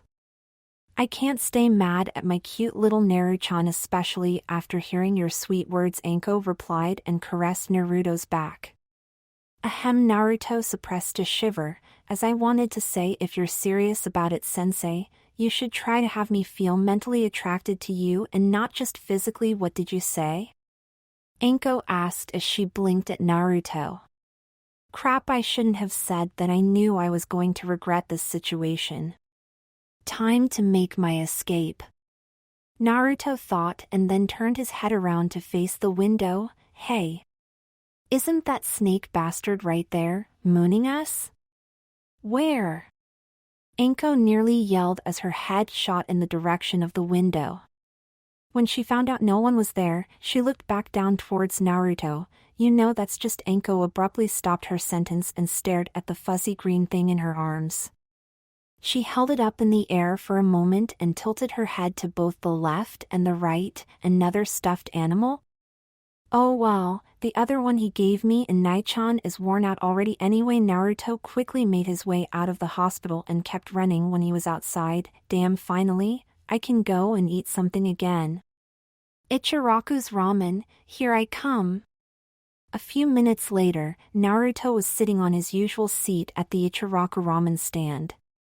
Ugh, finally ramen, Naruto said as Ichiraku-san handed Naruto a bowl of ramen. Here you go, Naruto. Itadakimasu. Naruto said as he quickly grabbed a pair of chopsticks, broke them in half and started chowing down his ramen. Within a few seconds, Naruto had finished his bowl of ramen and placed the bowl back on the counter. He then noticed that something, or rather someone, was missing in the ramen stand. Aji-chan, do you know where Ayame is? Ayame? Ichiraku-san said as he took Naruto's bowl and put it away. She headed out a bit earlier. She said she was going to meet up with someone in Ayame. Ichiraku-san looked at the clock in the back of the kitchen for a moment and then faced Naruto again. 5 minutes from now. Naruto let out. Something wrong, Naruto? Ichiraku-san raised an eyebrow at Naruto. And no. Here, keep the change, Aji-chan. I've got to go. Later.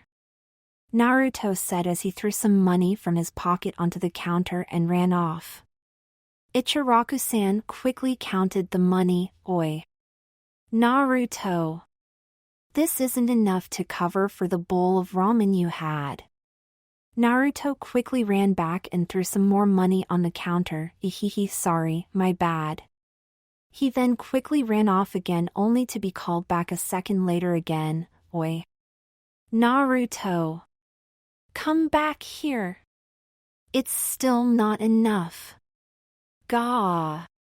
Naruto let out as he ran back again. Since when did you raise the prices? Ichiraku-san chuckled. It was just a joke this time, Naruto. You can go. Damn it, this isn't the time to be joking around, Aji-chan. Naruto yelled and ran off again. Damn it, I'm going to be so damned late. Being tired from running errands around the village the entire day, Naruto panted as he reached the Ichiraku residence. Is that Ayame-chan? Naruto said in surprise as he found Ayame looking into the alley next to her house. Ayame-chan. I'm sorry that I'm late. Naruto shouted as he jogged towards her. Ayame turned around, stared at Naruto for a moment and then smiled. Hey there, Naruto-kun. I've been waiting for you. Naruto momentarily gave Ayame a questioning look before grinning at her. Yeah, sorry about that. Why were you staring into that alley? It's not like I'd come from over there, you know. Ayame smiled at him. Well, you are a shinobi after all, right? You could pop up pretty much anywhere. Besides, there is this cute little cat living in this alley. A cat? Naruto leaned towards the left with his body and looked into the alley. Naya. The little black cat let out once Naruto spotted him. I see. Why is it living there?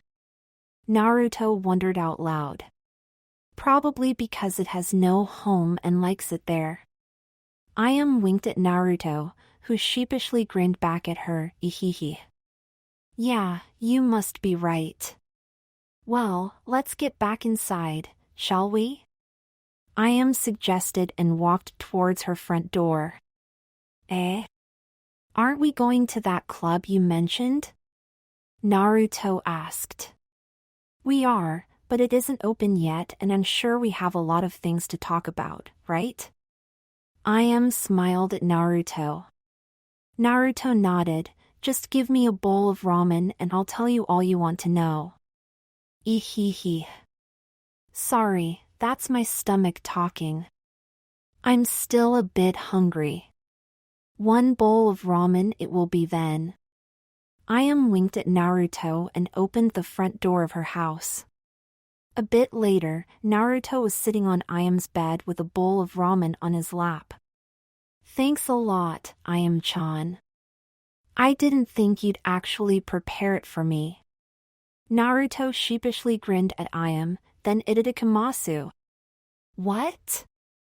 I can't have you pass out due to not eating enough, now can I?" Ayame playfully stuck her tongue out Naruto as he cheerfully devoured his ramen. "Well, I gave you your ramen, so now it's your turn to let me in on everything I missed out on since we last talked to each other." "Alright then, just ask me what you want to know then while I'm eating your delicious ramen." Naruto replied and smiled widely at Ayame. Let's see, where should we begin?" Ayame lifted her head up with one finger and stared at her ceiling for a moment. "Ah. I know. Who do you like the most right now?" Naruto placed his chopsticks down. "They don't really stand out from each other, I guess. Then is there a girl you really like being with?" "I mean, that when you're with that girl, you feel as happy as you could possibly be or something like that?" Ayame asked and crossed her arms, pondering on the subject. I like being with all of them.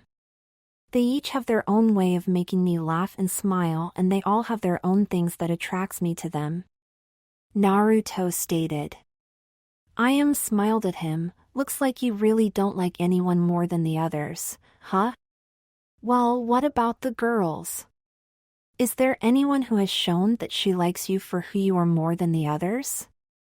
"I don't know, they've all been really nice to me lately, and I guess they at least somewhat like me when I'm just me." Naruto sighed. "Sorry, Ayame-chan, I know that I'm not really helping you with helping me out." It's all right, Ayame smiled and waved dismissively at Naruto. "It's my fault for asking questions like that. I'll ask you more specific questions." Naruto grinned at her, picked up his chopsticks again and continued eating his ramen. "So?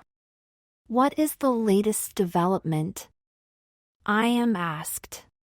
"What do you mean?" Naruto asked before raising the bowl of ramen towards his mouth. "Well, something must have happened, right? What's the last thing that happened between you and one of the girls?" Ayame winked at Naruto and playfully stuck her tongue out at him. I guess it would be that Sakura-chan thinks or perhaps even knows that I'm Lemur." Naruto nodded. "Anko-sensei interrupted our conversation before I could give Sakura-chan my answer, but I'm not going to be able to run away from Sakura-chan until Valentine's Day. What are you going to do then when she confronts you again?" Ayame asked. Now that I think about it, lying might be the best thing for now. After all, if I tell her the truth, Sakura-chan will tell the others as well, and I'd be in a lot of trouble even if Sakura-chan loves me," Naruto stated. "I agree, but don't forget to apologize to her then when you do reveal yourself to all of them." Ayame nodded. Yeah. You're right. Otherwise, I'm definitely screwed." Naruto grinned widely. Thanks for everything, Ayame-chan. You even help me when you're not around." "Eh? What do you mean?" Ayame blinked at Naruto. "Well, this morning I was in a bit of a Naruto blushed situation with Temari and Tenten. I wondered what I should do, then I thought what you'd give me as advice, and a chibi Ayame popped up in my mind and told me what to do."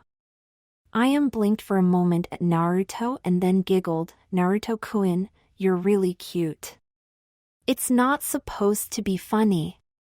Naruto let out a groan and quickly finished his ramen. "If it wasn't for the chibiu inside my head, I would have been in trouble." "Well?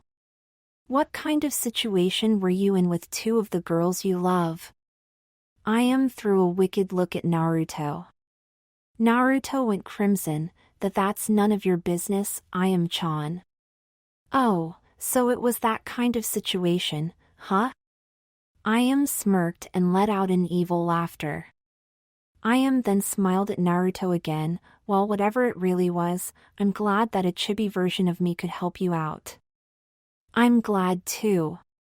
If your chibi version gave me bad advice, I would have been in the hospital by now. Naruto nodded. Naruto? How about we stay here for tonight and not go out? Ayame asked. I think you could still use some advice and you need to make your decision soon, right? Eh? What are you saying all of a sudden? I thought you wanted to go to the club. Well, I still do, but so far every time we tried to go out to a club, something happened to screw it up and well, I don't really want that to happen tonight and I'm a bit scared that it will happen if we go, Ayame said and looked up towards her ceiling. No, we're definitely going. Naruto grinned at her. After all, I promised you, Ayame-chan, that we'd go, so we're definitely going. Ayame smiled at him. If anything bad happens tonight, I'll blame you, got it? Don't worry. Nothing bad will happen tonight. After all, you have me around. Naruto grinned widely at Ayame. Wait, come to think of it, all right then, we'll stay here for a bit longer and then I'll get dressed in something that's more suited when going to a club. Ayame winked at Naruto. Ayame-chan, I was just thinking. Naruto grinned sheepishly and rubbed the back of his head. How do you dance? I don't really know, eh? You don't know how to dance? Ayame looked surprised at Naruto, who shook his head. I've never danced before in my entire life. Really? Well, don't worry. I'll be dancing with you all the time and guide you. Eventually, you'll pick it up and be able to dance on your own. Ayame smiled at Naruto. All right. Thanks again, Ayame-chan. Naruto grinned widely. Then, is there anything else you'd like to tell Ayame-chan? Ayame asked with a wide smile on her face. Of course. You see, last night Naruto started. A while later, Naruto was walking back and forth through the hallway of Ayame's house. Damn, what's taking her so long? She said she'd just slip into something cooler and more suited for the club, but it shouldn't take very long, right?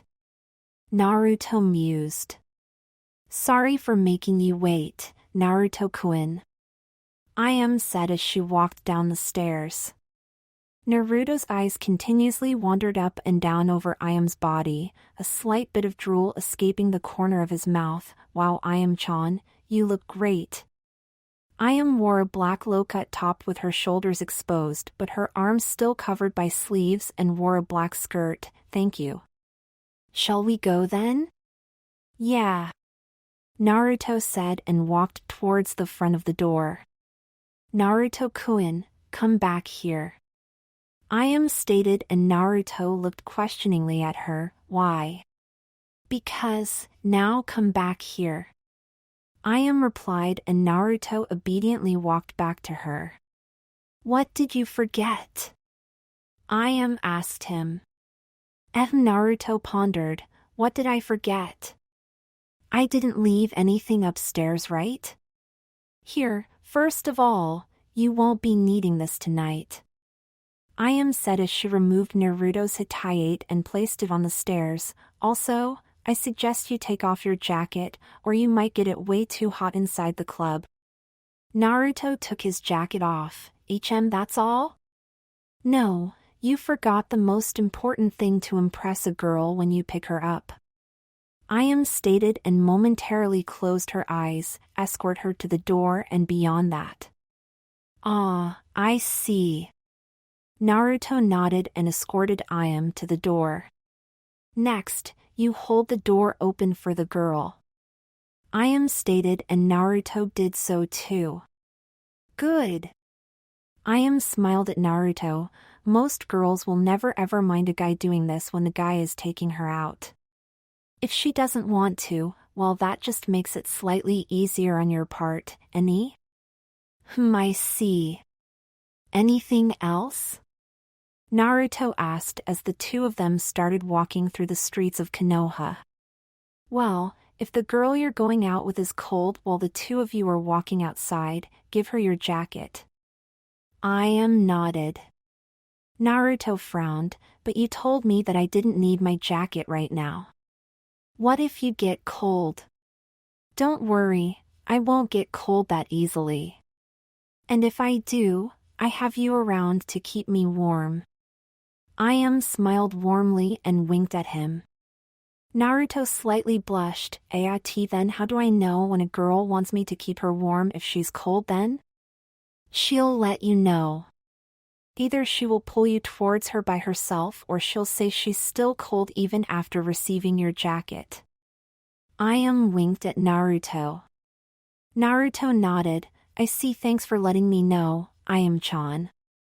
It was my pleasure. Ayame winked at Naruto again. Now, let's get going or we won't have a lot of time to dance and party. After walking through a part of Konoha, Naruto and Ayame reached the newly opened nightclub and the music that was being played could be heard even outside of the building. Alright, Naruto, stick close to me and you'll be alright. I've arranged some things with the owner of this place, Ayame stated as they walked up to the gathered crowd in front of the club. Alright. Naruto replied as the mass headed into the club. When Naruto and Ayame reached the bouncers, Ayame nodded to them and the bouncers nodded in return. Once inside, Naruto and Ayame headed straight for the dance floor. Ayame-chan? Didn't we have to pay to get inside? Naruto asked. No, like I said, I've arranged some stuff with the owner. Ayame smiled at Naruto and then winked at him. It's surprising what one very well-prepared bowl of ramen can do to a man. Ehehe, I think I can understand that. Naruto grinned sheepishly. Anyway, drinks are free for us too. Though, we probably aren't going to take any because I don't want to risk getting you drunk and most stuff here contains alcohol, alright? Ayame stated. But isn't it illegal even for you to drink something with alcohol in it? Naruto asked as he raised an questioning eyebrow. It is, but the alcohol percentage is low in these drinks. However, if you drink enough of them, you can get drunk. Ayame told Naruto. Now, shall we do what we came here for?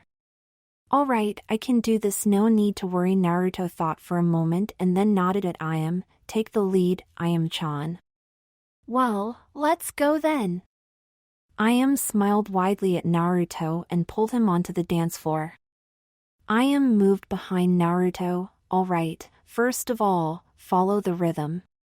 Since this song is quite fast-paced, you have to be faster too and dance quite energetic. Naruto tried his best to follow Ayame's movements. Like that, yeah. Keep it up, Naruto-kun. Ayame said cheerfully.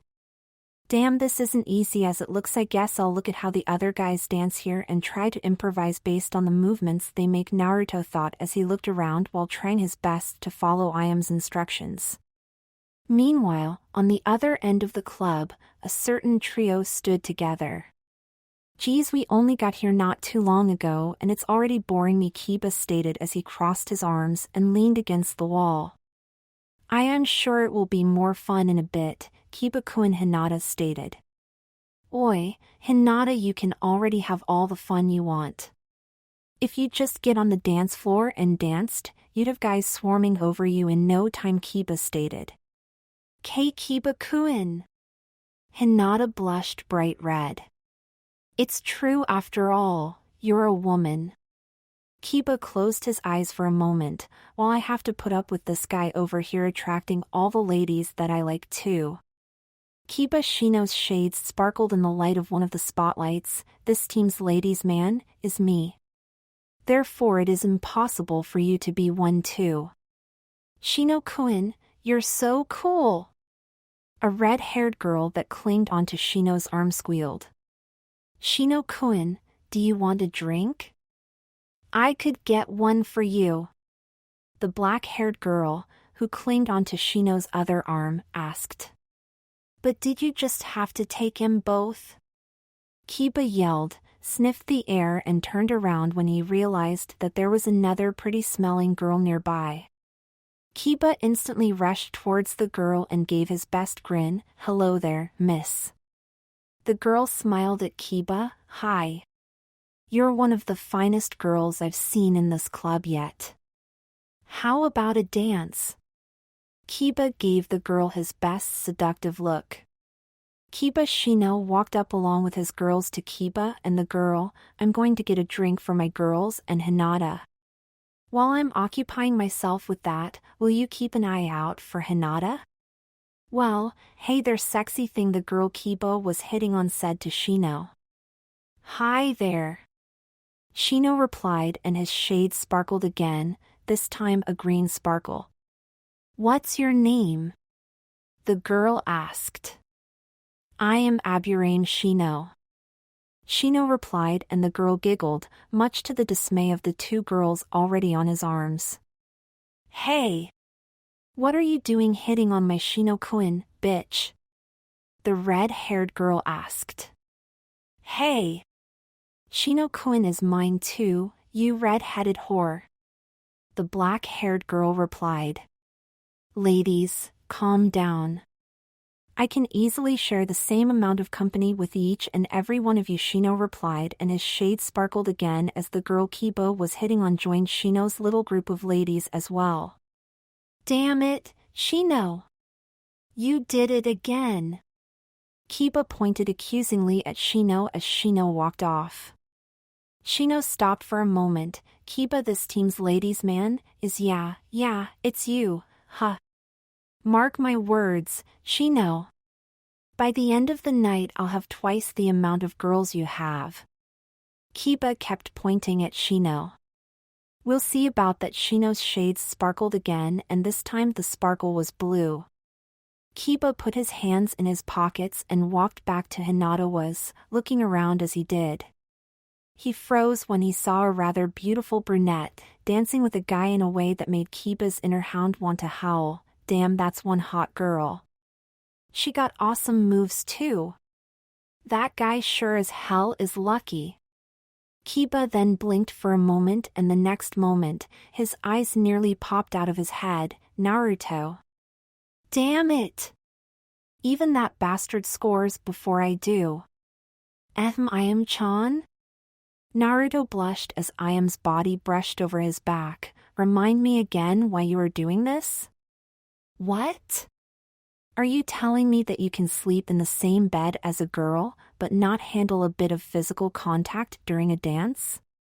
Ayame spinned back to his front and playfully stuck her tongue out at him. I can," Naruto replied as Ayame slowly went down to her knees on the beat of the music and back up again. But what am I supposed to do?" "Start by resting your hands on my hips and try to do exactly what I'm doing right now," Ayame stated, continuously swaying slightly to the left and the right on the beat of the music. Naruto took a deep breath, placed his hands on Ayame's hips and tried his best to follow her swaying on the rhythm of the music. "No, you're doing it wrong. When I'm on your left side with my sway, you need to be on your right side," Ayame stated. "All right," Naruto said and followed Ayame's instructions.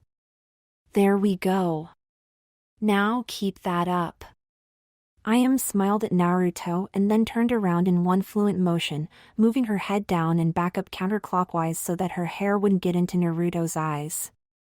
"Hey, I think I'm getting the swing of this thing." Naruto grinned widely. Ayame looked over her shoulder and smiled at him. She then reached out with her hands for the back of Naruto's head and stroked with her fingertips through his hair. "Ready to go down?" Naruto let out and blinked at Ayame as she moved her hands back to her sides and placed them on top of Naruto's. "Don't worry, we'll do it slow and I'm sure you'll do fine." Just then the music was cut off and everyone stopped dancing, glaring at the DJ's station. "All right, everyone. Listen up." Kiba yelled in the microphone he had taken from the DJ, "Make some room in the center. You're about to get a special show." "Huh?" That's Kiba? Naruto said in surprise. He's a friend of yours? Ayame asked. Yeah, Naruto replied. Let's try to get closer to him then. Ayame suggested. Oi, if they're killing you for making me play this song, don't hold a grudge against me. I warned you, the DJ told Kiba. Yeah, I know. Kiba grinned, dropped the mic and jumped down to the center of the club. Akamaru! Kiba called out, and instantly the song "Who Let the Dogs Out" started playing. The instant the music started playing on the song, Akamaru barged through the club doors and ran towards Kiba. The crowd quickly made a path for the huge Nin dog, and Akamaru soon had made his way to his master. All right, Akamaru. We're going to do what we rehearsed, Kiba stated, and Akamaru barked in reply. Hind legs, Kiba stated, and Akamaru jumped up, balancing on his hind legs. Hop to the left, Kiba ordered, and both he and Akamaru hopped to the left, hop to the right. Left, right, drop to the floor. Kiba commanded Akamaru, and the two of them did exactly what Kiba said. Roll over, play dead, roll over and spin around. Again the two of them did exactly as Kiba said. Just wait till I steal all the ladies with my moves, Shino, just you wait. As Ayame stood behind Naruto, she wrapped her arms around Naruto's neck and rested her hands near his sides. Naruto looked up for a moment at Ayame and smiled at her as the two of them moved on the rhythm of the music. Go, Kiba! Akamaru! Naruto shouted. Go, go, go! The crowd started to chant as Kiba and Akamaru pulled out more breakdance-like moves. Naruto then felt like someone was looking at him, and he turned his head, finding himself looking straight into the wide silver eyes of Hinata. She just blankly stared at Naruto for a moment and then quickly ran into the crowd and out of sight. Crap, Naruto muttered, which didn't go unnoticed by Ayame. What is it? Just now Hinata saw us. I have to find her and explain it to her, Naruto stated. Ayame nodded. Go quickly while most of the people are watching your friend. You should be able to spot her faster right now. I'll be back soon, Ayame-chan, Naruto stated as he made his way out of Ayame's arms. Take your time, I'll be waiting for you, Ayame replied. Naruto nodded and made his way out of the crowd. Damn it, Hinata, where are you? Naruto thought as he quickly looked around. He saw a girl with long indigo hair run into the ladies' restroom and figured that it must have been Hinata. Well, I have no problem getting in there either. Hope that she's the only one inside though, Naruto thought, quickly used his Oiroke no Jutsu to turn into his female version, but he kept all of his clothes on. Naruto quickly ran towards the women's bathroom and was quite surprised when a guy suddenly stood in his way. Hey there, honey. What's the rush? Naruto twitched and punched the guy straight in his face. Get out of my way, fag. He then quickly ran on towards the women's restroom. Damn, I should have kept my mouth shut. That just didn't sound right. Once Naruto was inside the ladies' bathroom, he saw Hinata throwing water in her face, heavily panting while doing so, and noticed no one else present in the bathroom. Naruto popped out of his female disguise. Hinata jumped, turned around and stared at Naruto as she bit her lower lip.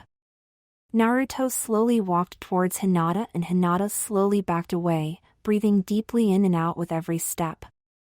Hinata, I wanted to tell you that it isn't what you think, Naruto said when he reached the sink Hinata used and turned the water flow off.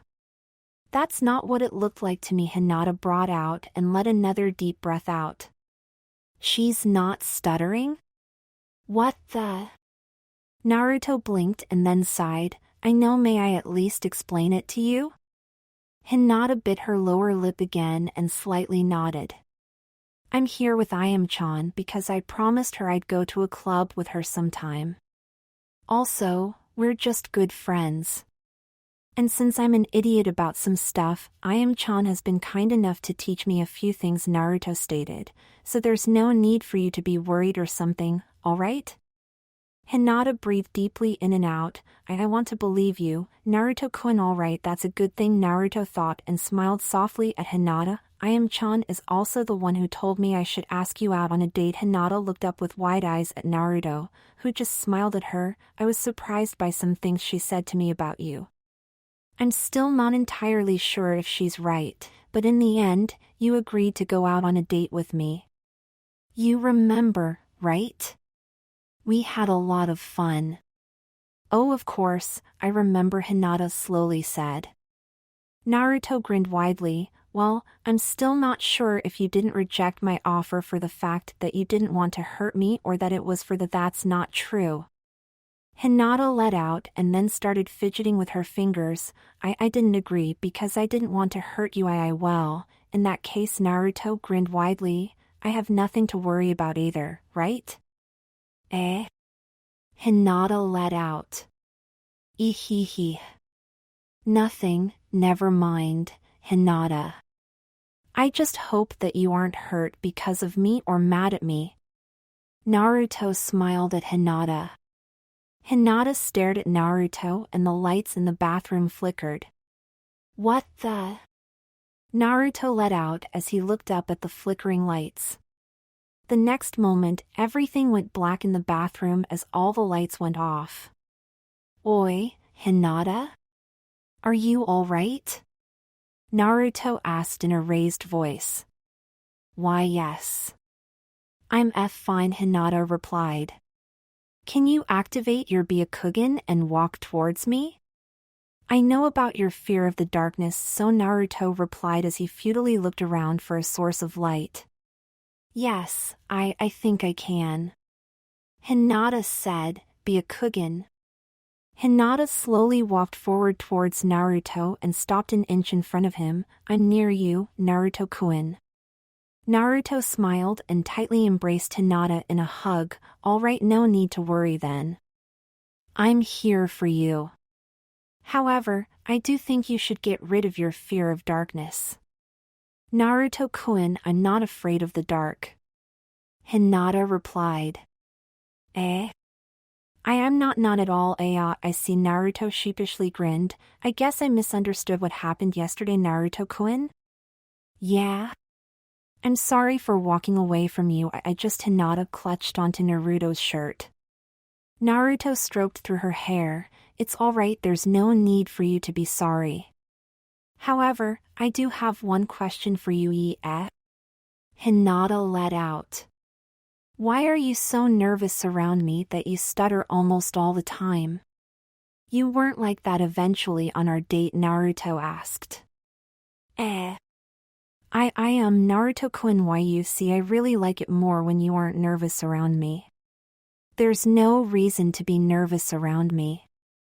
I won't think you're an idiot if you accidentally say something that doesn't make sense, Naruto stated and grinned widely. But Hinata protested. Well, I know I can be a scary guy, ehehe. Naruto laughed sheepishly. However, if you keep being nervous around me, I won't be able to see the Hinata I really like. I like it when you laugh and smile, Hinata. Really? Then, from now on I'll try my best to smile and laugh for Naruto-kun, Hinata replied. Promise me that isn't only for when we aren't able to see each other. Naruto said and snickered. I promise, Hinata said. Just then the lights flashed back on and Hinata instantly turned crimson red. Naruto's head perked as he heard the bathroom's door open. Geez, can you believe that they underestimated the power they needed to keep all the equipment running? A young woman asked as she entered the bathroom. Really, you'd think that they'd know how much they needed. Another young woman replied. Well, at least the guys were too afraid to do anything to the women while the lights were off. A young woman replied, and the laughter of a small group of women could be heard. Damn it, how the heck am I going to get out of here with Hinata? They can't find me here. That would definitely be bad, Naruto wondered as he sat on a toilet set with Hinata on his lap, with only a single locked door separating them from the group of women. Hinata heavily panted and tried to calm herself and forget about the fact that she was sitting on Naruto's lap.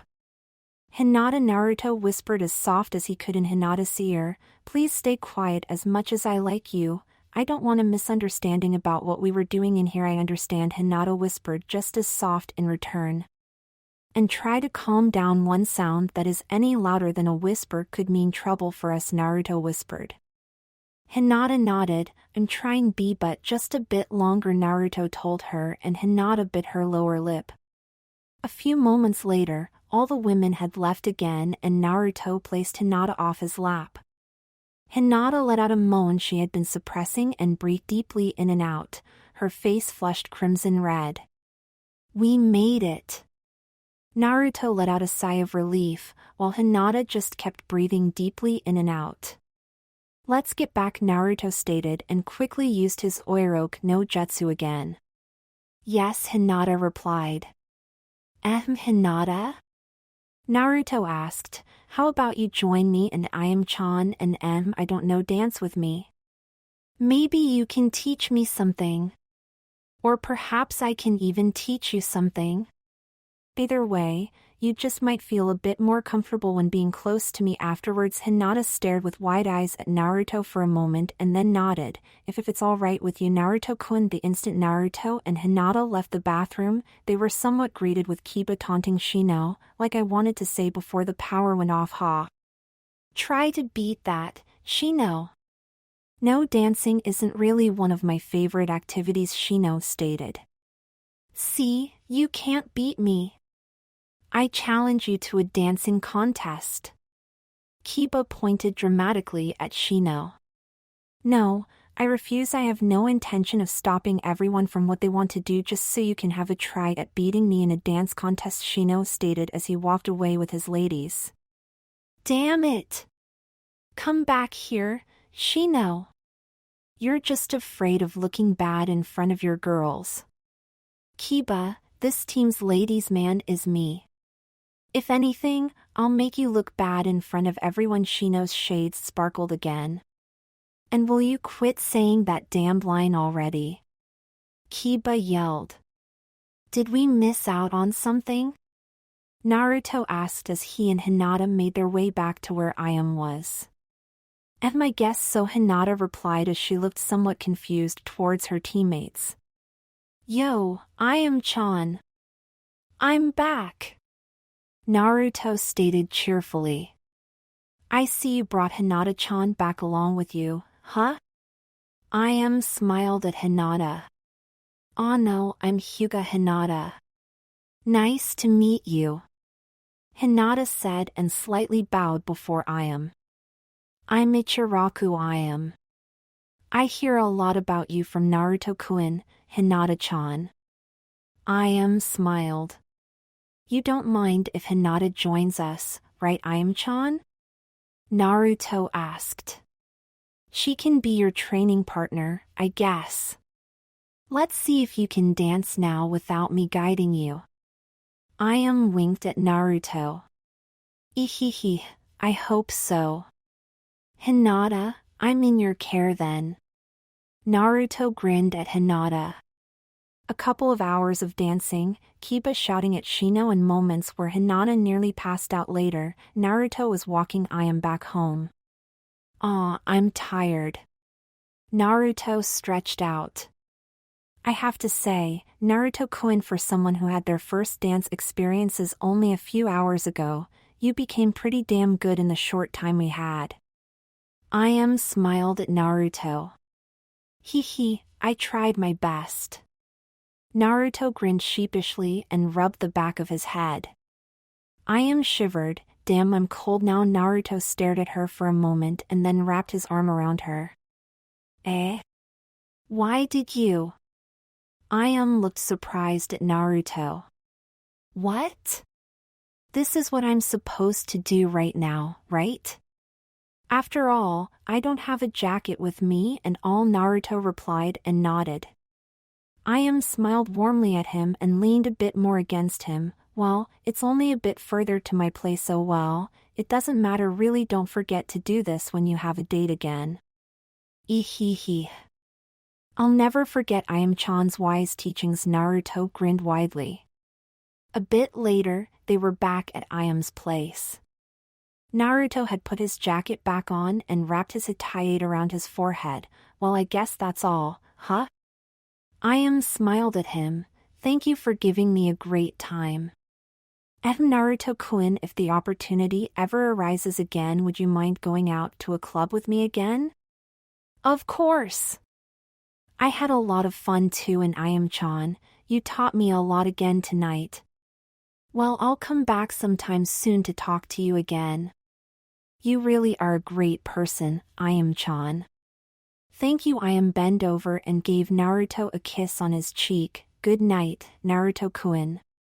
Naruto slightly blushed and rubbed the back of his head again. Good night to you too.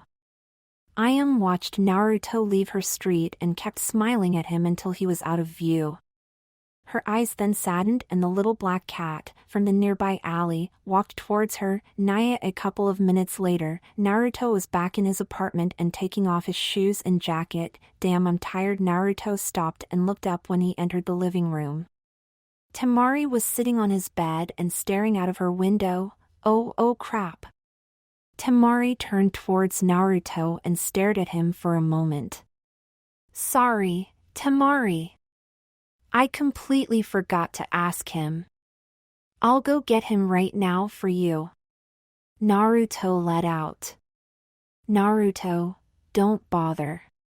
You forgot, I'm not mad or anything, Temari replied.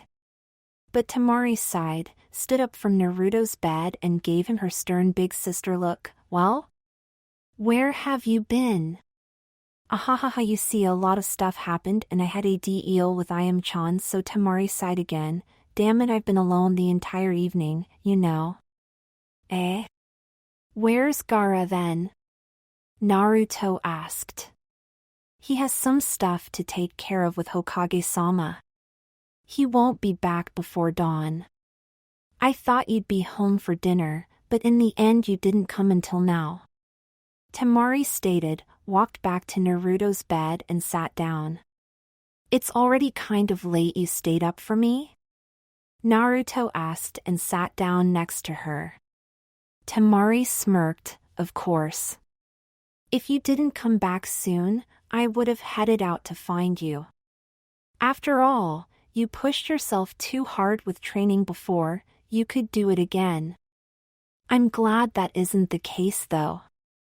Aha, I made you worry and didn't even keep my promise. You're making me feel like I'm a bad guy. Naruto sighed. Temari slightly laughed and then jumped on top of Naruto. You're a bad guy? A bad guy wouldn't feel bad for making a woman worry about him. Ehehehe, thank you. Then, I promise I'll make sure that Lemur guy will visit you tomorrow evening or something. Temari ruffled through Naruto's hair. Thanks, Naruto. How tired are you right now?